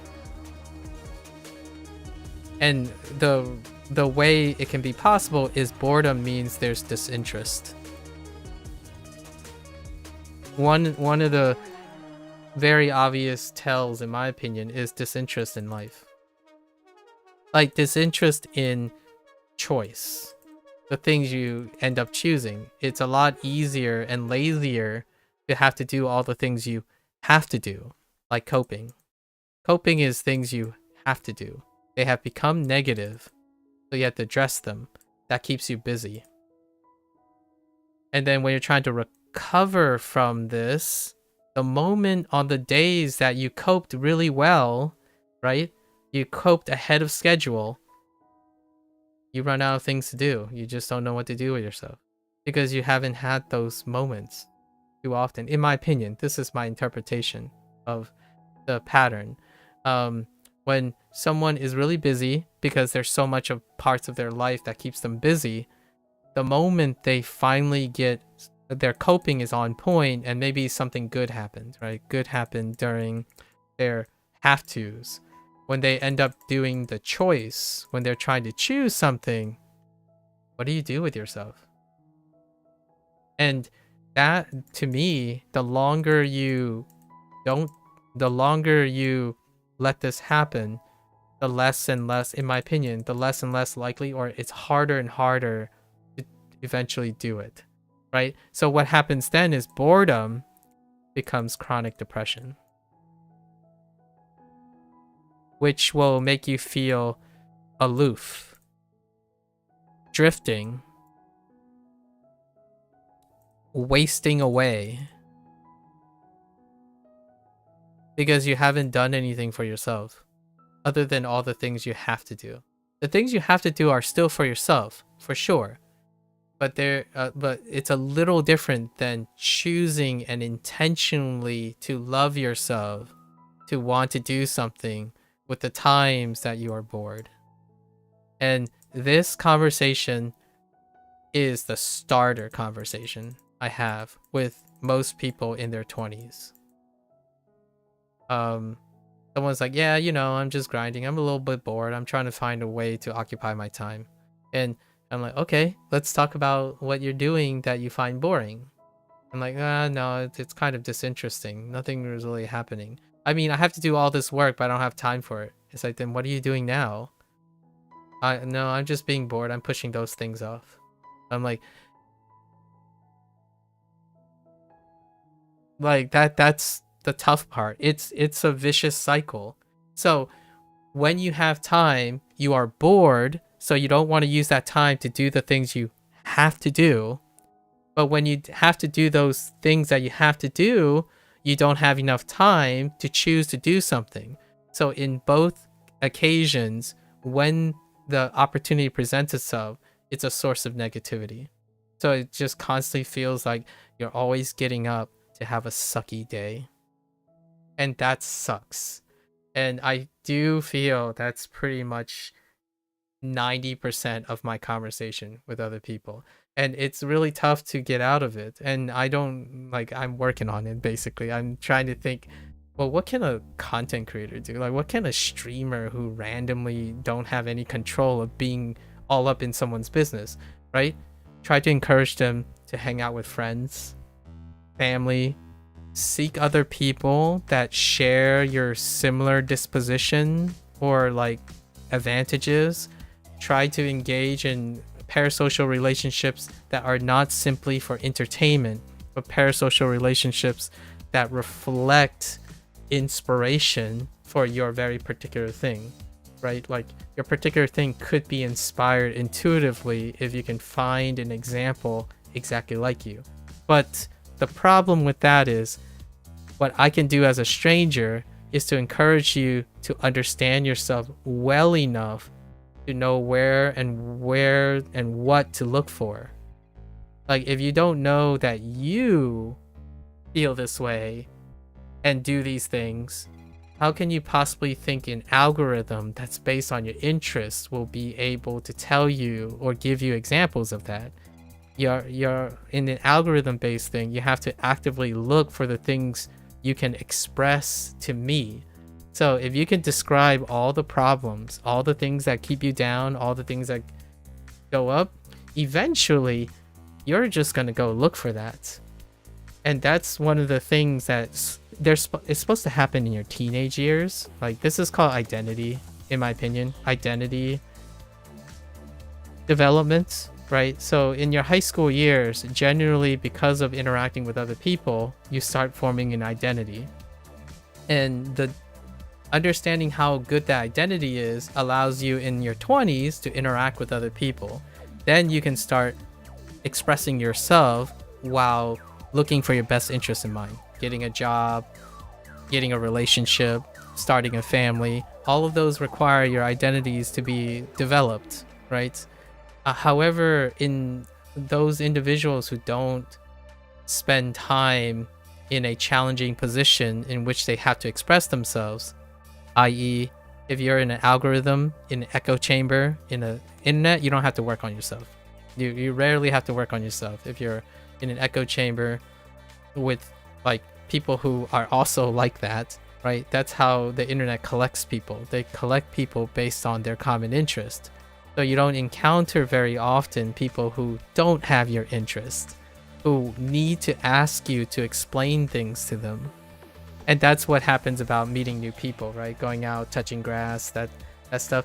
It's not necessarily the being outside part. It's the seeing and having to explain and dealing with things that you have to recognize about yourself. And That is where then you can answer, how do you not be bored? Well, how well do you understand yourself? I think I understand myself well enough to try 90% of the time not to be bored. So that's the challenge on your restriction. Let's talk about it. Well, the gateway, in my opinion, is get the person to understand themselves. Eventually, because a stranger, even a close family member and a close friend, would be really hard pressed to know what that answer is. Like, I can't, the best thing I would be able to do or attempt to do is, hey, I like this thing. I will tell you everything I like about this thing as in greatest detail as possible. You have to decide if any of that thing interests you. That's how you get out of boredom, through inspiration, right? Alternatively, I ask you about everything that you find boring. And if you can explain that, you can go look for everything that is not that or addresses that. And you find the solution yourself, which would be the most powerful situation you can help. That's kind of what doctors do, Dr. K and like those professionals do that. They attempt to make the person independent. A content creator, the vehicle, the way this is done is asymmetrical. So a content creator can only project their passion in the greatest detail possible in order for the user who has a parasocial relationship to determine if whatever they say is relevant to them. And hopefully you said something well enough that when they hear you passionately do these things, they found a new passion in it. Unfortunately, right, there are things that you are finding boring and wasteful. We are clearly very different people. So the way to work around that, in my opinion, is when I find that I'm talking to someone that's much, much different than me and have other interests. Like whenever I say, oh, I like drawing art, and then you say you're not creative, then it means we're of two different minds. So the alternative way is get you to explain as much as you can to me. And if you do that every single day, hopefully you find the solution to your boredom yourself. Because you're like, man, you know what? Every single time I have to talk to this doofus online, he always asks me, what am I doing that's interesting today? And I'm like, I'm bored. I keep telling him the same thing. It's like, all right, I know what the same thing is. I want that person to stop asking me why I'm bored. So you're going to do something about it. That's usually how mere exposure works in psychology. It's nagging. That's how like parents do it too. Like, I'm not saying I'm trying to act as a parent. It's more like let's just say a concerned person. If you repeat something enough times, if the person becomes aware of that repetition, they can also find clarity in that repetition. So if you're constantly telling someone the same thing over and over again, it can be possible that you'll find like, oh, you know what? Since you're constantly thinking about it, one day you're going to come across someone's content or something and you realize, that's what I'm looking for. I can stop being bored now. That's why I think content creation is awesome. Unfortunately, that's not the majority of content creation. Most content creations are driven in a different direction. It's more like monetization and welfare and financial gains and whatnot. So take it with a grain of salt, obviously.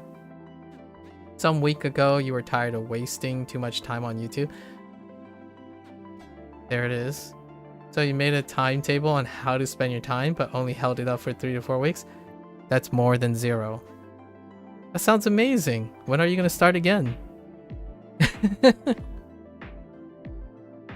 Oh, when did you learn why you stopped? So you can make it 5 weeks next time. Or maybe a month. Yeah, panicking. Hopefully you're not having panic attacks. Just like small panicking, right? panic attacks are a lot on the rise now, especially for secluded and isolated people. At least there's no hard statistics. Obviously, there's longitudinal studies and meta-analyses that have to occur before it's actually a thing. But I do feel like panic attacks are an increased form of discussion, or like crises, like mini crises. Basically, what is a panic attack or a crisis? Every so often, it's a very regular periodic trigger where someone starts to have an heightened biological reflex when they notice a specific thing, or when they think about a specific thing. That's what I'm referring to. So maybe the moment when you stop working, a lot of people tend to experience some panic or some rapid considerations, and that can happen. You don't have any big panic attacks, just you use this sort of a metaphor. Okay, that's good, that's awesome, that's reassuring.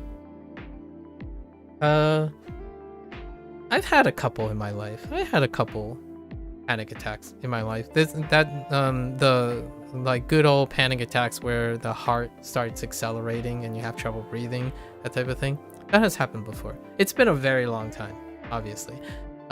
That's one of the signs that I am no longer having a problem with coping and stuff like that. There are a lot of signs that go away. Like, you have experienced one. I'm not surprised. I think in general, if you live long enough with the like different things, most people would have some instance of a panic attack. It was painful, was 1 to 2 years ago. Yeah, it's one of those things that you have no control. It doesn't feel like you have control. You suddenly just lose control of everything, right? Like a gasp for control. It does happen, and I'm glad you didn't experience it too often. I think there are crises that happen more frequently nowadays. In my opinion, I think it does happen more now than it did before. Like, I still remember a time when people thought panic attacks is a rarity of weakness, not a social symptom. I think panic attacks are a social symptom now. Basically, what I'm saying is the medium and things and expectations that are very common now are systemic, so that can trigger and contribute to that state at some point. Prior to all of this, when I was growing up as a teenager, if someone had a panic attack, it's almost like they have a disease, or like a thing that is so rare that you should be able to deal with it. Nowadays, it's a common discussion. So at least it feels like a common discussion among a particular group of people, which is usually people online, since I spend most of my time online, talking to online people. Panic attacks be gone, right? I think I don't ever ask this, but I haven't ever gone this like personal, because people don't usually pay attention already to their normal daily life stuff. When you go and see a mirror, right, your reflection, are you smiling inside?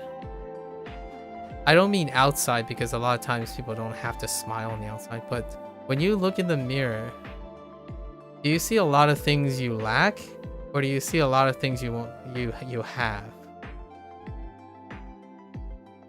Like a positive thing, like this is thing that I abstractly ask people when I get to know them for quite some time. When you get ready in the morning, right, you're gonna look at something, maybe like a reflection, unless you're blind. Obviously, I'm not talking about people who are blind.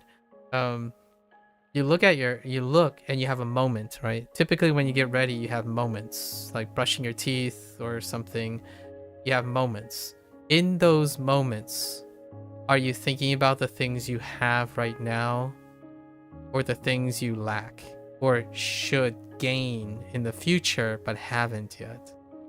That's often something I love to hear what people write down. So when they have those moments and they think about it, if you have a pad nearby or a phone, you usually have a smartphone, record those thoughts. And it would be very curious if there are more positive things or negative things in them.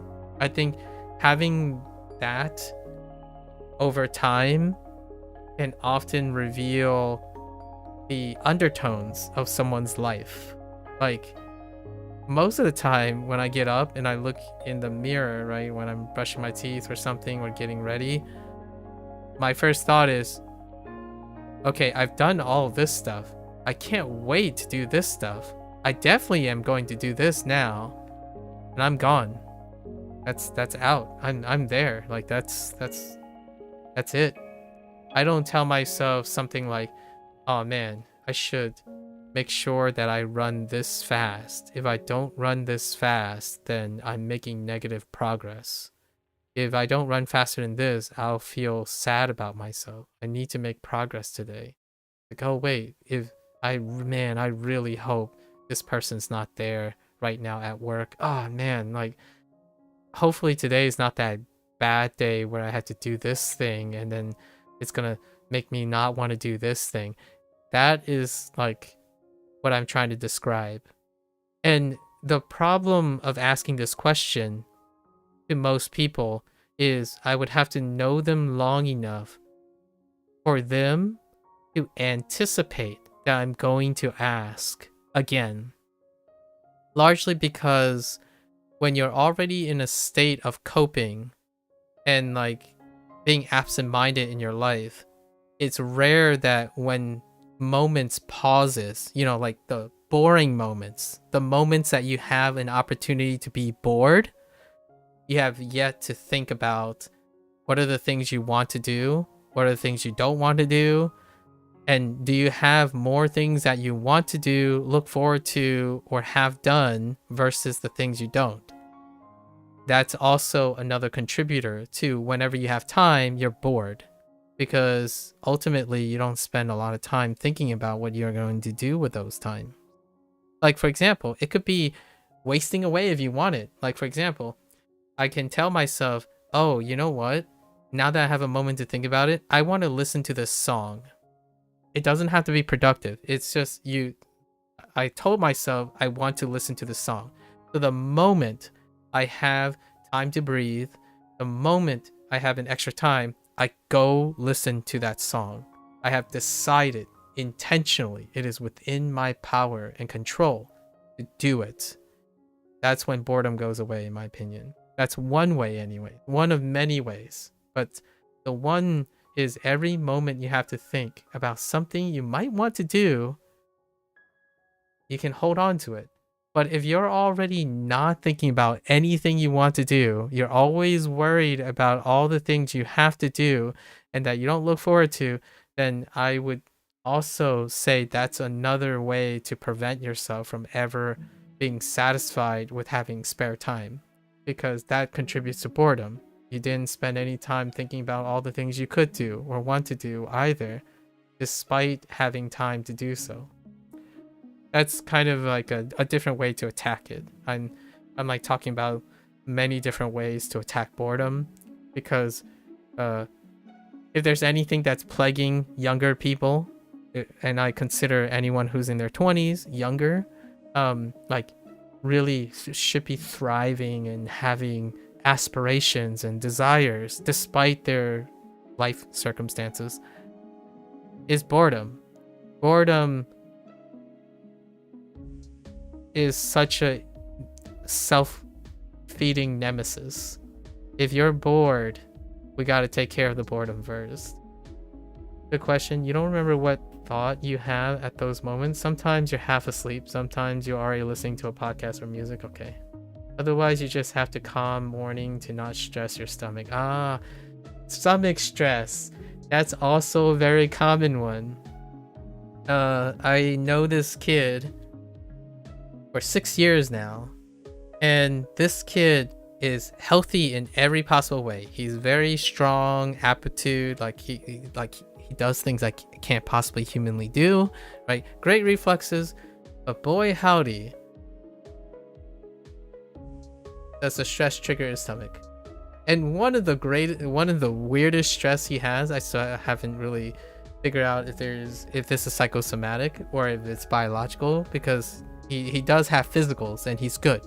I think his physicals check out. So whatever it is, it's difficult to explain. It could still be physical, right? Biological. We tackled that already. But one of the things this person says is, if he doesn't like the food he eats or the concept of the food he eats, it also makes his stomach hurt. And that is a really interesting topic that we'll probably talk about another time. But stomach stress, like stomach ulcers, stress induced, there are ways to explain it biologically. Like, for example, stress can stunt. Negative stress do create biological signals, like like biochemical signals that induces negative stress response, which creates inflammatory responses. It can also activate host viral, like dormant viral elements, and those viral elements can present itself in things that happen in the stomach or in the mouth. Like, for example, sores, cold sores, right? Herpes simplex virus, ulcers in the stomach. There are ways to explain it biologically that is connected, associated, and correlated with stress.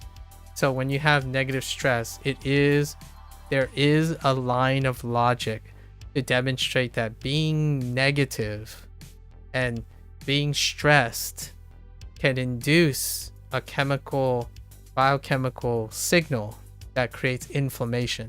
And those inflammatory cytokines and chemokines, sorry, I'm using like words in endocrinology, which I'm not an expert in, but in terms of genetics, most people inherit a bunch of markers that when you're stressed, those things can be expressed, and they can cause things like stomach ulcers or even sores in the mouth. Like I get sores in my mouth, and like there are telltale signs when I'm like stressed in a very fine window. So it is very much connected. So if you want less stomach pains and whatnot, lots of things do change when you become less stressed. And hear me out. When I mean less stressed, I mean less negative stress. There's also positive stress. And the thing I was describing about thinking about what you want to do, when you intentionally do it and you're achieving it at the cost of, stress, like working out and stretching. I understand wheelchair situation, but like playing a good game, but you're like exhausted, you're like really wired, or you're learning thinking, that can trigger a different type of chemical that's associated. Cause and effect is very tenuous in this situation, because the link between behavioral and neurobiological is really far apart. However, it's correlated.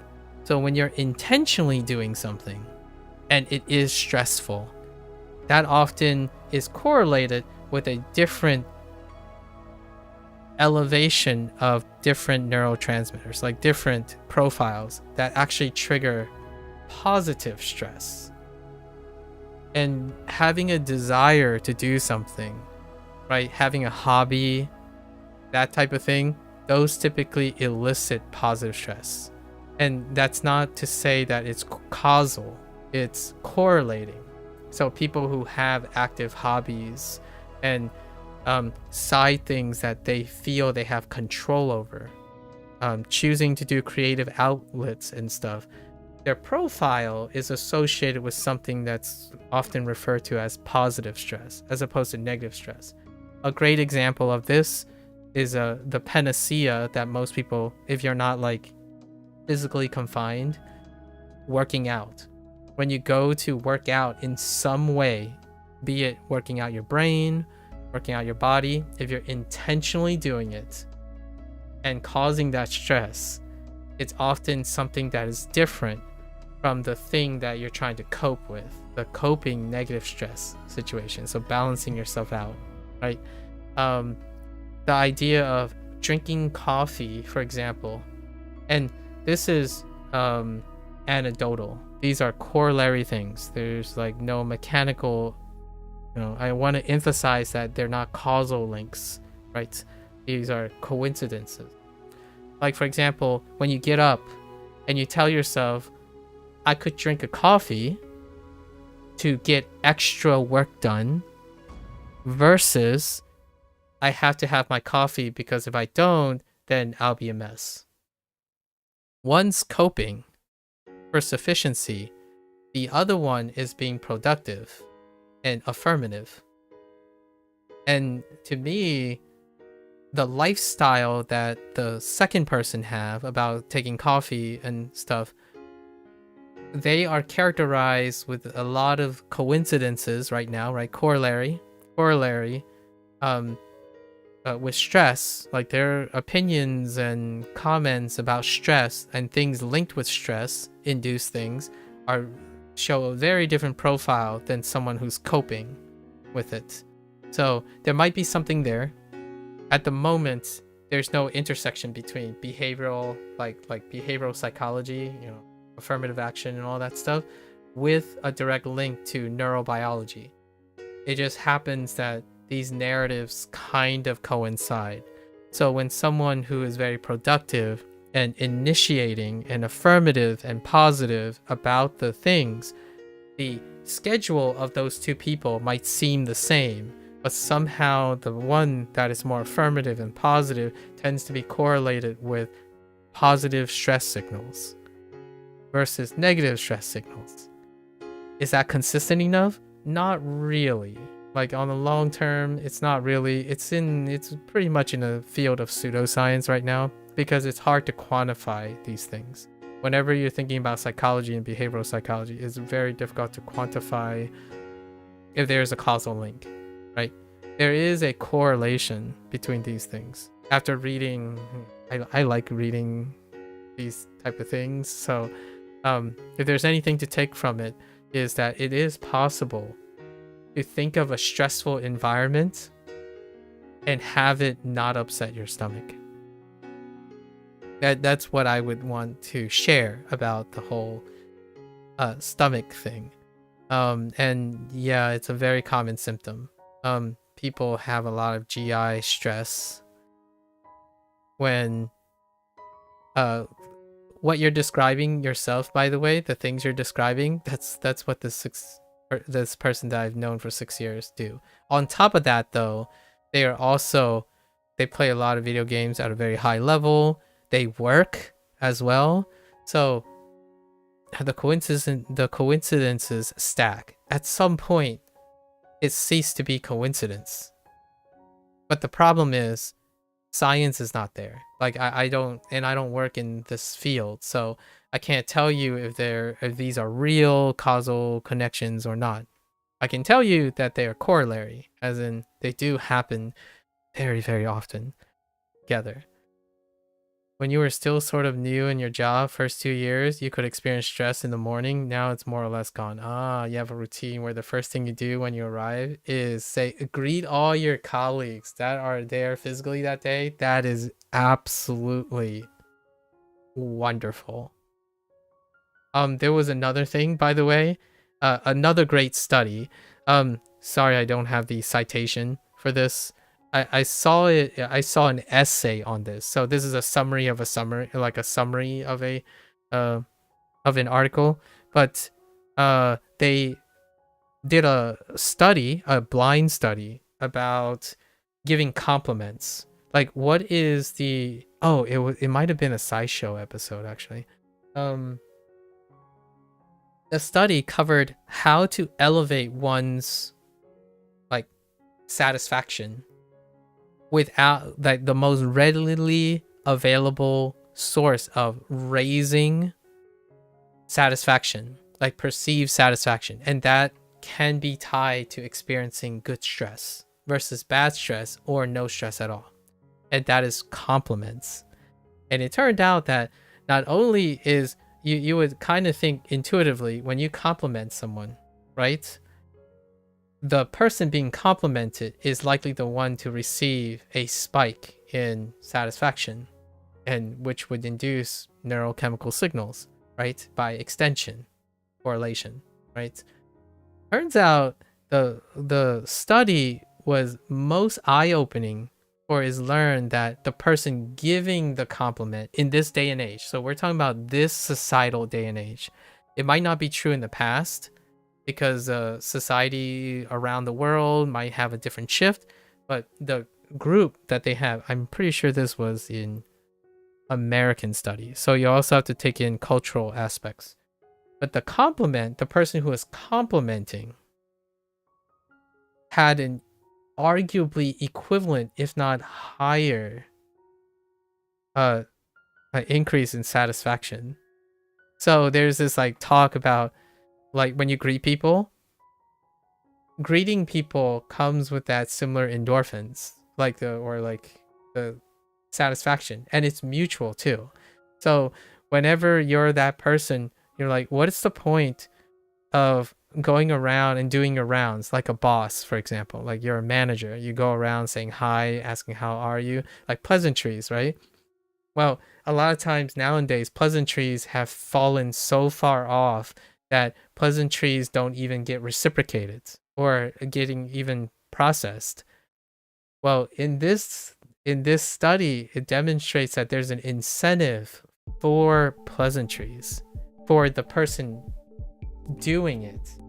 So I don't know if that's also the twinge of why people say hi and then, you know, way in the beginning, people say hi and they just leave without hearing the response. But it could be a functional consequence, a response to do so inherently, because it has some sort of foundation in neurochemical signals. So when you say hi and you don't even stay to say hi, at least it's a hi.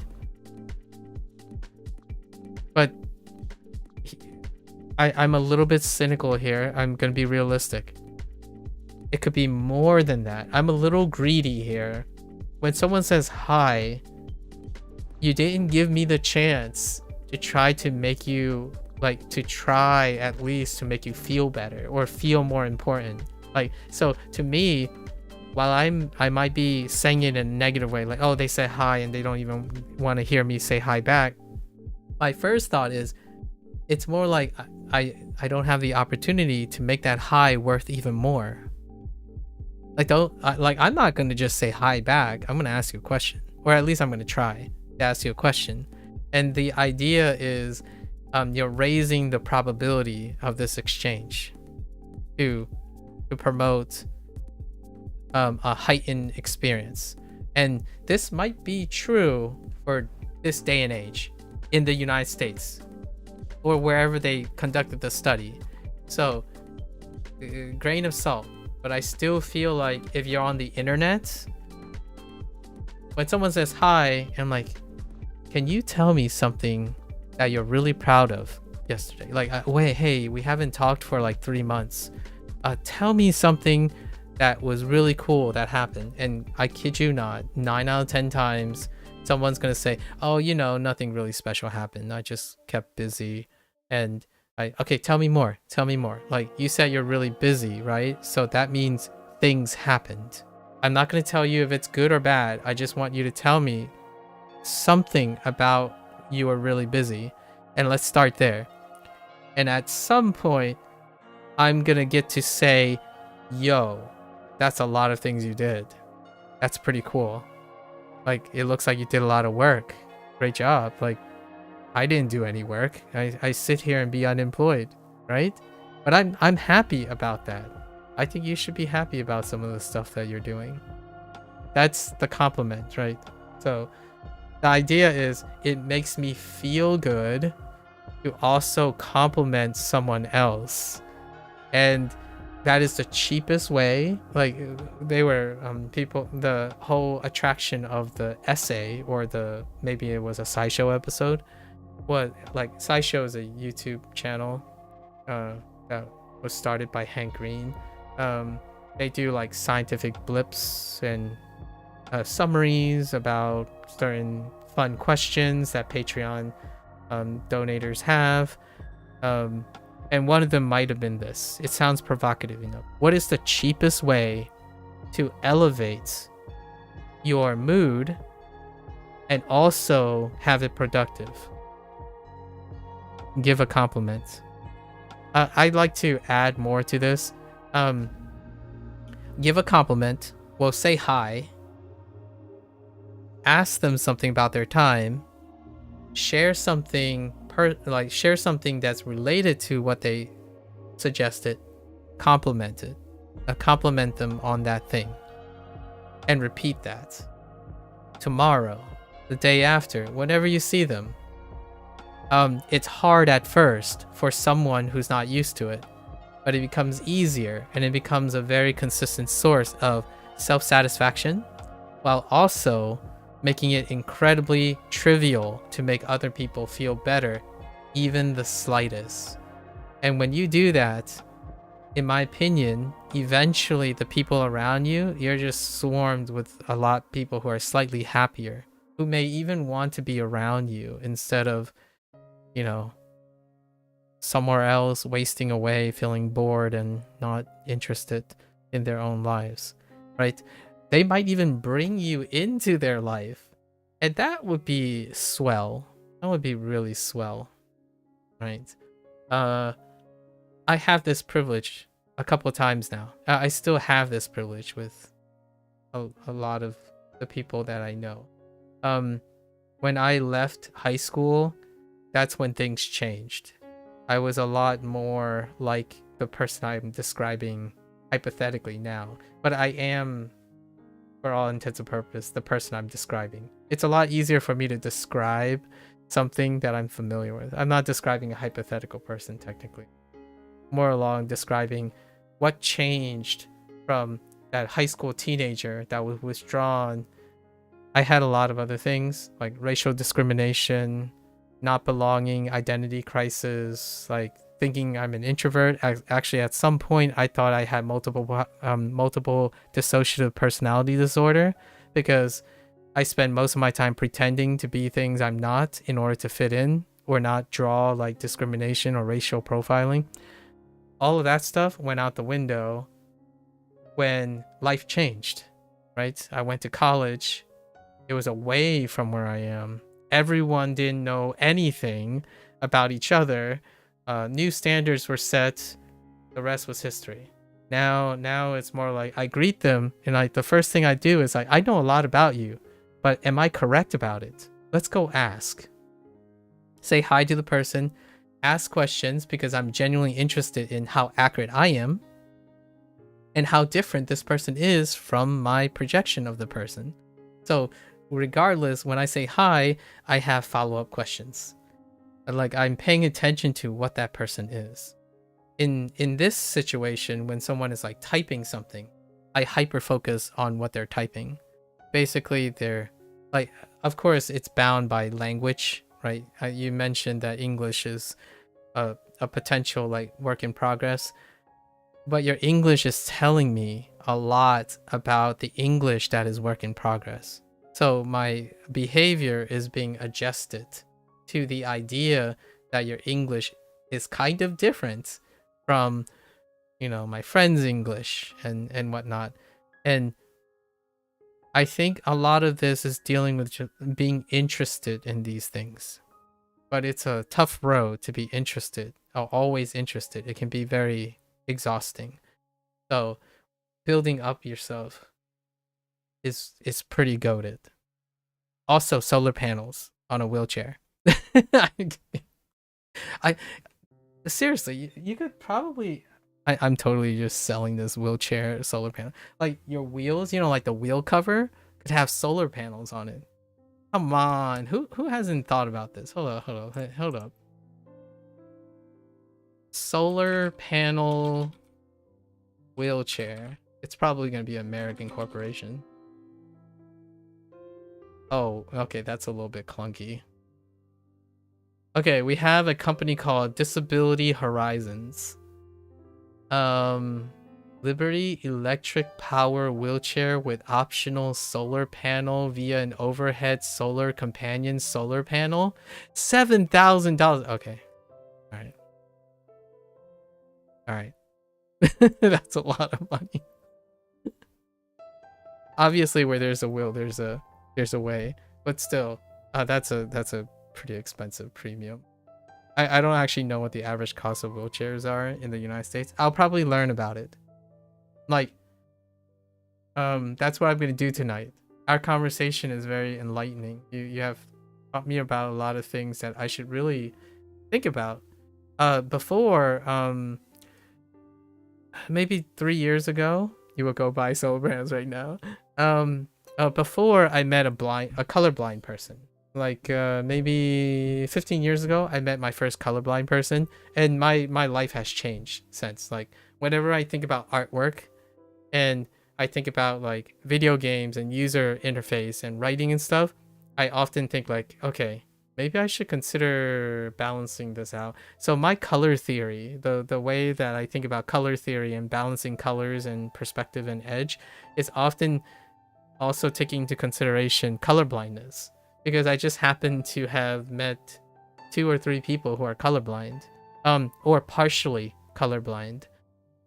They're obviously all males because colorblindness is more common in males, and that's the stuff. Now I'm gonna think about wheelchairs all evening, and I really thank you for that. I don't actually have a really close person who has these things, but hear me out. It can be very useful because my father has mobility limitations. So does my mother. And I mean, I wouldn't be surprised if I will have to answer this question in the future. So, you find use cases for these. I might be able to like be interested in wheelchairs early, so then I know like what to do later.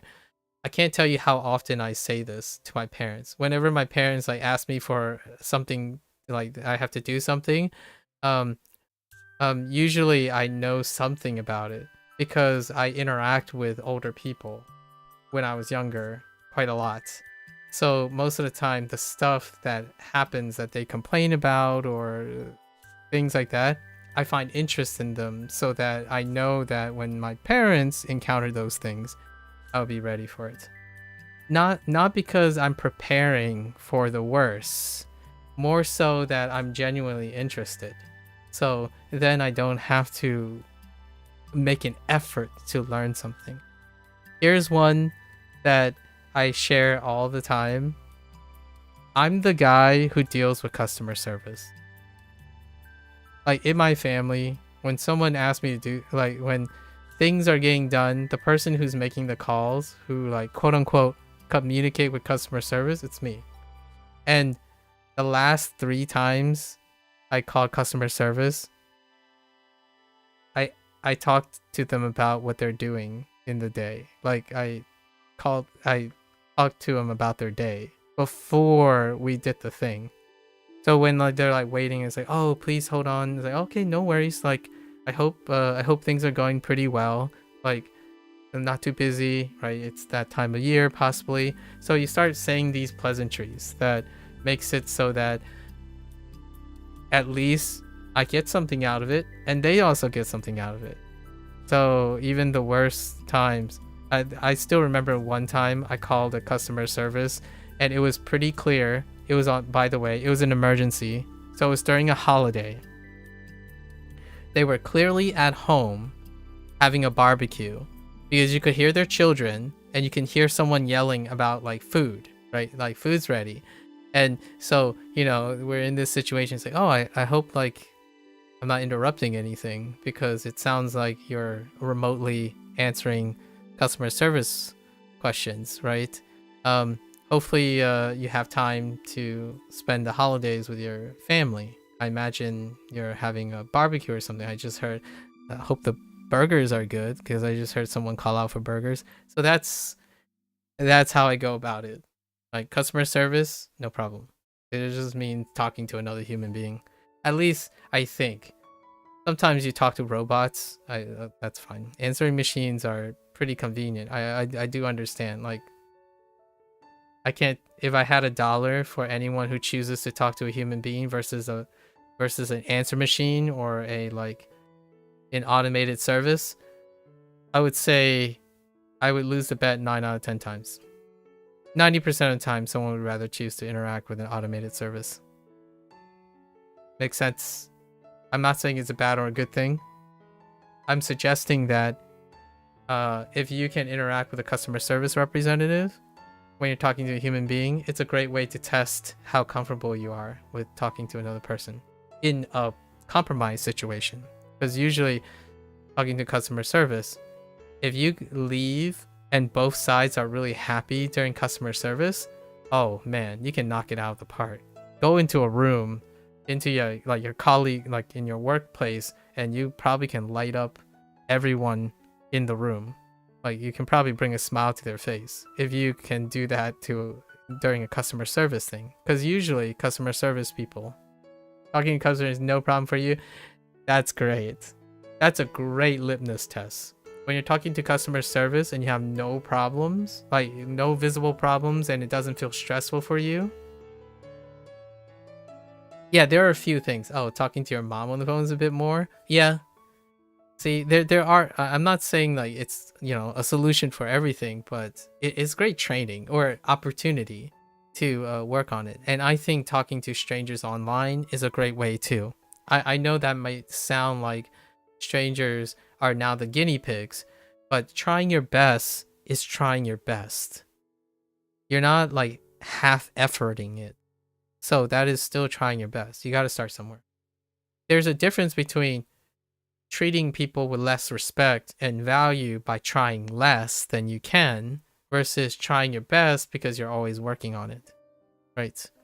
And customer service is definitely one of them. You're in a mutually compromised situation. The customer service person is always going to be addressing problems, right? And you have a problem. So the vast majority of interactions with customer service is going to be negative. It's likely. It's very highly probable. So change that. I think that gives me a great sense of reward, regardless if millions of others will change that customer service mind in general. At least it's not me. And that's what I think about when I pick up the phone and talk to someone. In fact, most of the time when I get an automated service, I hit 0 right away. Because usually 0 in the United States is to speak to a customer service representative. So instead of going through like the whole menu system, I simply just hit 0. And you might be thinking, oh, but then there's like 3 or 4 hour wait time.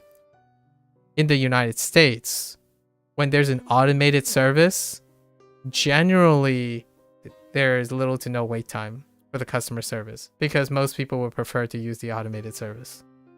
When you're calling like a doctor's office or something where the only way to respond is the secretary or something, then there'll be a long wait. There wouldn't even be an option to speak to a customer service rep. So the quickest way, like ironically, very ironically nowadays, or counterintuitive, the quickest way to get something done is to speak to a customer service rep when there's an automated system. Because most people are doing that now, as opposed to that. In fact, nowadays in the United States, you have like assistants, like AI assistants that would do the talking for you. So that's even weirder. Like I don't know how customer service reps feel about talking to automated things in the reverse. It's kind of like they'll never escape spam calling or something like that. They're human too, Talking to your mom, huh? This is the first time you voluntarily mentioned your parent, like one of your parents. That's interesting. All right. Yeah. Now we got this. 深亮 Oh, quantity. My bad. 先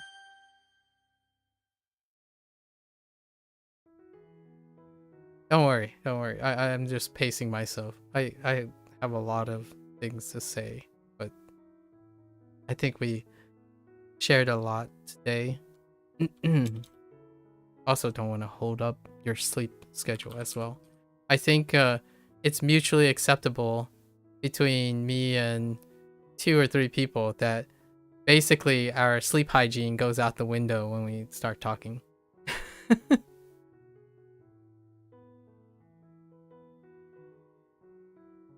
连环连环漫画，连环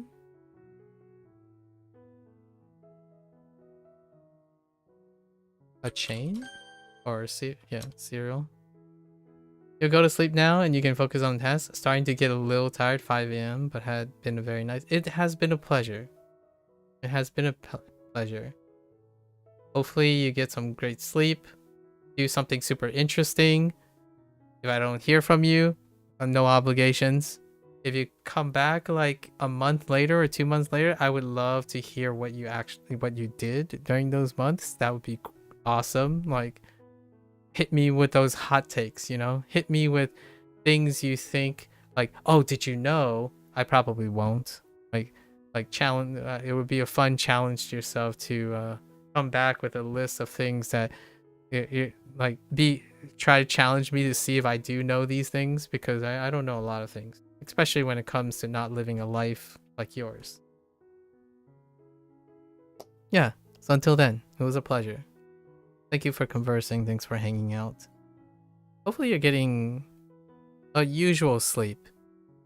I don't know when you work, but 5 a.m. seems a little late. I guess it's the weekend, right? I'm not sure if you work on weekends.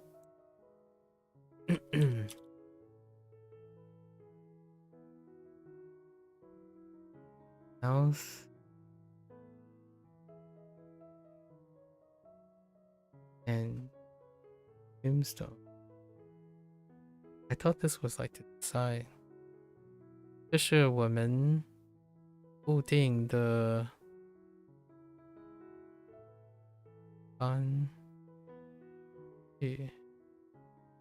办法。固定. It almost seems like it's supposed to be like decision or something, or decided.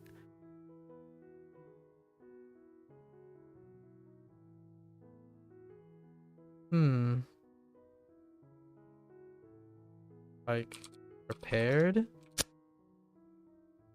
Regular. Ooh is solid.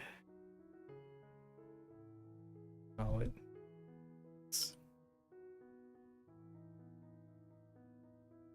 Fixed. Yeah, prepared. I mean, it's good enough, but I forgot gu. Gu's interpretation.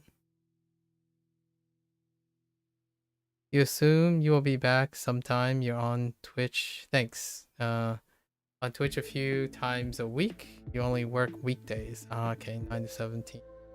But you're used to being late to bed when the weekends. Fair enough. Good night. Good night. Oyasumi nasai. Oyasumi nasai.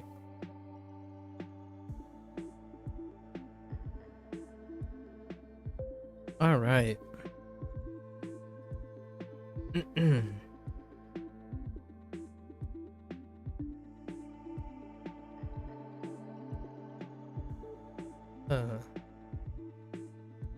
Two buckets. Spray. Maybe...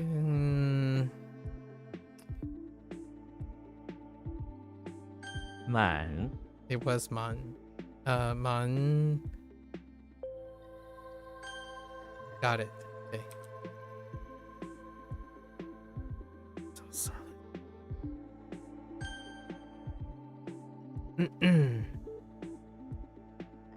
What? My gut feeling failed. 平常这种事很平常。 Regular, ordinary. Okay.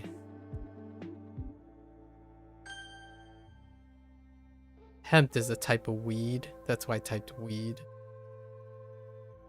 食物，我需要更多食物。 Okay, I am at a loss for the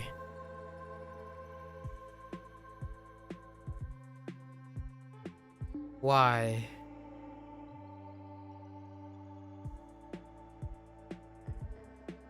It's the umbrella. I keep thinking it's like it's a Frodo thing.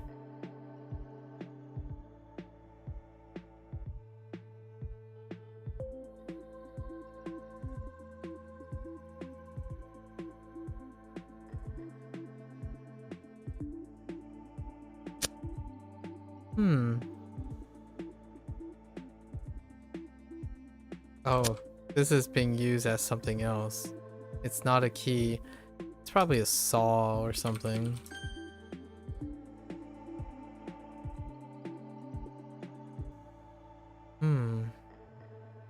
Feather, umbrella, hair.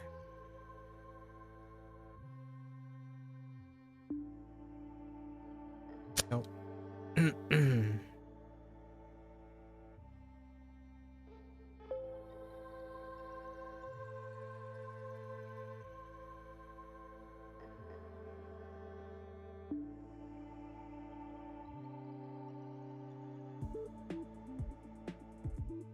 What incarnation is this?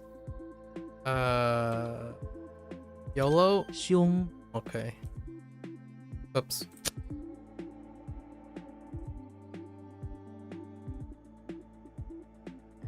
号码，你的电话号码几号？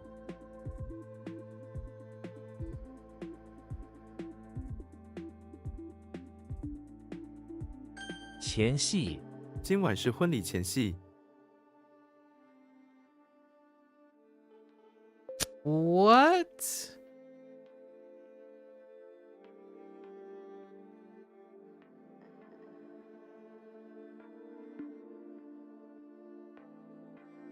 I thought this was oh no, it's not. How do I know Xiong without knowing the what is 是，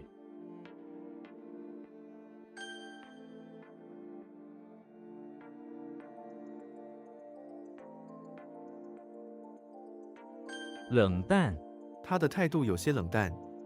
done?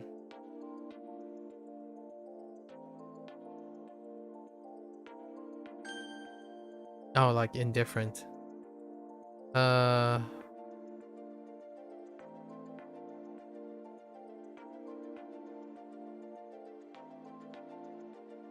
降，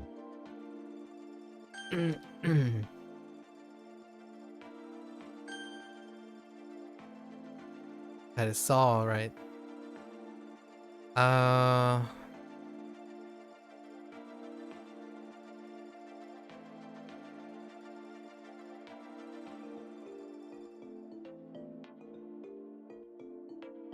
粗心，工作时不要粗心。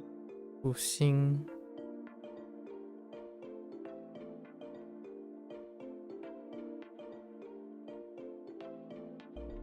like worry, concern.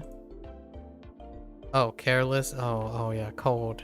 And coarse, heartless. It's the other way around. Yeah. Fine. Thought this was this New Year's? The night before? The evening before? I thought it was New Year's Eve, but... Oh, is it just Eve? It might be just like plain Eve. It doesn't have to be.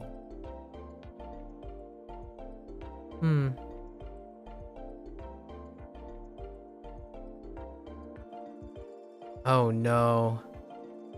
I remember you, and now it's gone.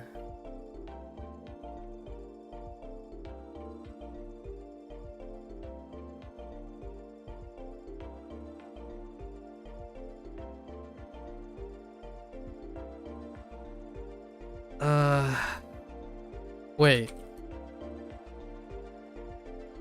Ah, I thought it was fine. Yeah, it's just any Eve.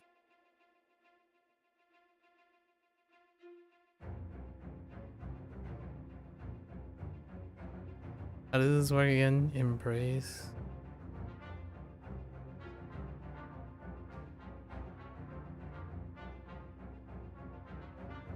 Complain, right?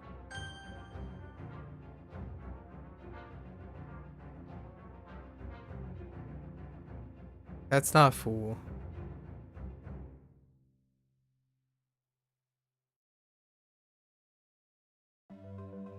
Like, this is true. And then...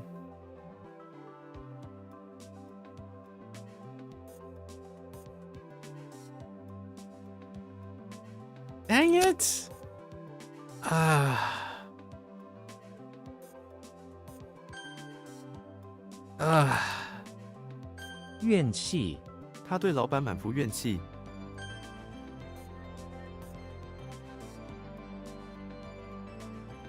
Oh, you heckin' lay.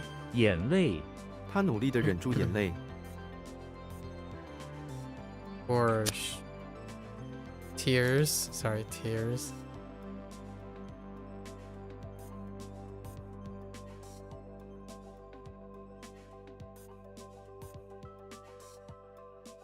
What?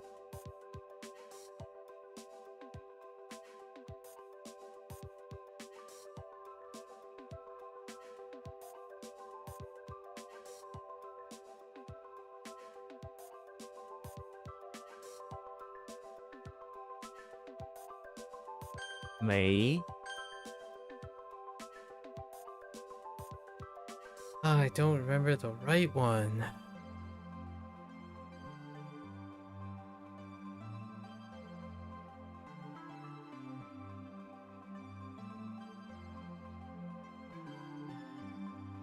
致富，他的商业计划很可能会致富。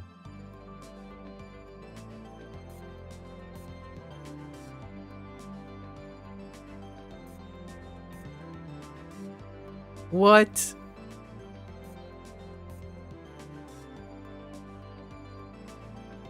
Like rich?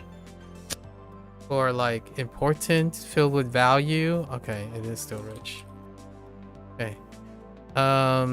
Yeah, deliver, right? True. Yeah. You're wealthy. Okay. Like it has value. It's becoming like it's of wealth. Okay. 秀， We gotta settle back in. "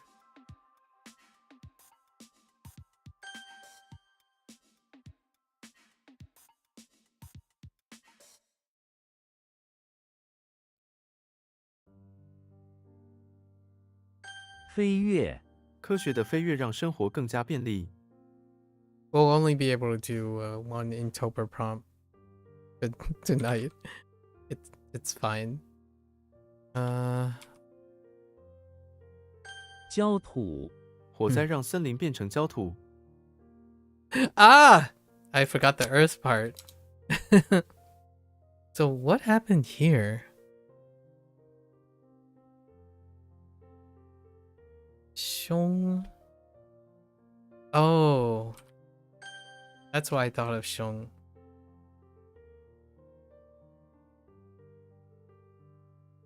What? Incarnation?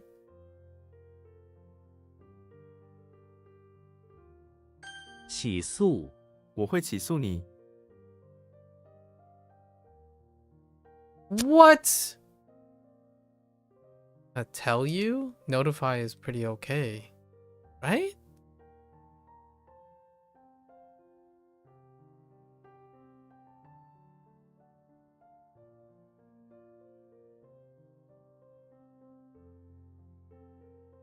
What the heck am I looking at?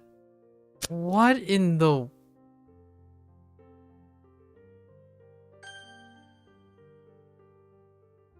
I don't want to talk about it.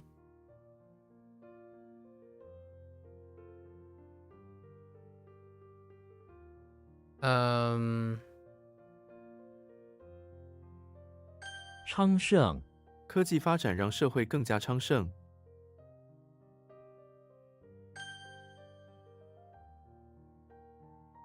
廉，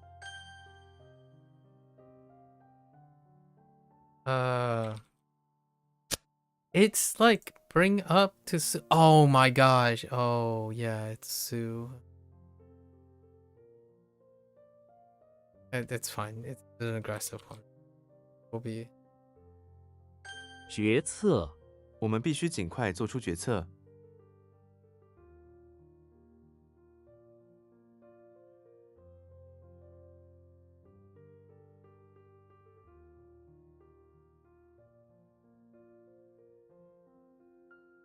Like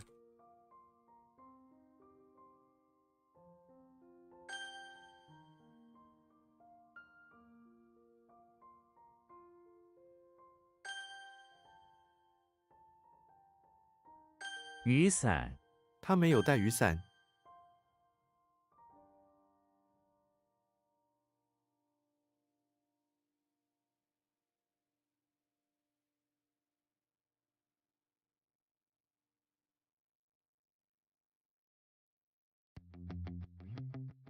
ooh, I don't remember the left thing. I'm trying. I'm trying.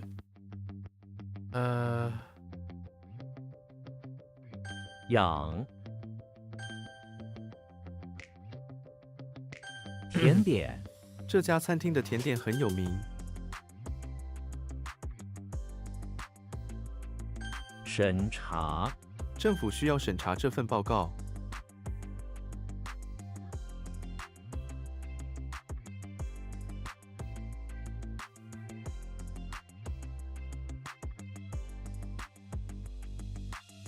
存款，我有一个存款户头。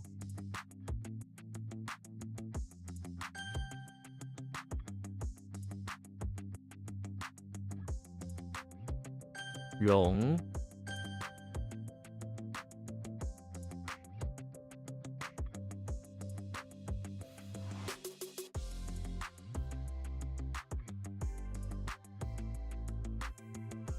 What the heck is something's not right here.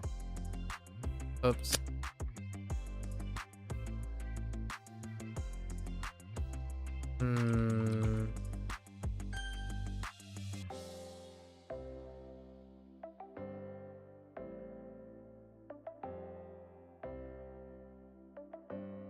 No.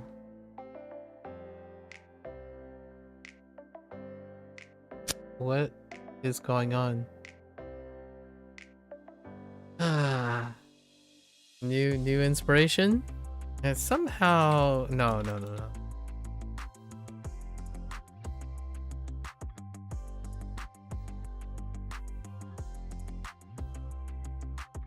It's not that either.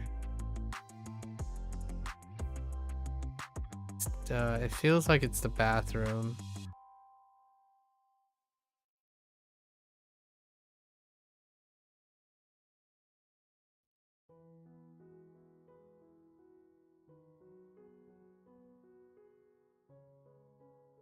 Nah, I don't got it. Yo. It's probably glue. Is it glue? It's heckin' glue. This isn't the first time. Glue makes sense. Lack of a better word, glue makes sense in this situation. Of course, this heckin' glue.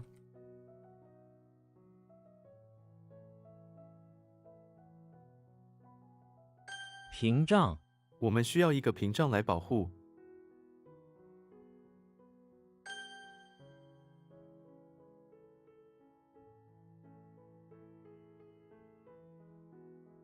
药， What in the... 捕捉，我想捕捉一只宝可梦。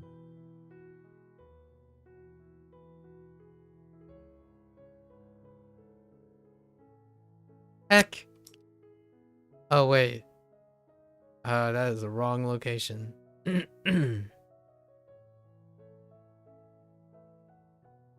唱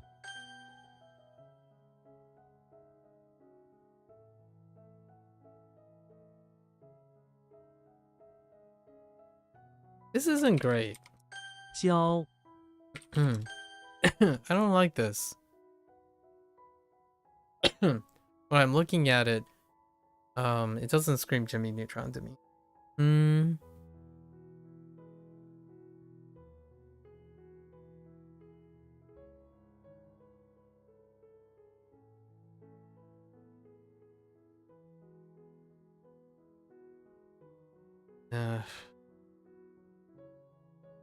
I can't. I don't know of anything really that much. 侧 Or that's just a shelf.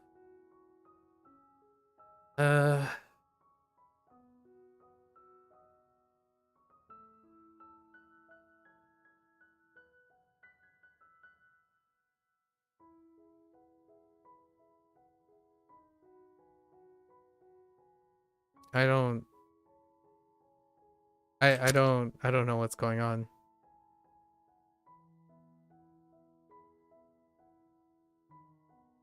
节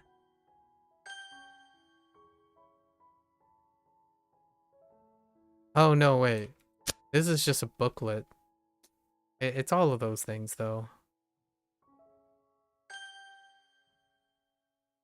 So what's going on here? I thought that's oh. Oh, it could be Mon. No? Or wait. Oh, wait.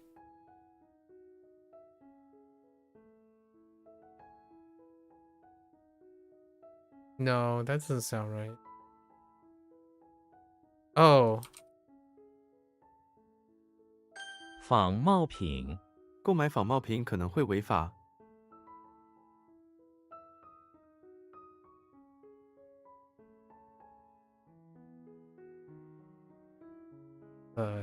Heck?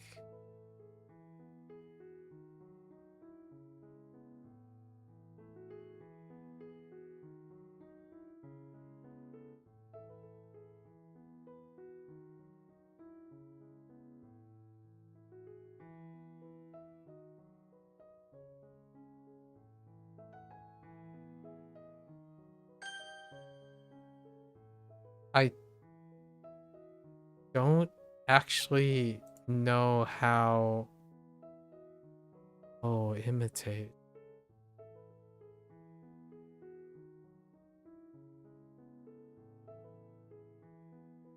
Right. 书柜书柜放在客厅里，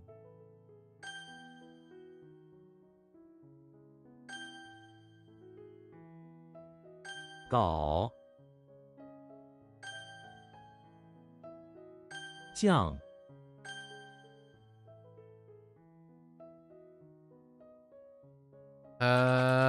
全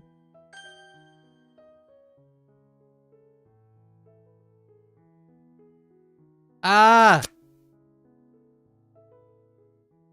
Oh, that's a trellis. Dang it! I keep not looking closely between cicada and trellis. 掏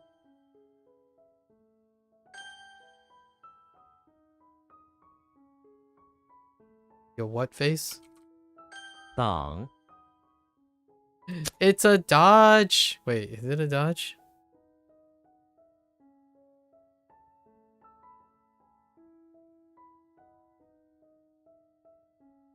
Um. 灵感艺术家需要灵感。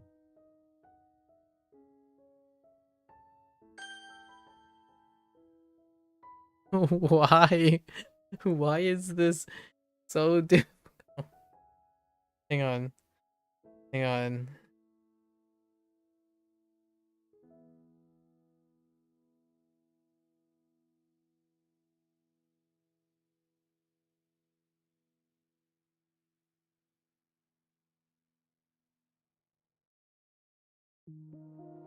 How is this not?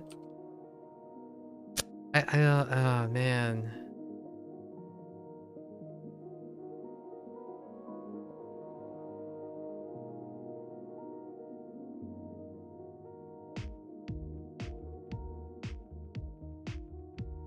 A vocabulary word escapes me.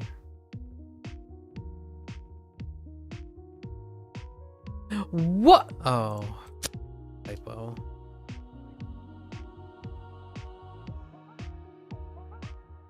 Lang. It's another way. Oh, bright.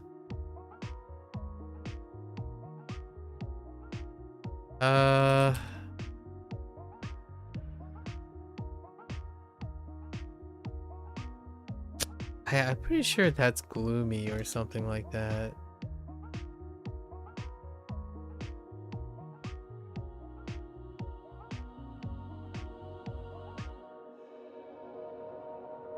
Hmm.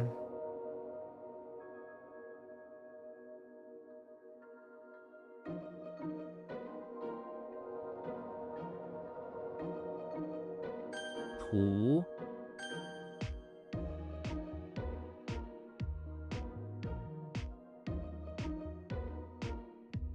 What? Typo.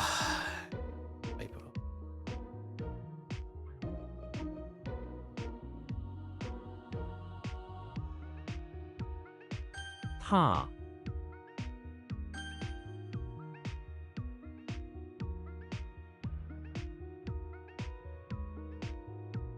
关税。政府提高了关税， Topical. 政策。这个政策旨在减少污染。小。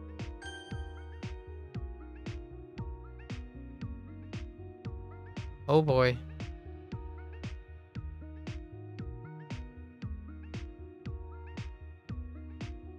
梁。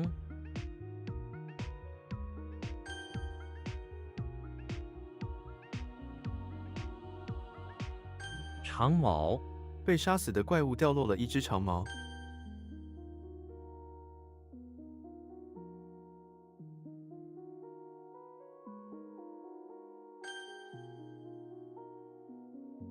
The heck with this.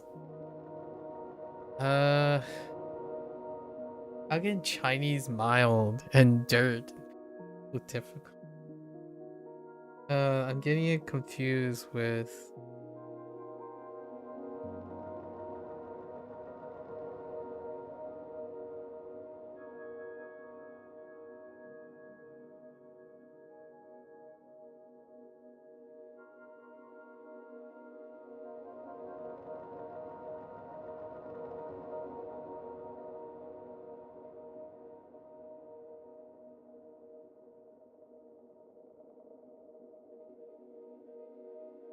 Chinese mile is not great. I tell ya. Japanese. Let's go to Japanese.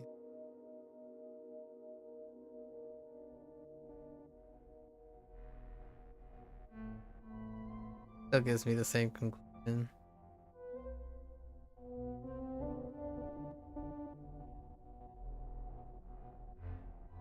This is probably most disappointing. It's heckin' Mai? Oh, right. To bury. That's right. Newest one. Man, this one sucks. This was recent. So, this was recent. We're fine. Oh my gosh. Ugh.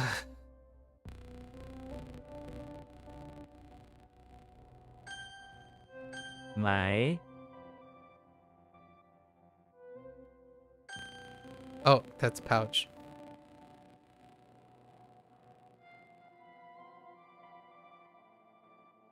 鱼。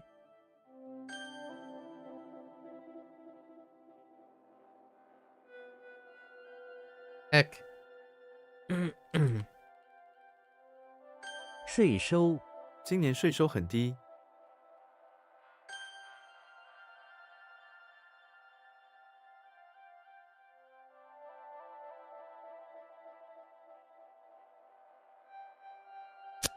What?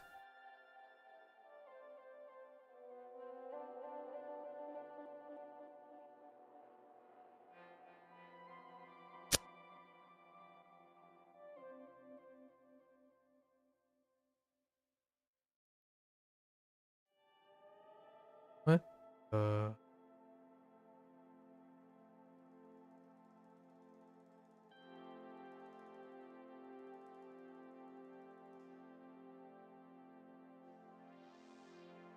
Oh. It's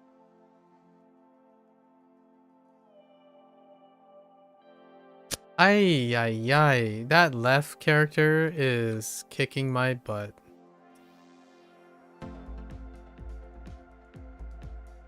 But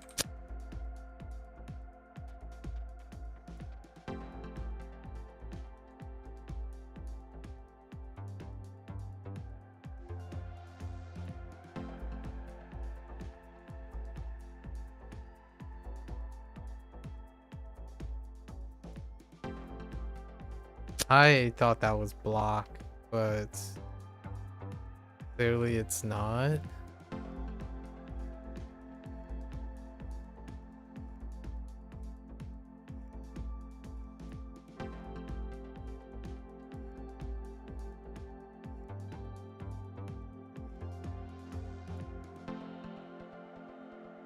No, all I can think about is yellow tree.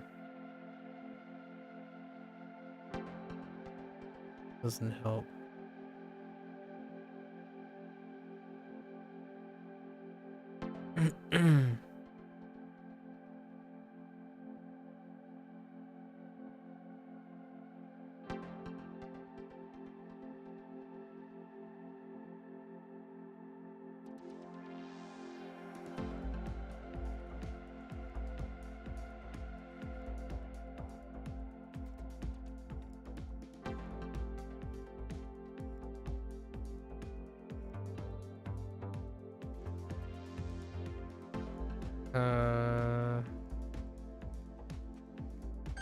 横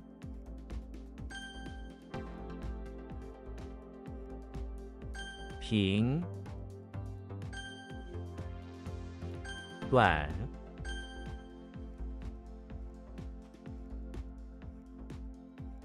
What?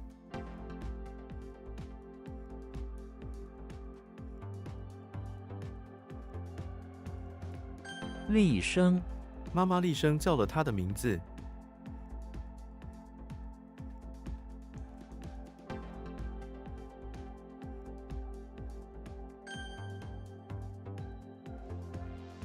斜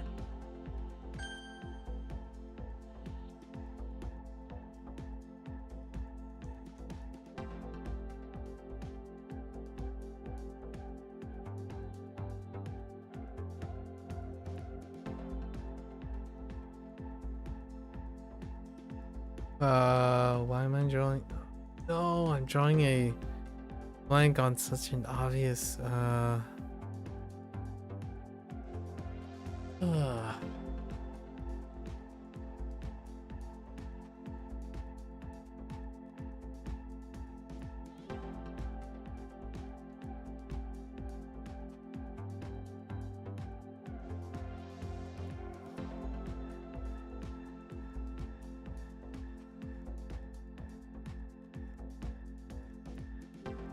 F1.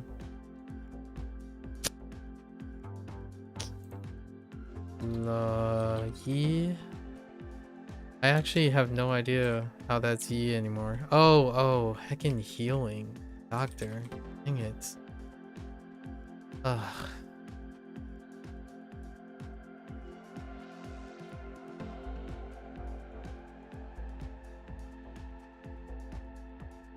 详尽他们进行了详尽的调查。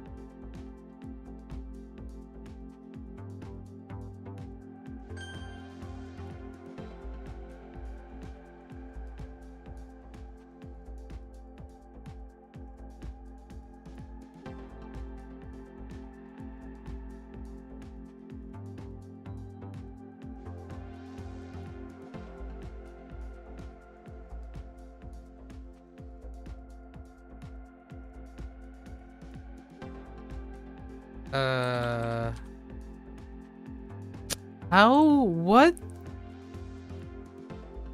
It's 1?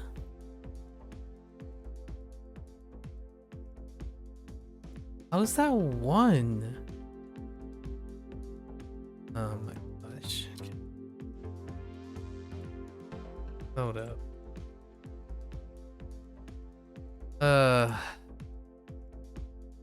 Son of a dingus.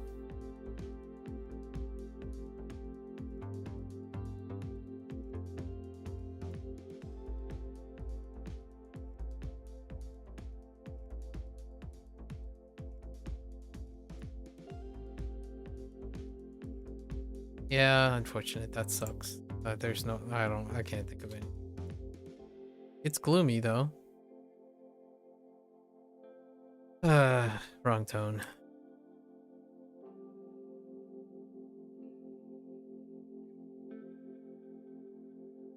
Fu.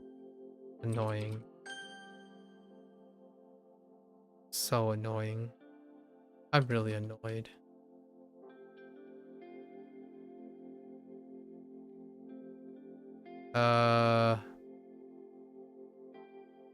Heck.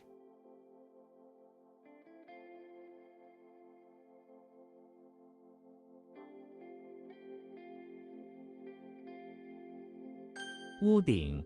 屋顶上有一只猫。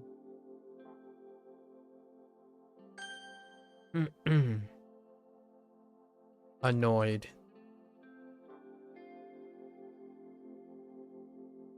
Oh no, not again. Not the big turkey problem. Oh no. Ah. Oh wait.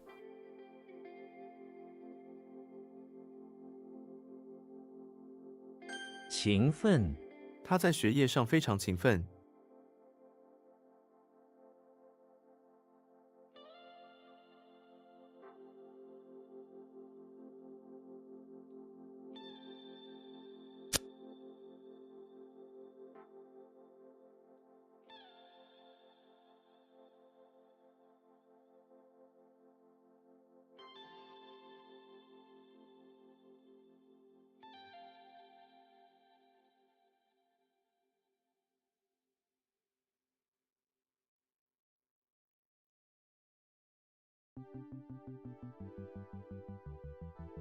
I swear this is... Oh, I'm getting these confused. I'm getting block confused. What is the difference between block? Yeah, we're getting below average now. Today is a below average day. Well, what was block? It's fingers. Dang it. I can win files.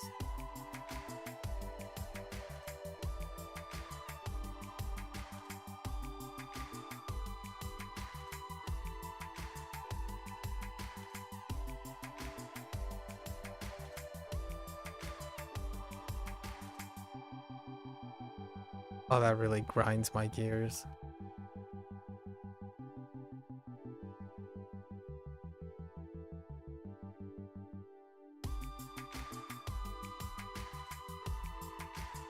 佳节。这个佳节是我最喜欢的时候。寿。Oops.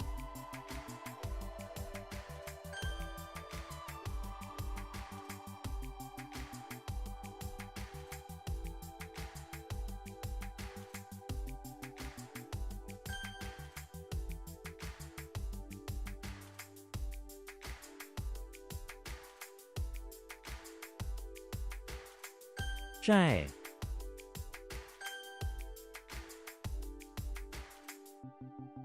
飞弹。敌人向我们发射了一枚飞弹。But this was so disappointing. 阴森。森林里的氛围十分阴森。醉。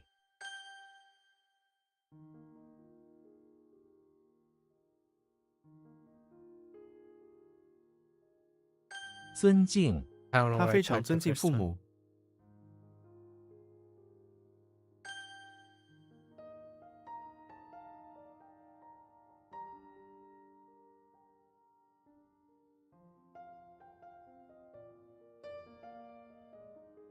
The heck?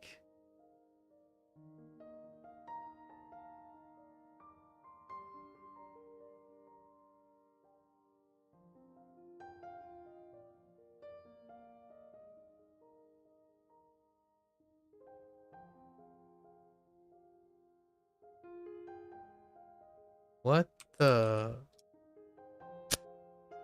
What the heck?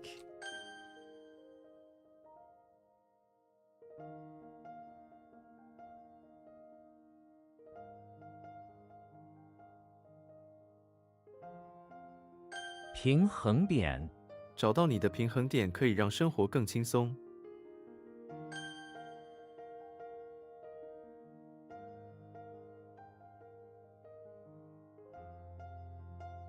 锅，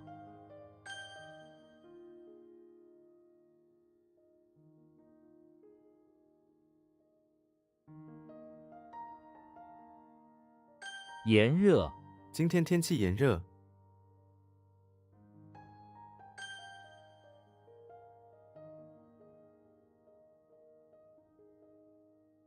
Second bugle?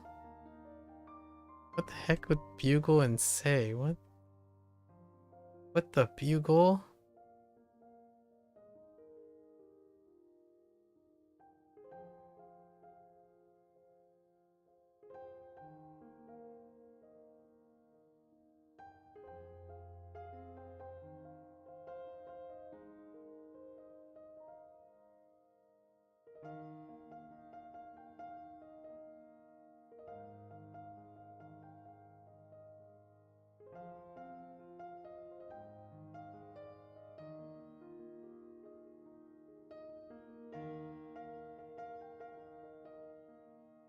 I have no idea anymore.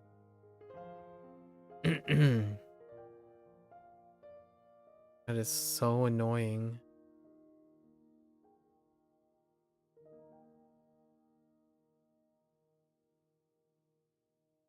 Dropping so many things.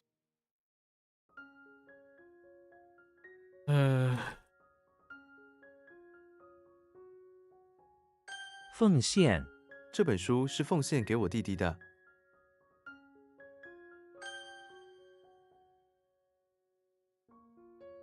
炸， It's the same thing.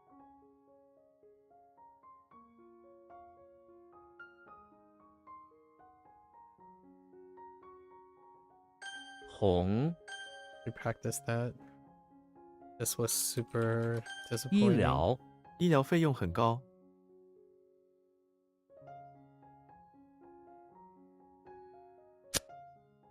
Treatment? Medicine.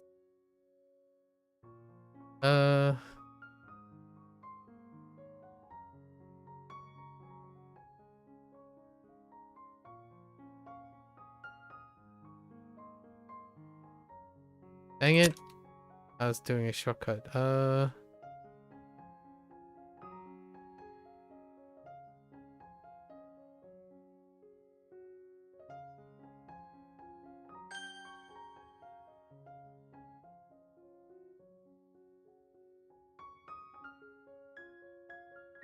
圆，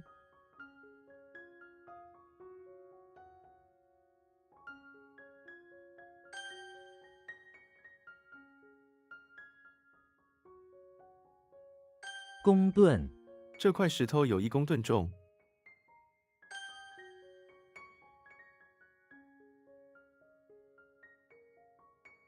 直径，这个直径很大，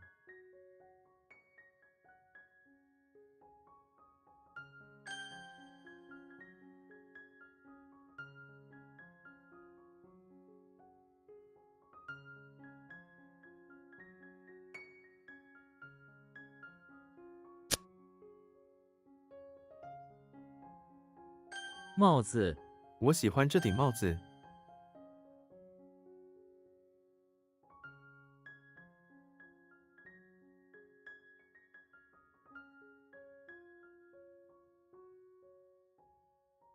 绕道，这条路被封了，必须绕道。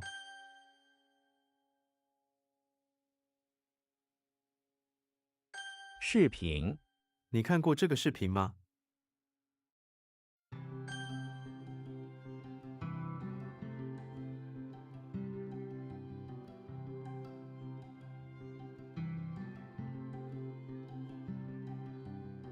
彩券，他每周都会买彩券。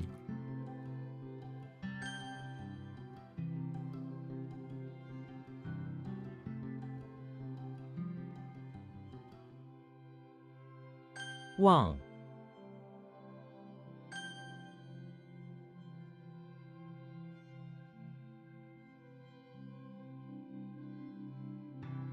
到，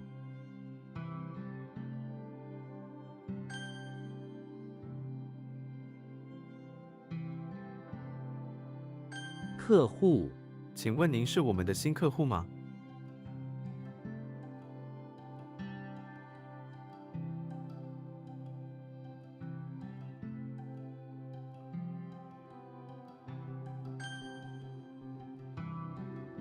沙，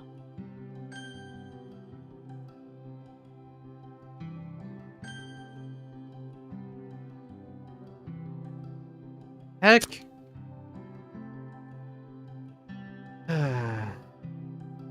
纲领，他们制定了这个纲领。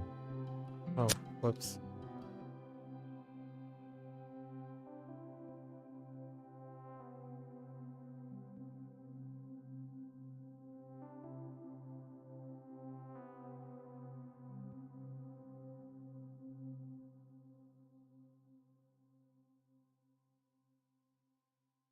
Dang it.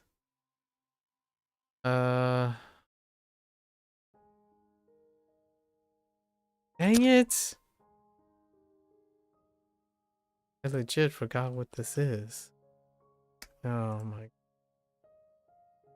I can sure. And knowledge. Can't believe I forgot sure. It's very rare. Sure, there's so many sures, but usually they're all very identifiable. Yeah, today has been a bad day. We're up to 9 already. That's incredibly terrible. This is super below average.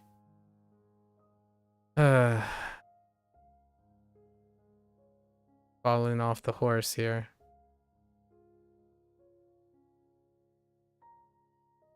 It's not.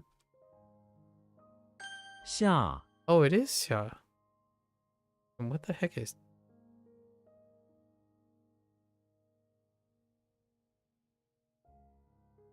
It is Xia.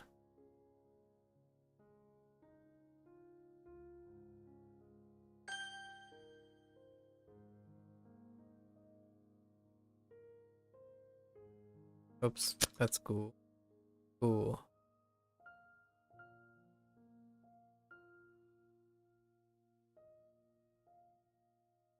长，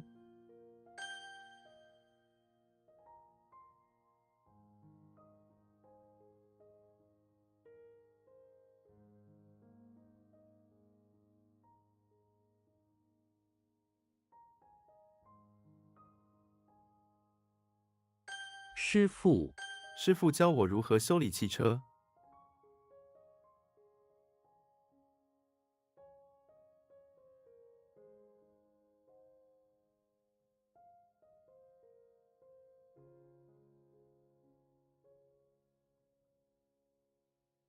鼓，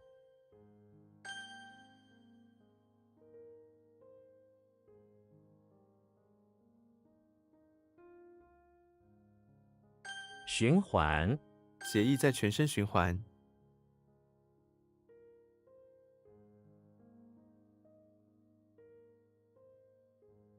触，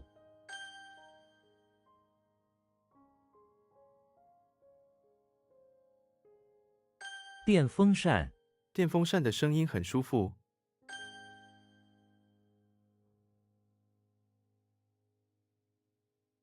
画册，一本中国画作的画册。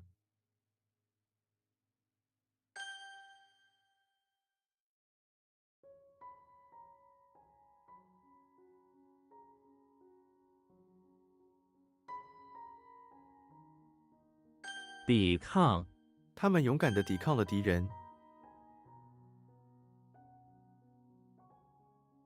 长，静，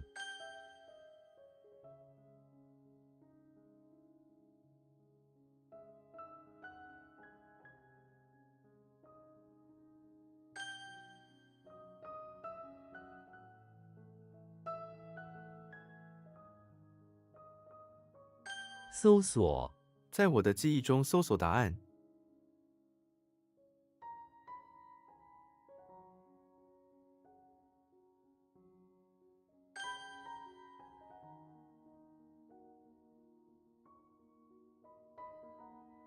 What incarnation? Oh.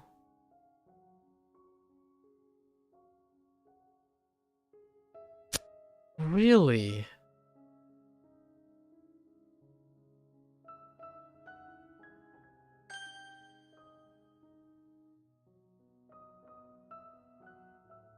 赏识，我赏识他的才能。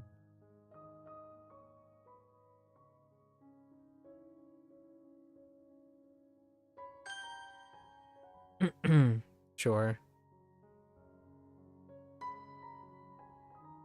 皇冠，皇后戴着一顶华丽的皇冠。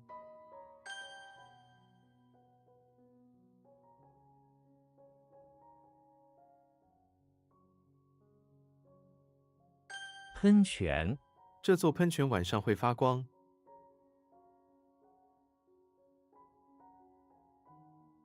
Or is it the other way around? Spring fountain? Fountain spring? Is fountain? Fountain might be just, I think fountain is enough.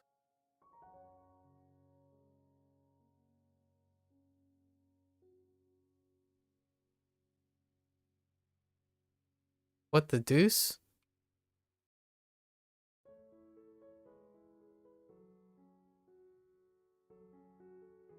脾气，他的脾气很坏。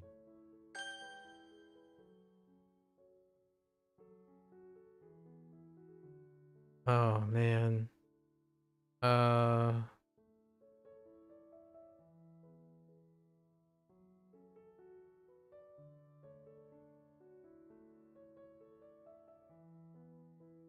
海域，中国希望控制南海海域。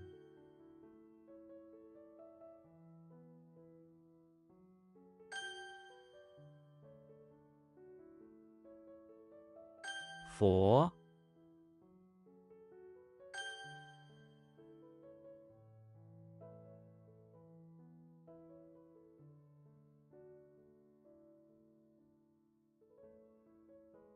变迁，随时代而变迁。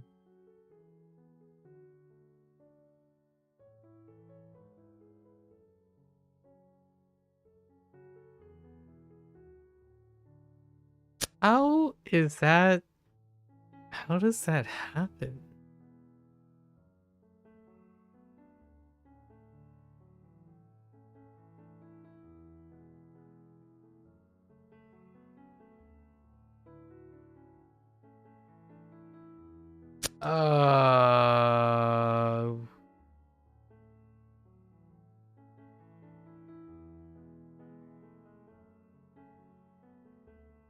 I wanna think about it.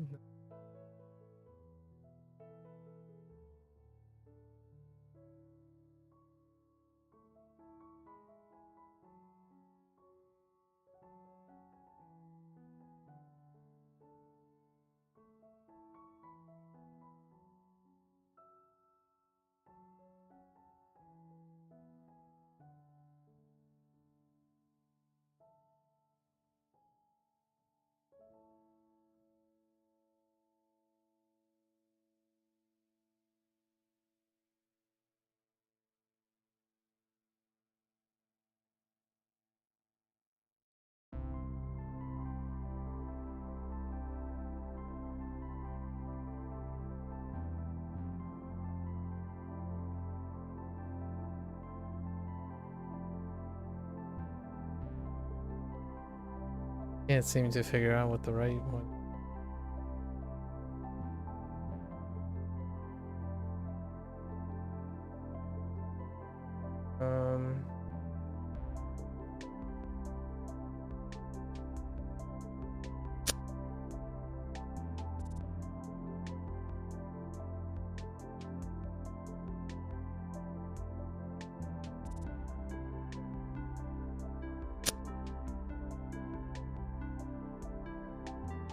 Oh my gosh, second 检查.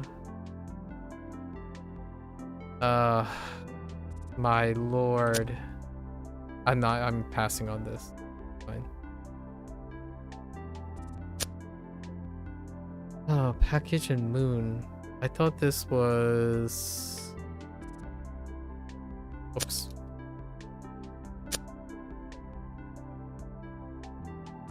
Is this not immediate?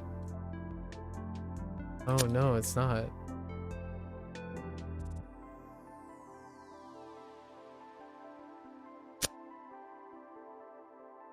What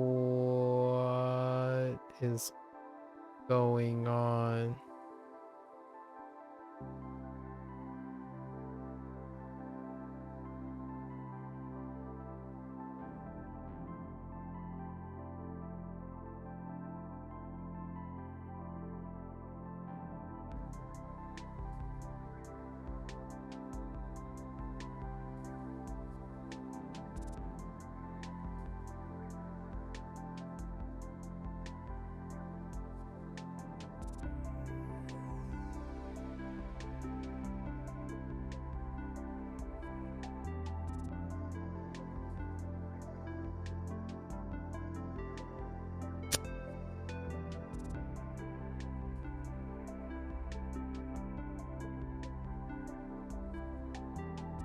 What is going on? Oh my gosh, it's heckin' bao again. Heckin' placenta, dude. Okay, but I do have a new mix-up, which is immediate and G. What is G? I swear G has package in it too. Or maybe it doesn't.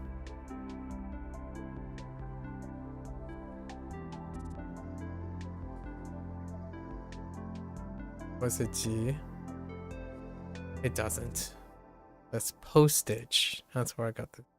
Again, package again. Where are we at? Alright, 10. Well, placentas just sucks. But it's along with liver,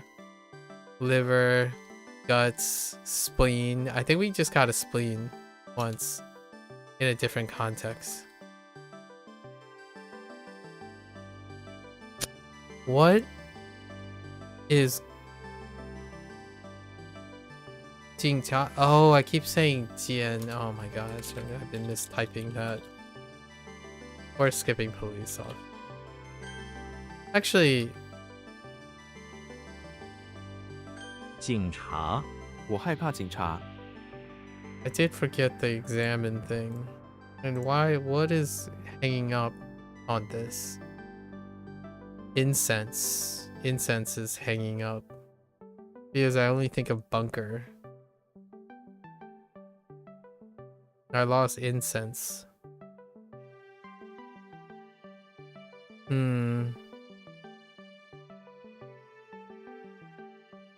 Now, why is that? What is bunker? Is bunker different?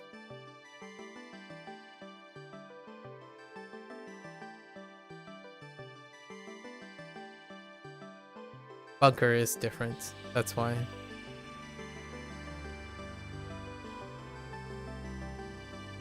Yeah. I made a mistake on incense. Should know police though.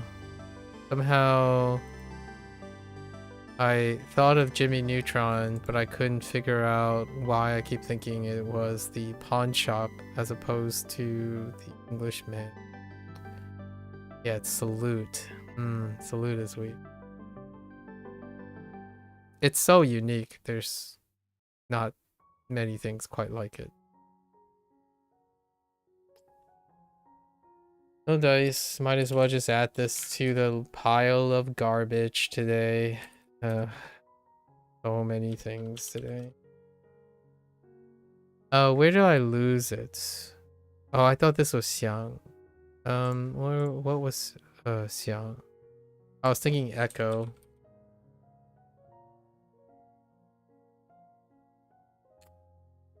Right. It's because the structure is similar, but not the of the characters. All right. Bad day. A good day of conversation. All right. So triggered by today. The lesson today, anyways. Okay. These were yesterday's lesson, right? So I guess we just go over them again.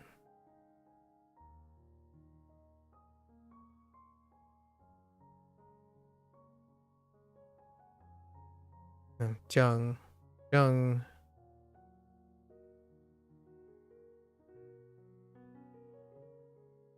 Why?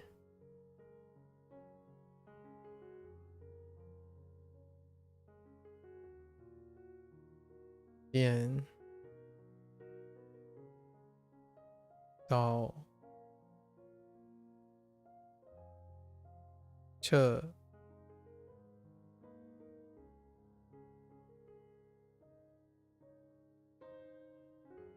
Su.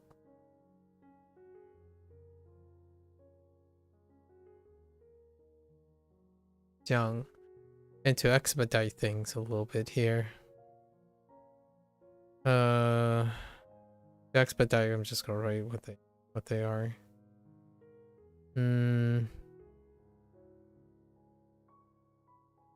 Disease or condition. Scrape. Worship.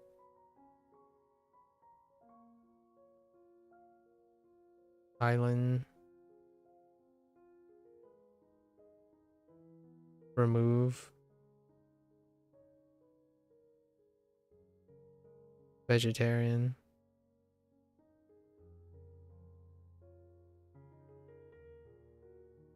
Accounts. All right. And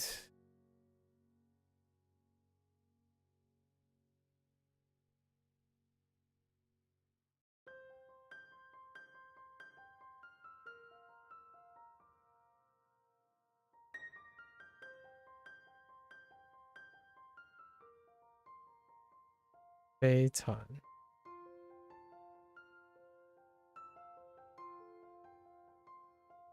Xian.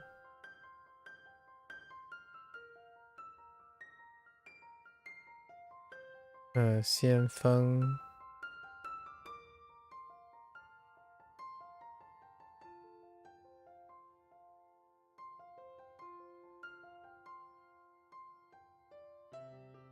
That's not it.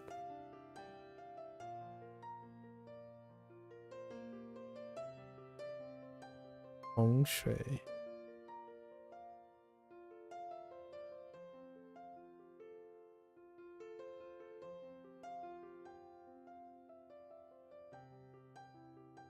Oh man.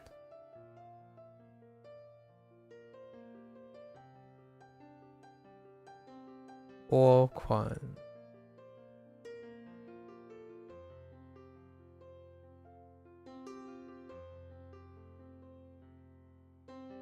Tan Bai.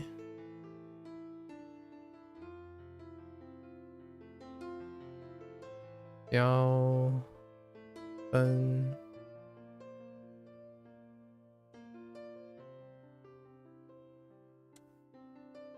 Bao Guo.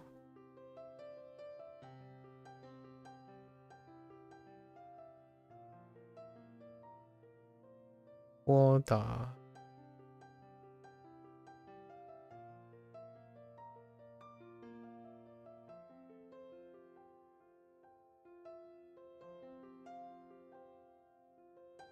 Chen San.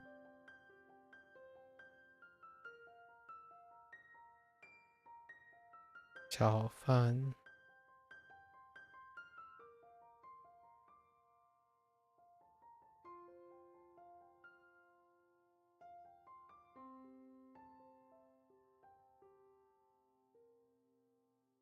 Jiao Ta Che.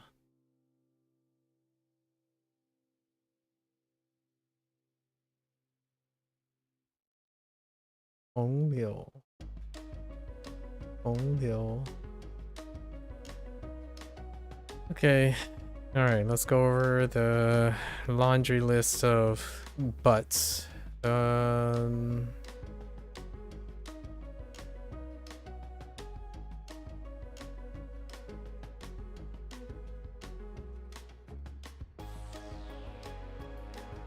Wait.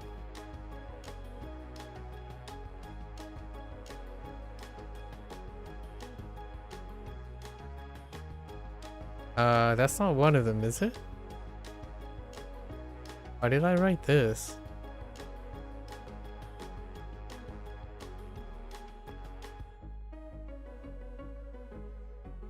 Oh, that's Jiao.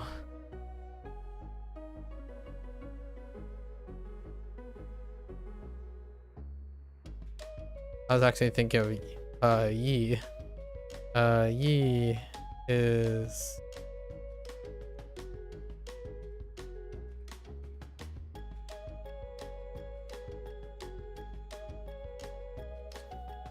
I forgot what's to the left.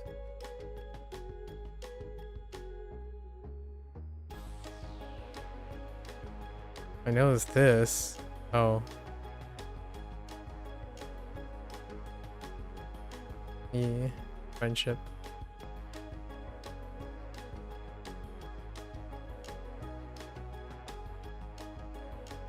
Cool.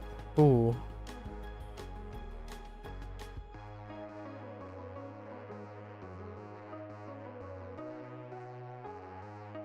Solid. Yo. My. Oh, heckin' my.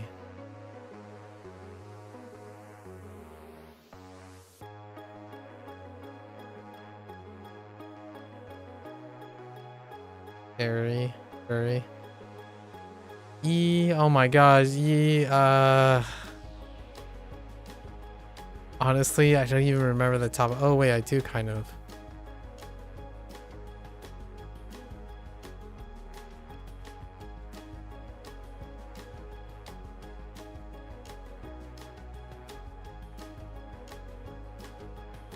Yep.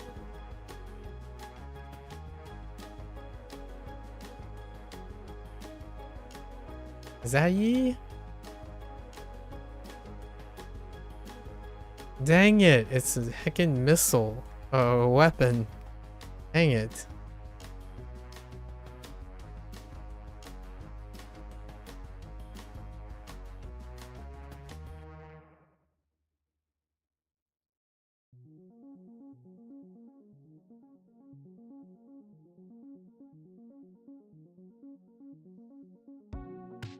Yi, or a doctor. It was, what was it? Yi Liao. Ying was a recurring problem before.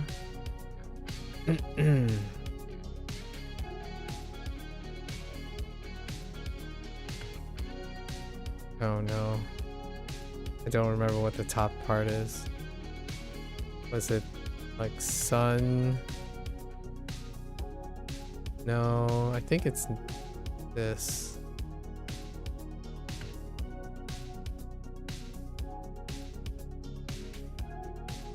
And then like that. Ying is negative. Let's double check. Oh, yes.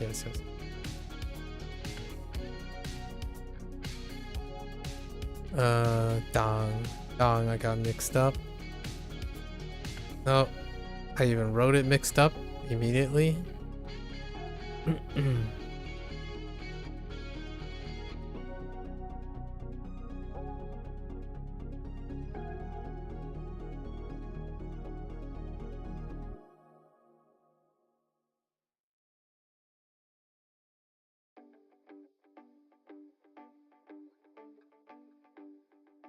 files. Sure is really disappointing. Probably the most disappointing of them.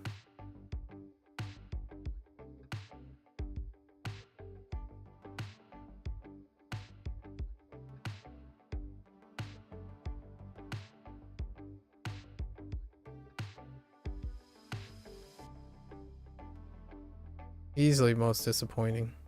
No contest actually. Sure is the most disappointing. Bao, having practiced Bao and still not really connecting, this is arguably very disappointing. On the top. Organs will be organs though. And then Jing Cha, that takes the cake. How do I salute?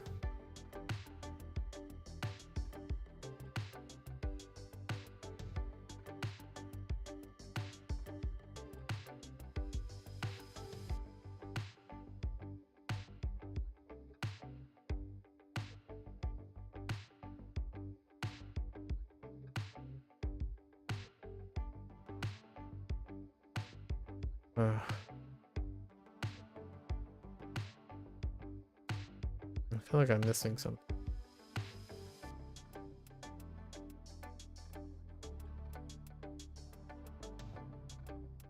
Oh, I'm missing the flowers.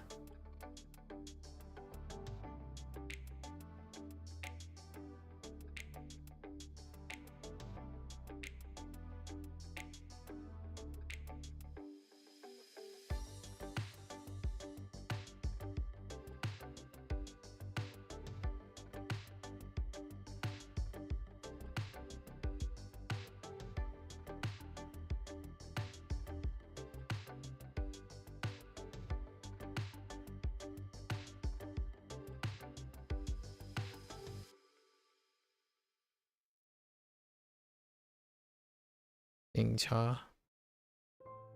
Well, some days you're on, most days you're on, right? And some days you're off. Alright, so that's a wrap to recover from our yesterday's thing.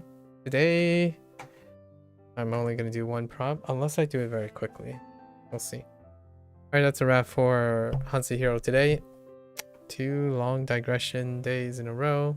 Got a chance to meet someone pretty cool, another Norwegian.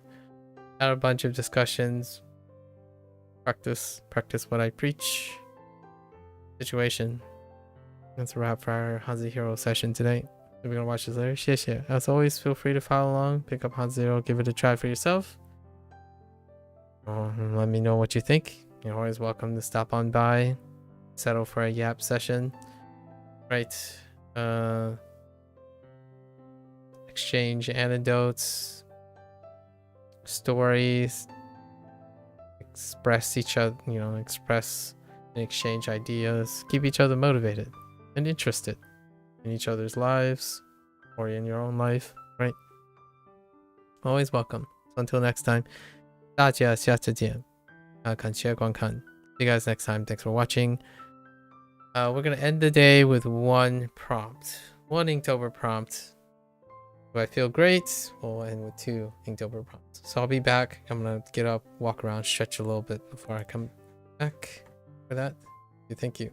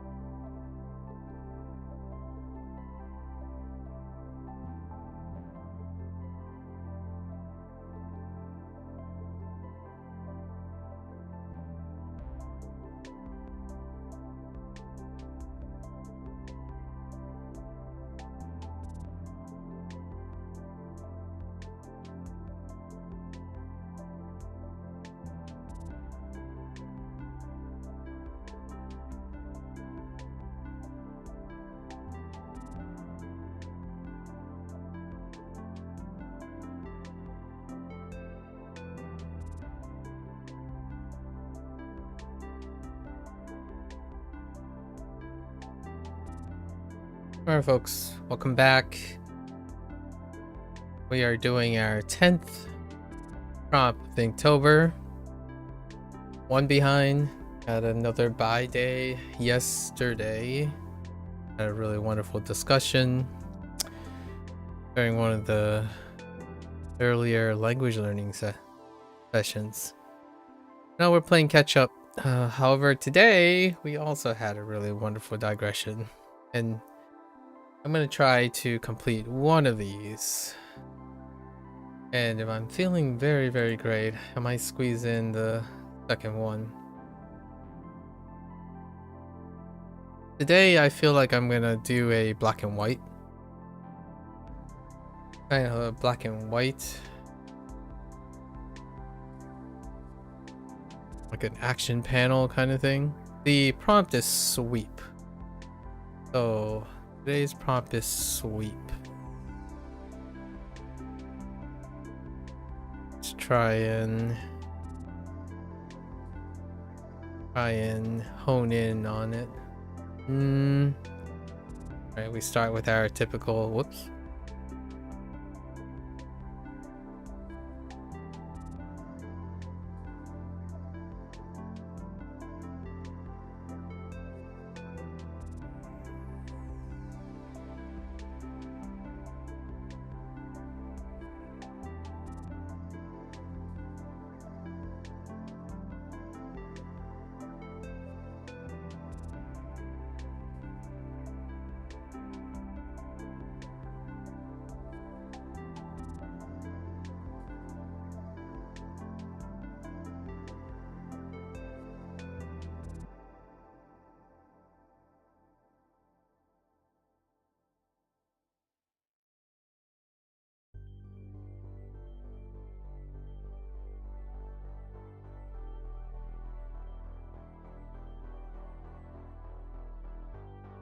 We'll start right.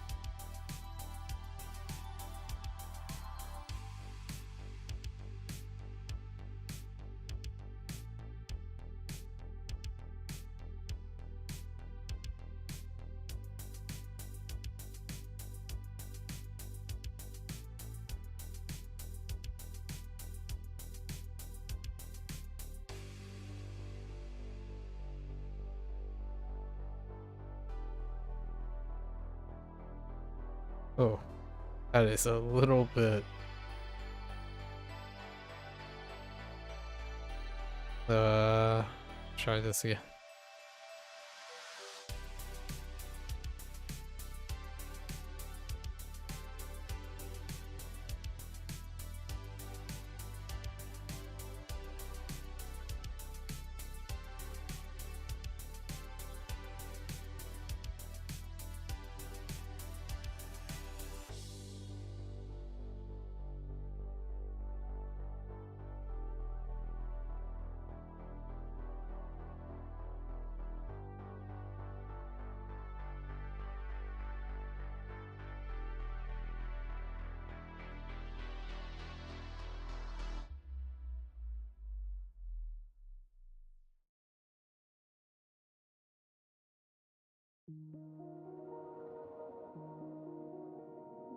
We'll work on that in a bit.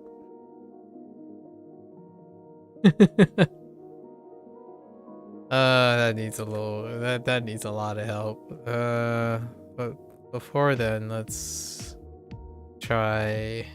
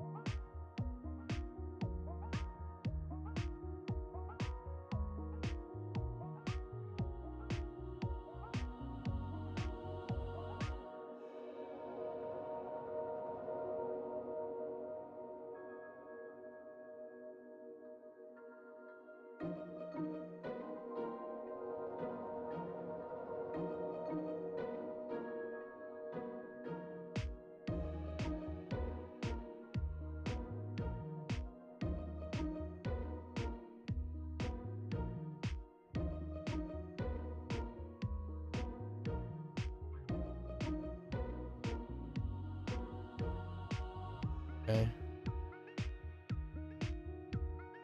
All right.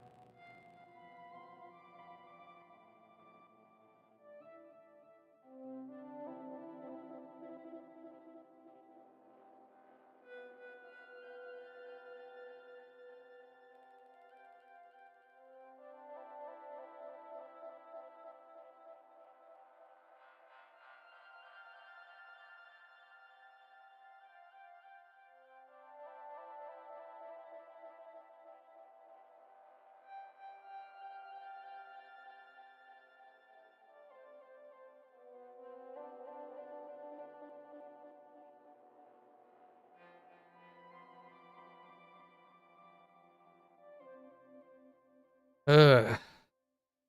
Okay.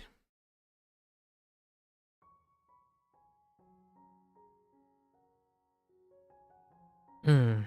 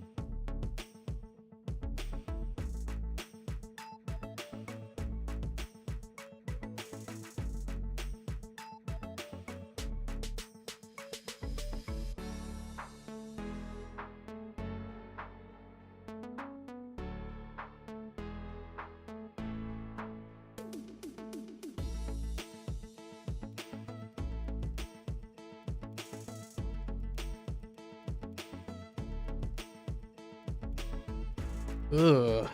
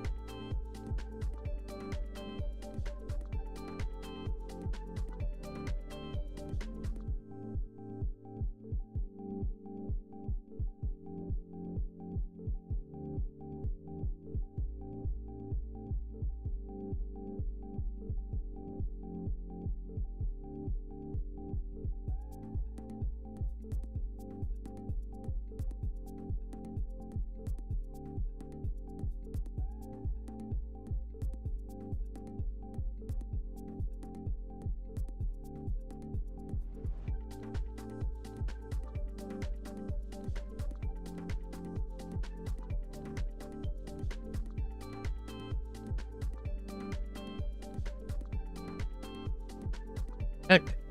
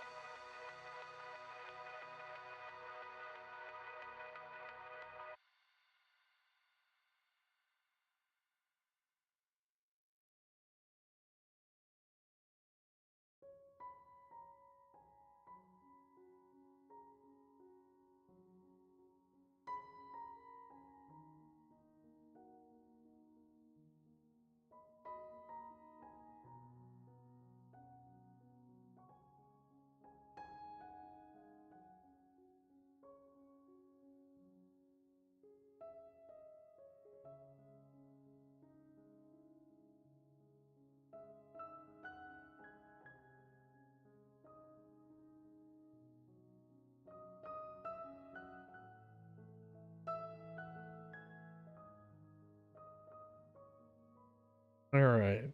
So, uh,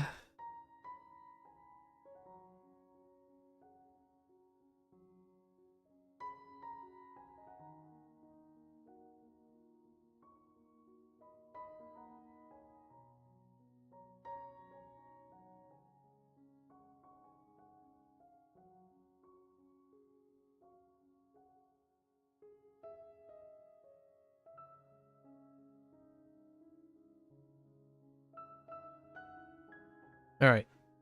So now we're gonna try to do a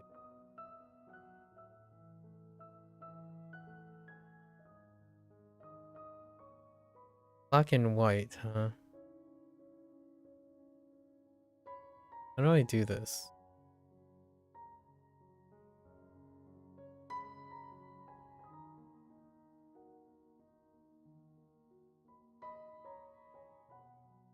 Where's it go? Let's do our last one.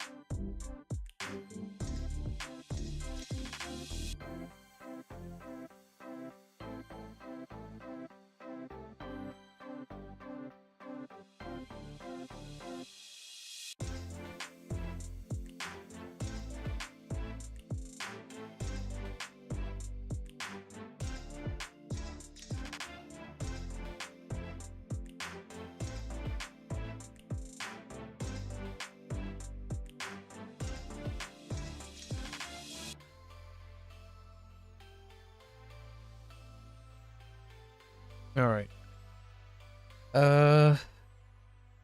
So now I am gonna attempt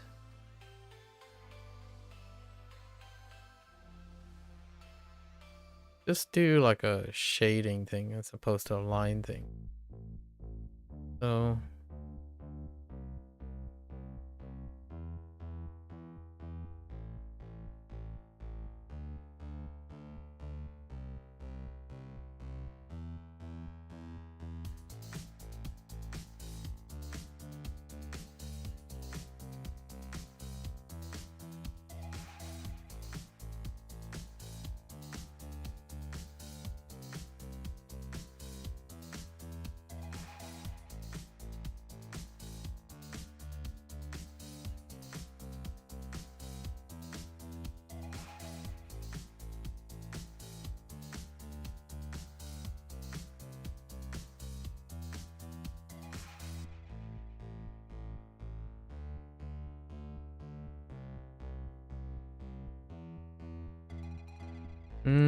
or nah, I don't want to go and do that approach, do I?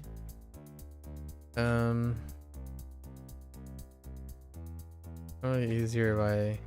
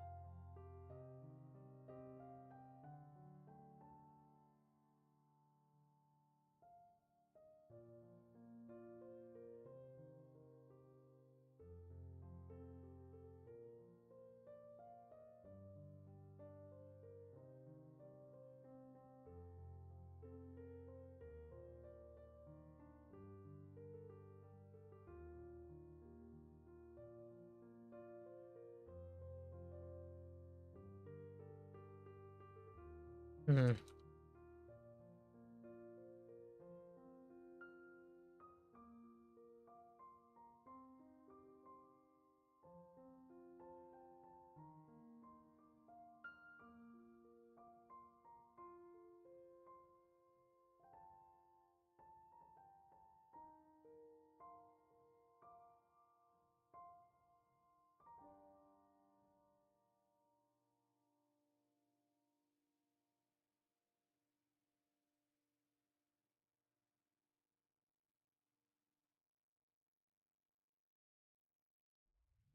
Hmm.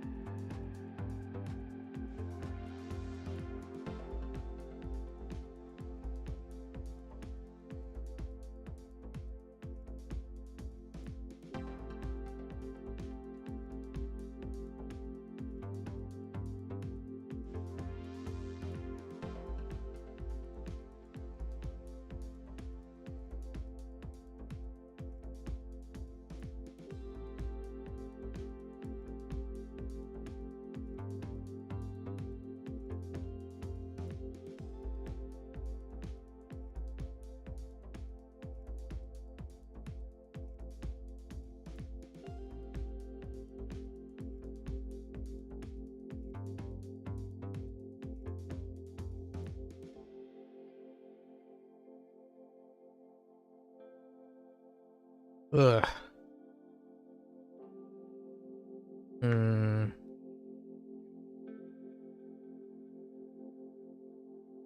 Like go in a little.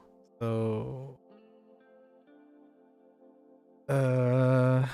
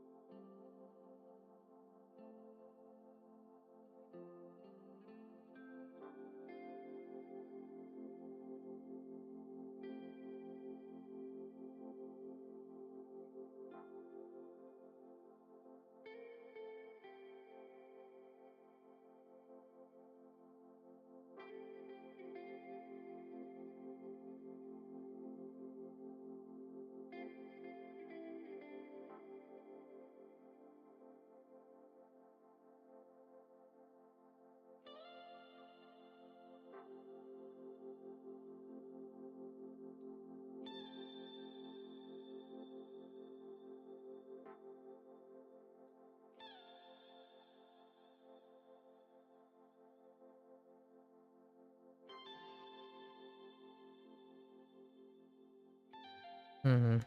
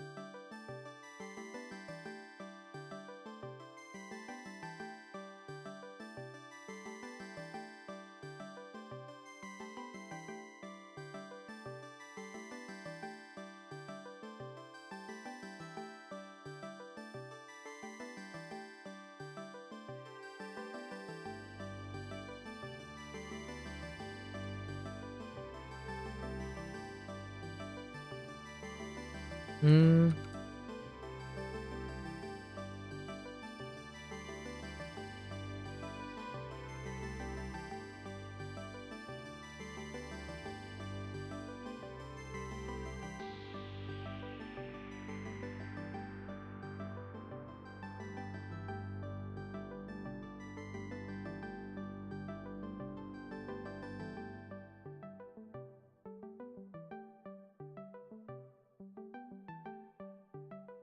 Hmm.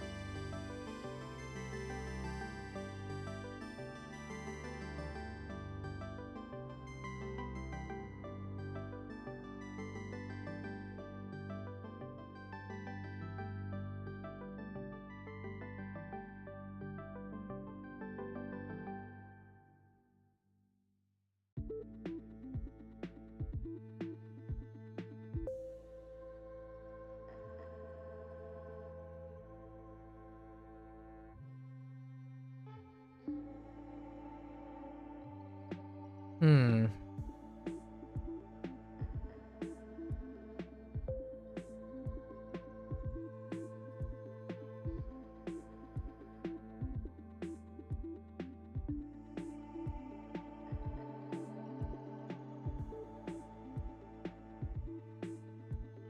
Uh.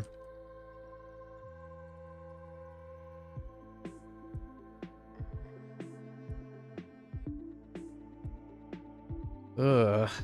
Okay.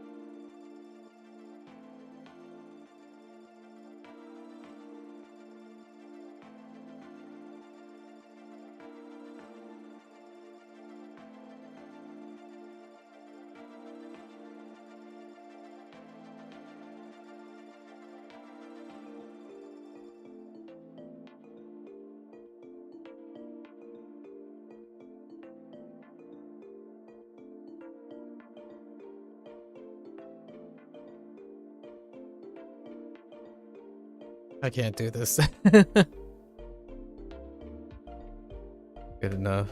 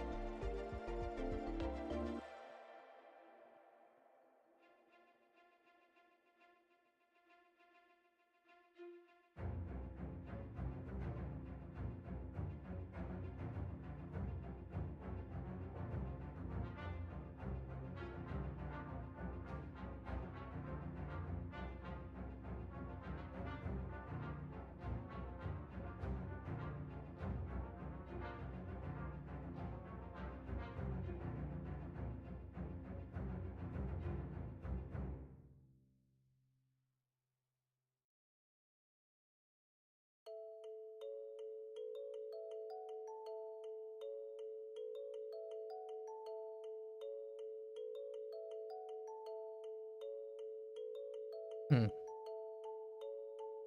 Uh.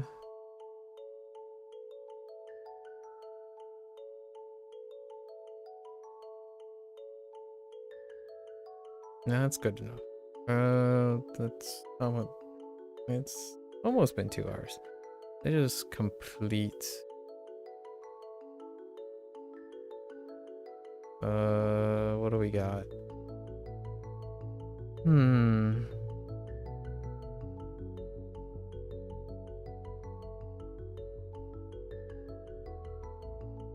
How am I gonna make like those specific lines?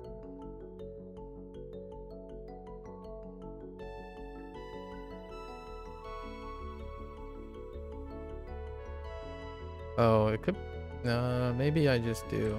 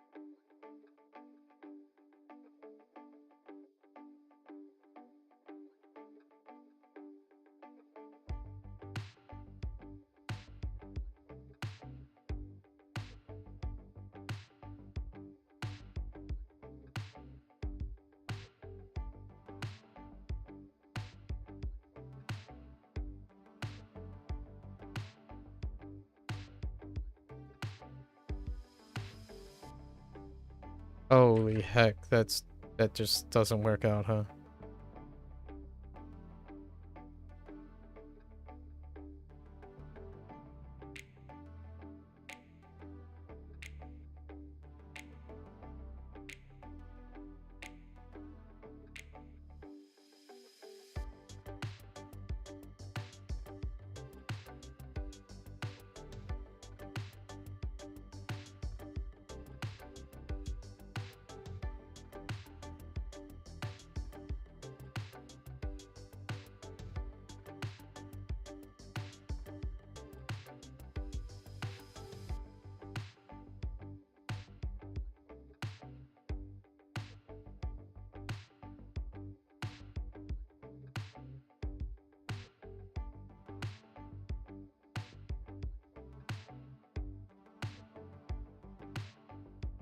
I have no idea what I'm doing, but you know, we're doing it.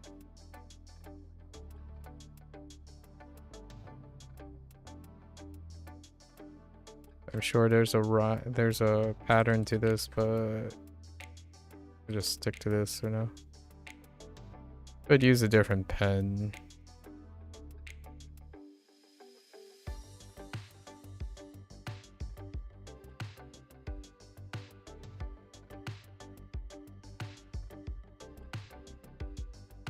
I feel like they were forming more of a triangle. Yeah, those things are forming more of a triangle.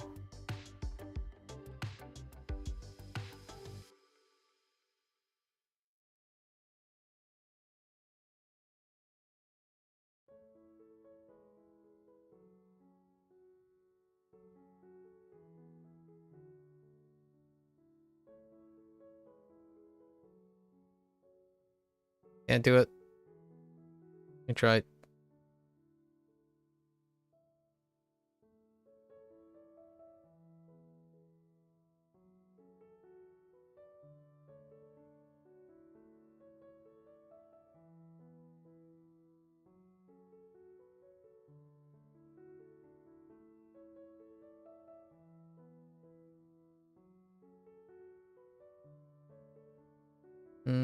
Yeah.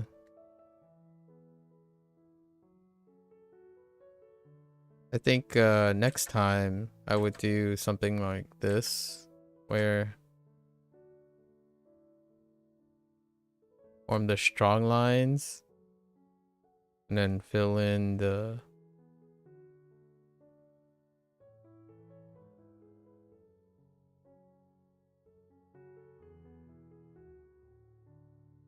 or just use line tool. Oh, my hands are exhausted.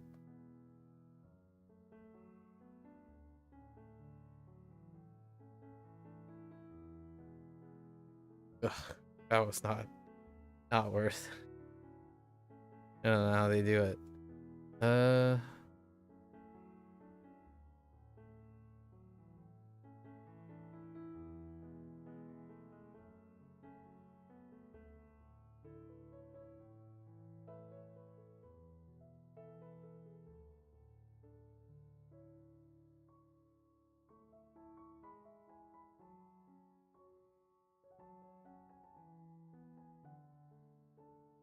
Could instead do like larger things so that they don't look so chaotic. Something like this.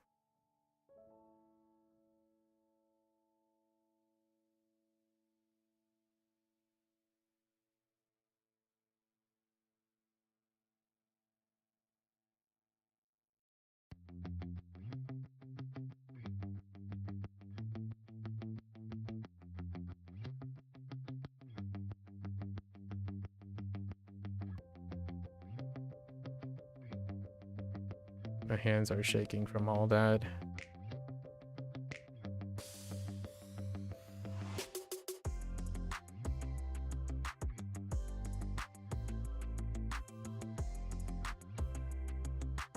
I didn't mean to go that.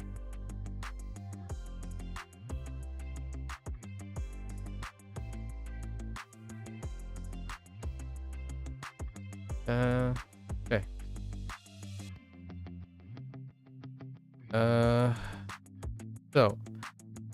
A different way to go about this is probably we'll do it this way.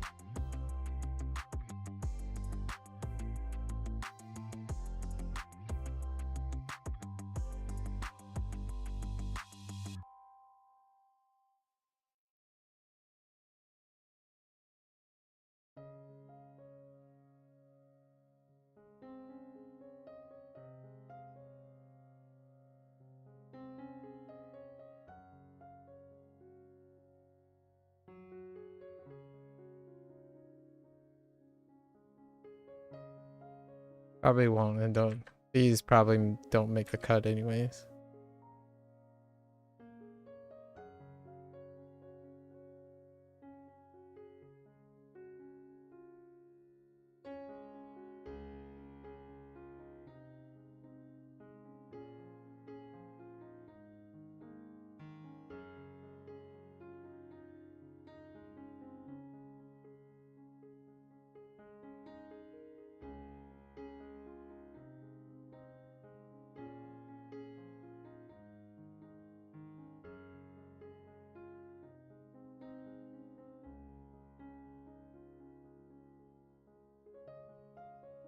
Yeah, do it in triples, do it in threes, and then be okay with it. My hands are in a very, very rough state. And then I kind of want to...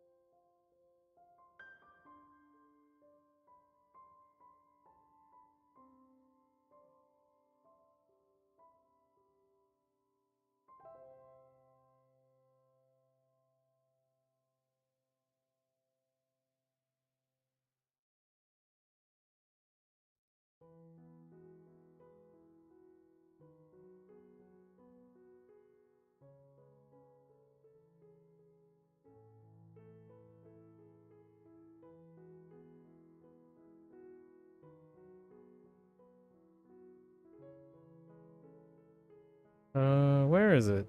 Oh.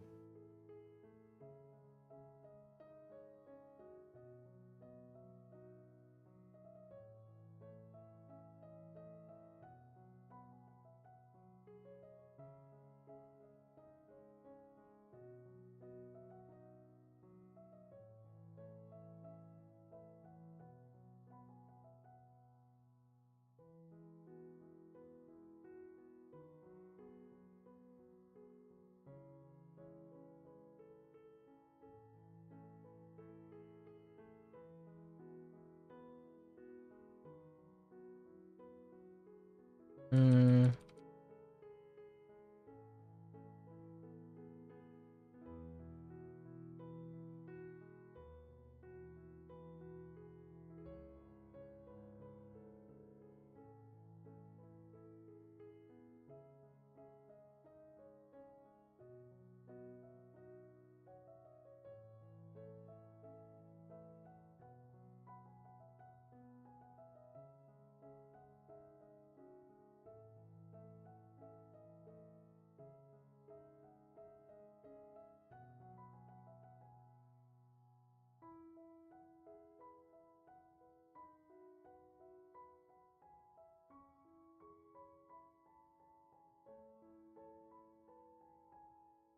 Right. 2 hours? Yeah, that's good enough.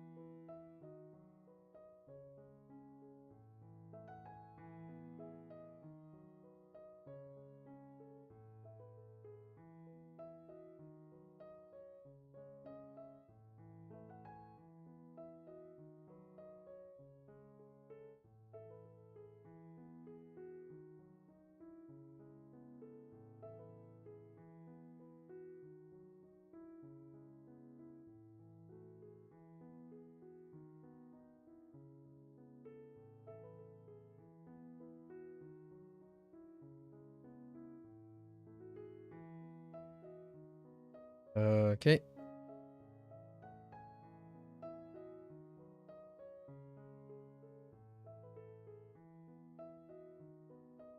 Oops.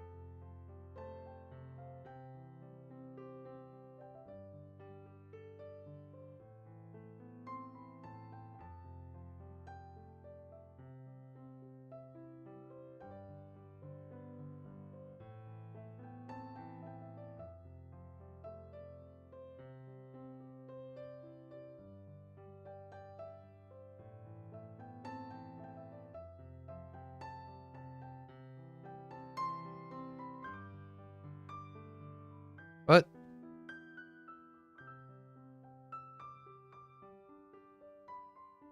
Oh, right, it's white.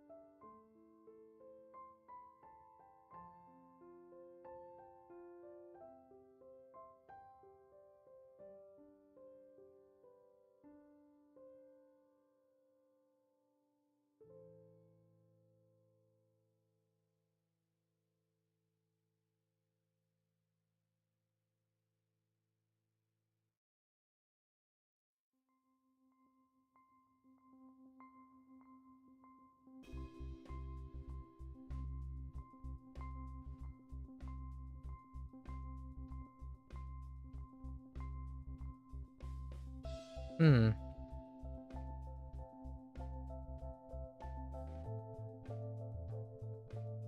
Doesn't do what I think it's gonna do.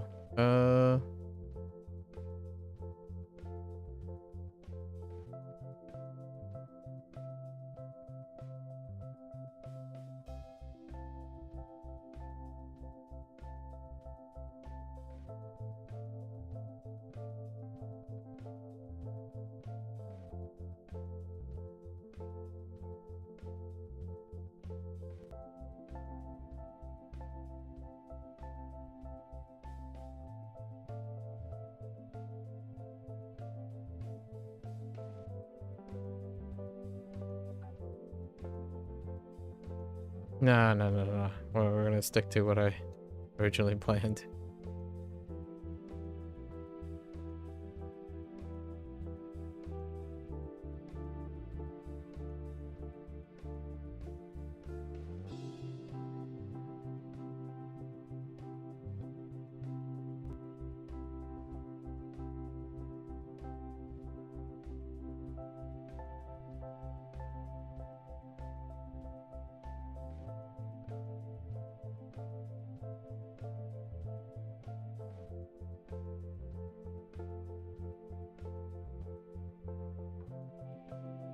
Sweep. Am I using Sol? Probably Sol. Or yeah. Is that actually different? I think that might actually be different between... Oh, that's a...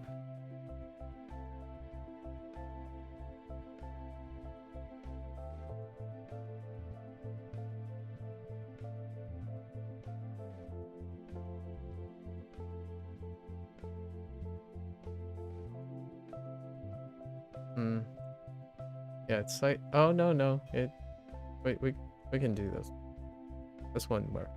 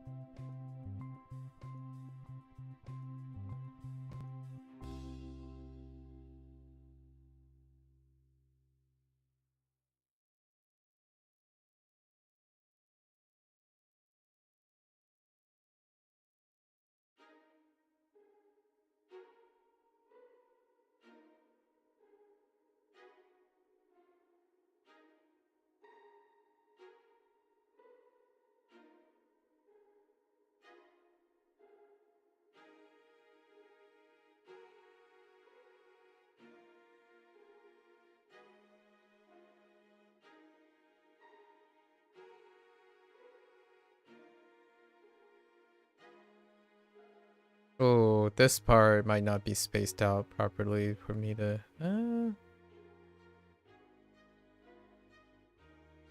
actually kind probably gonna be fine if I...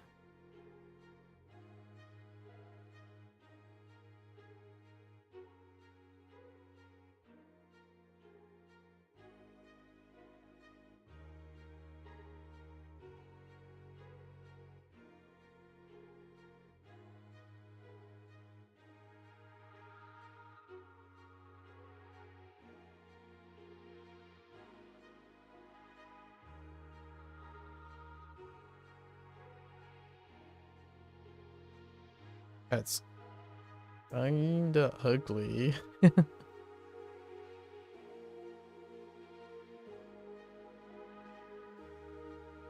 That's good enough.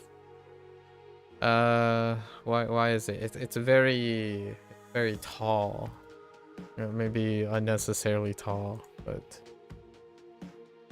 good enough.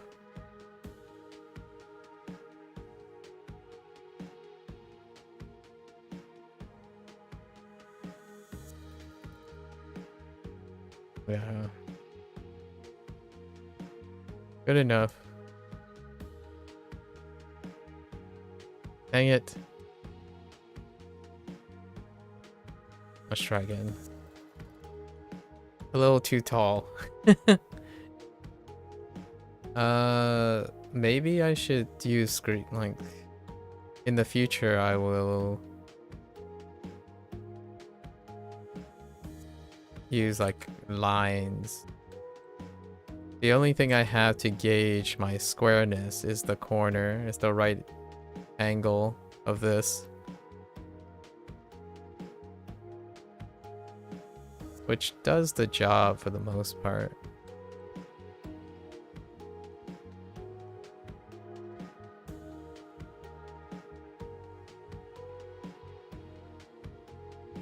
It's too high.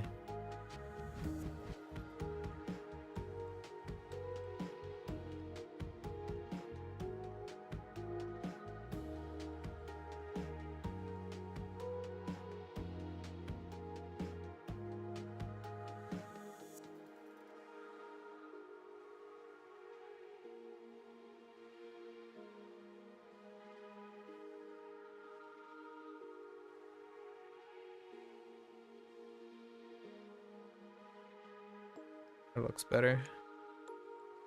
Still a little bit stocky. Probably here. Let's add a little bit more space.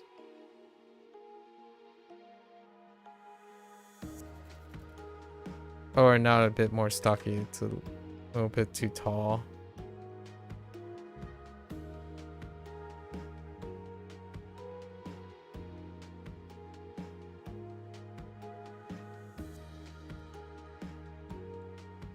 Yeah, that looks a lot better.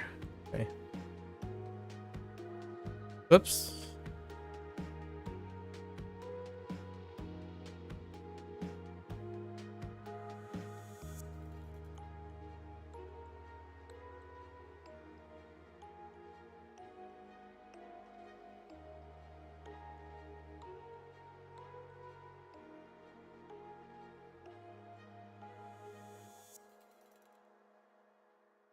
Actually,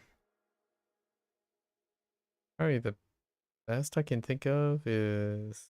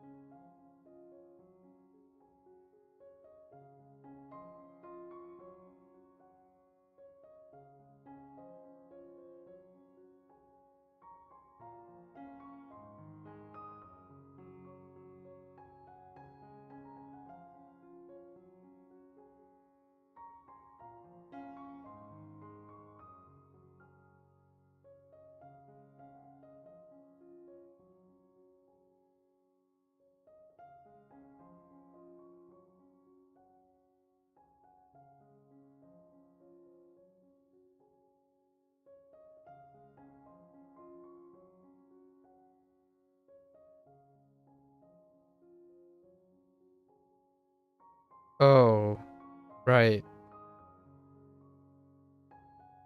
Right.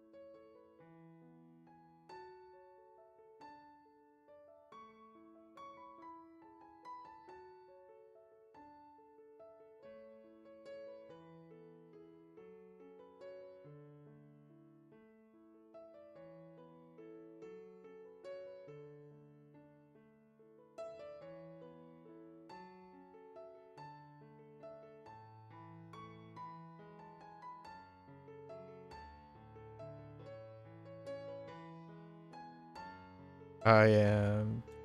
There is a very good reason I'm picking those corners.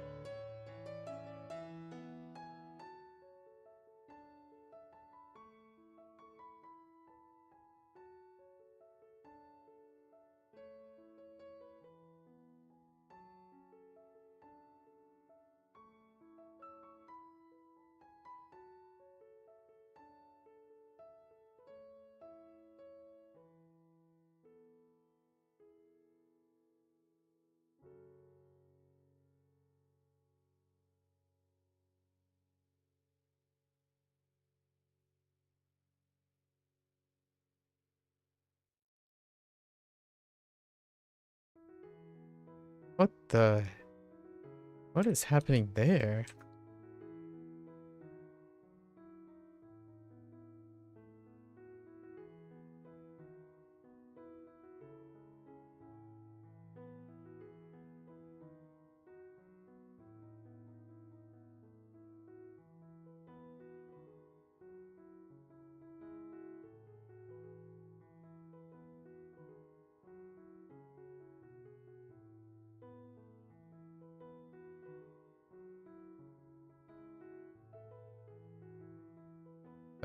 the heck?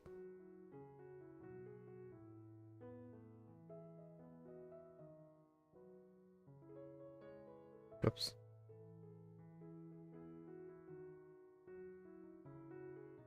What? What?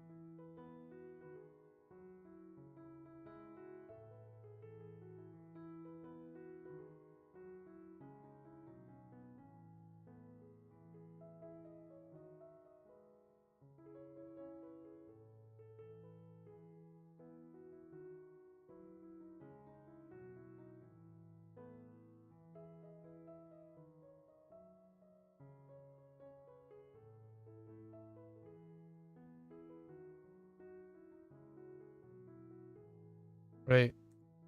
I got rid of... accidentally deleted something. Just realized it's fine. Oh.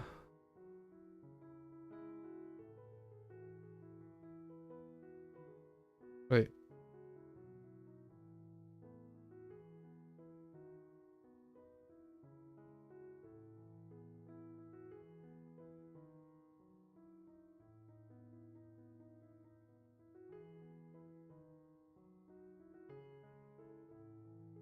What is going on?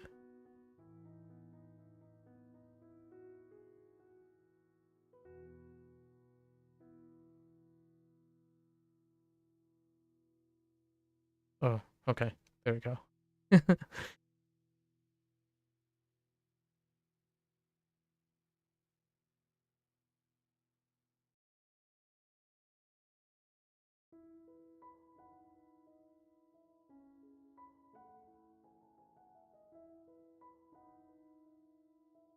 That's okay.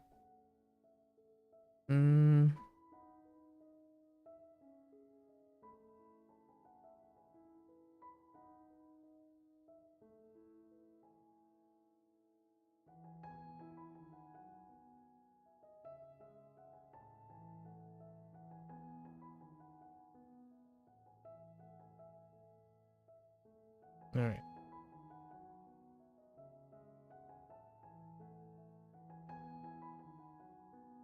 It's good enough. Let's put a date on this and call it a night. Less than 3 hours, but still a little too long for me. I'll try to do it tomorrow. Do the double prompt tomorrow.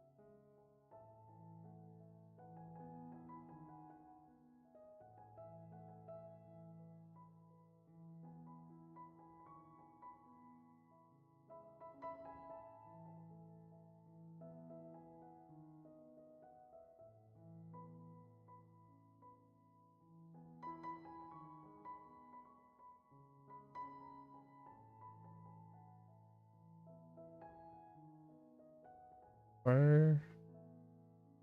I can't see it. Oh, because it's so... Okay.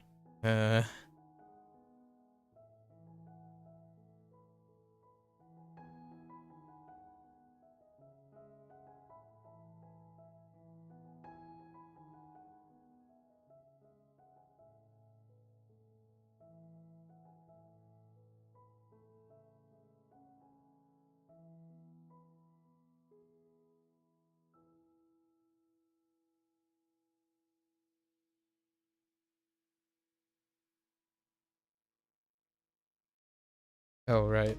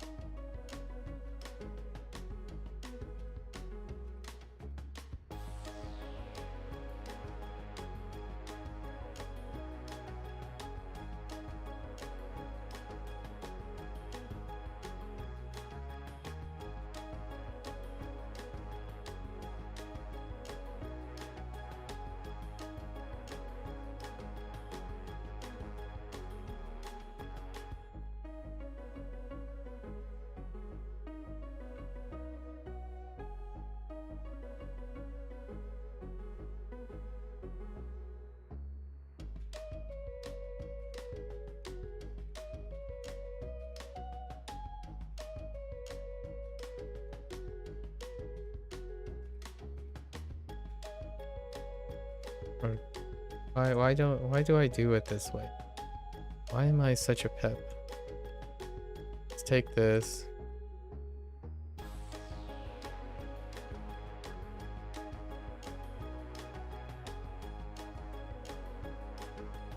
All right.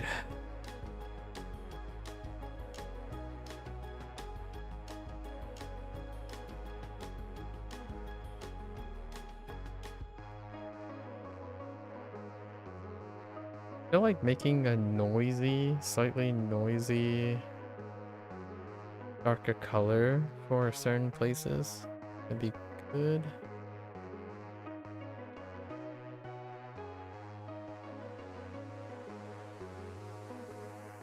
Or even try to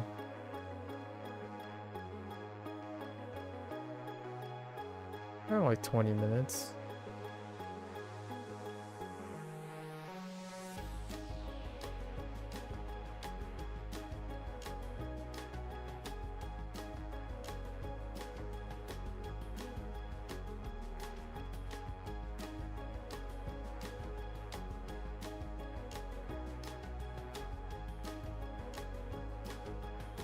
Oh no.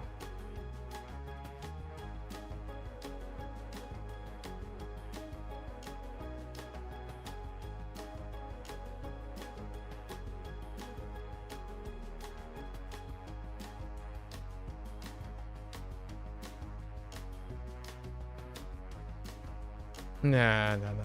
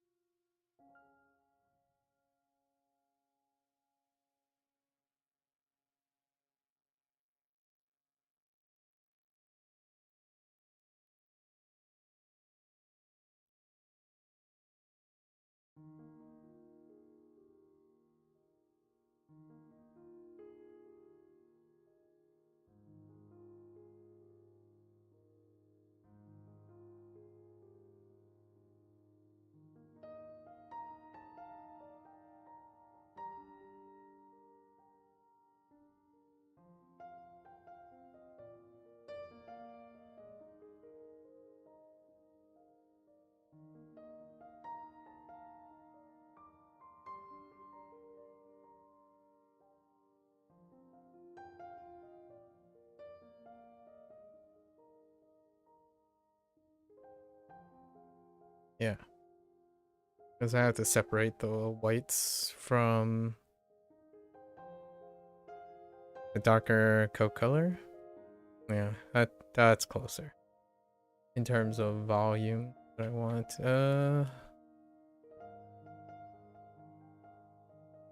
Hmm.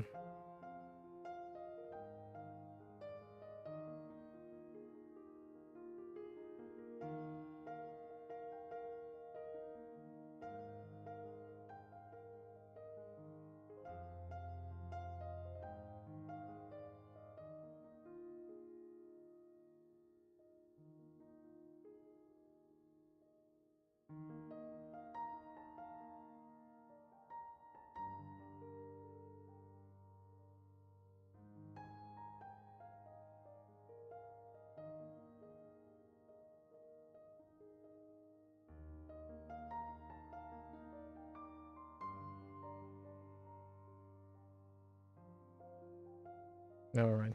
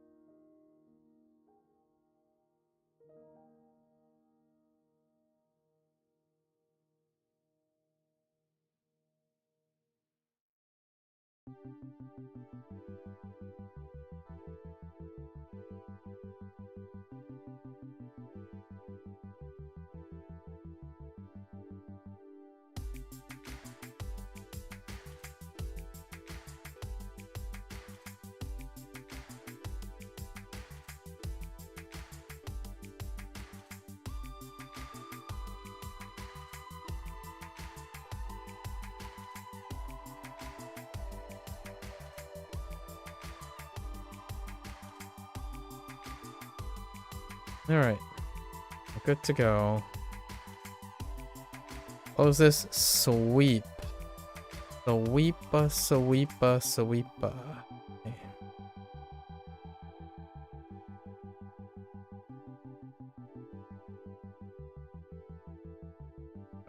Day 10?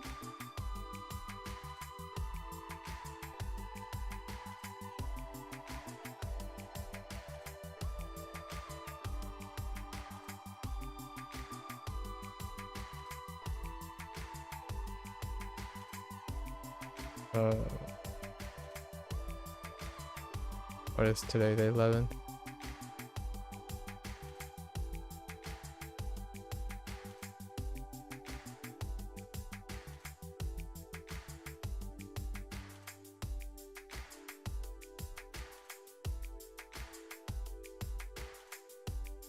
Alright. Good enough. I think it came out alright for the first black and white. Came out alright. I'm not satisfied with the tail, but that's okay.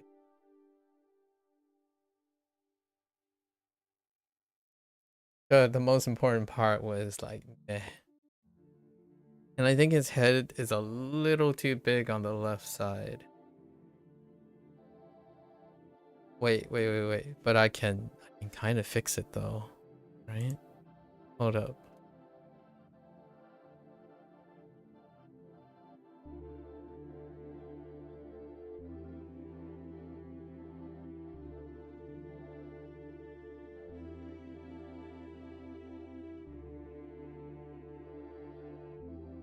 This can go really, really disastrous.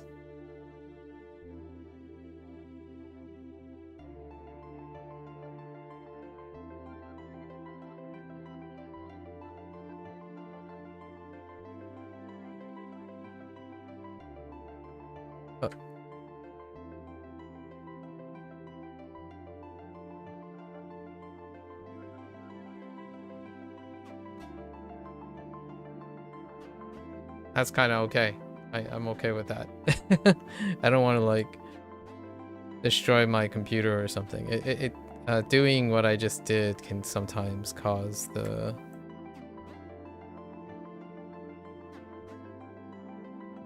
my computer to like okay. Yeah, the forehead was a little bit too big. All right. Okay, I'll try to do 2 tomorrow. Had a really great conversation with someone, so not as much time. We still got Sting to do, which was today's. I made him a lot angrier, like super angry. I think this is the first time. Oh, this is the first one that kind of angry. We're gonna go back to smiling stuff, right? Things that are smiling. All right, that's a wrap for today. So gonna attempt tomorrow to do the double prompt so I can get caught up. Yeah, we got some extra days coming up, like tomorrow and then the day after. Chances for double prompts. Gotta squeeze in to make up for today, and then 4 other days to catch up. To like have the leeway, right?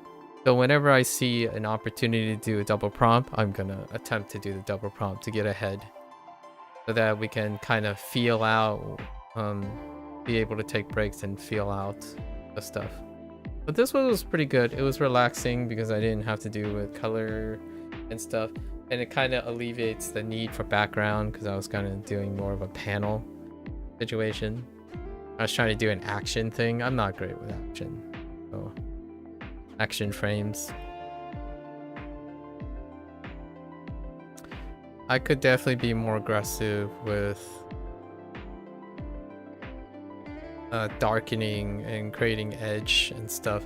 My line on this tablet is not the greatest. I can't do those constant parallel line things like inking and stuff, so I ended up using a tri-hair brush kind of thing to do it. It would take me way too long. I would be sitting here slowly doing one at a time, and that would not be great for time.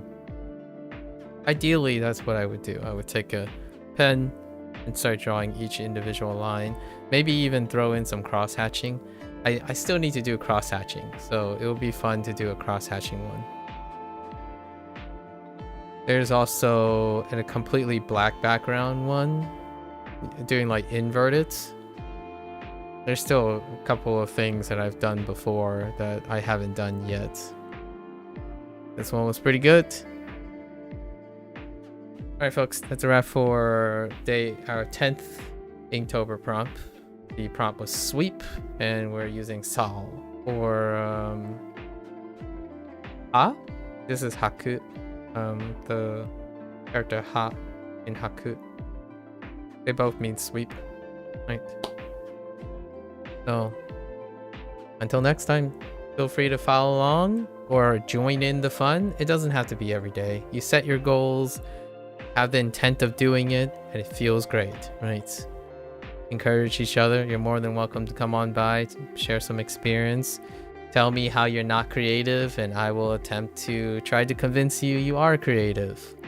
That's how the game goes. That's what we spent time today. Most of this stuff I'm very, very used to talking about, so you're always welcome. We can yap a little bit. This would be a great time to yap a little for 30 minutes at the end of the day. Kind of nice company. Share stories, practice expressing yourself, being interested in one's life and other people's lives. That keeps us each other motivated, right? So more than welcome. Until next time, 皆さんまたね。はい、大家下次见。見てくれてありがとう。感謝观看。Thanks for watching. I'll catch you guys on the next one. Bye bye.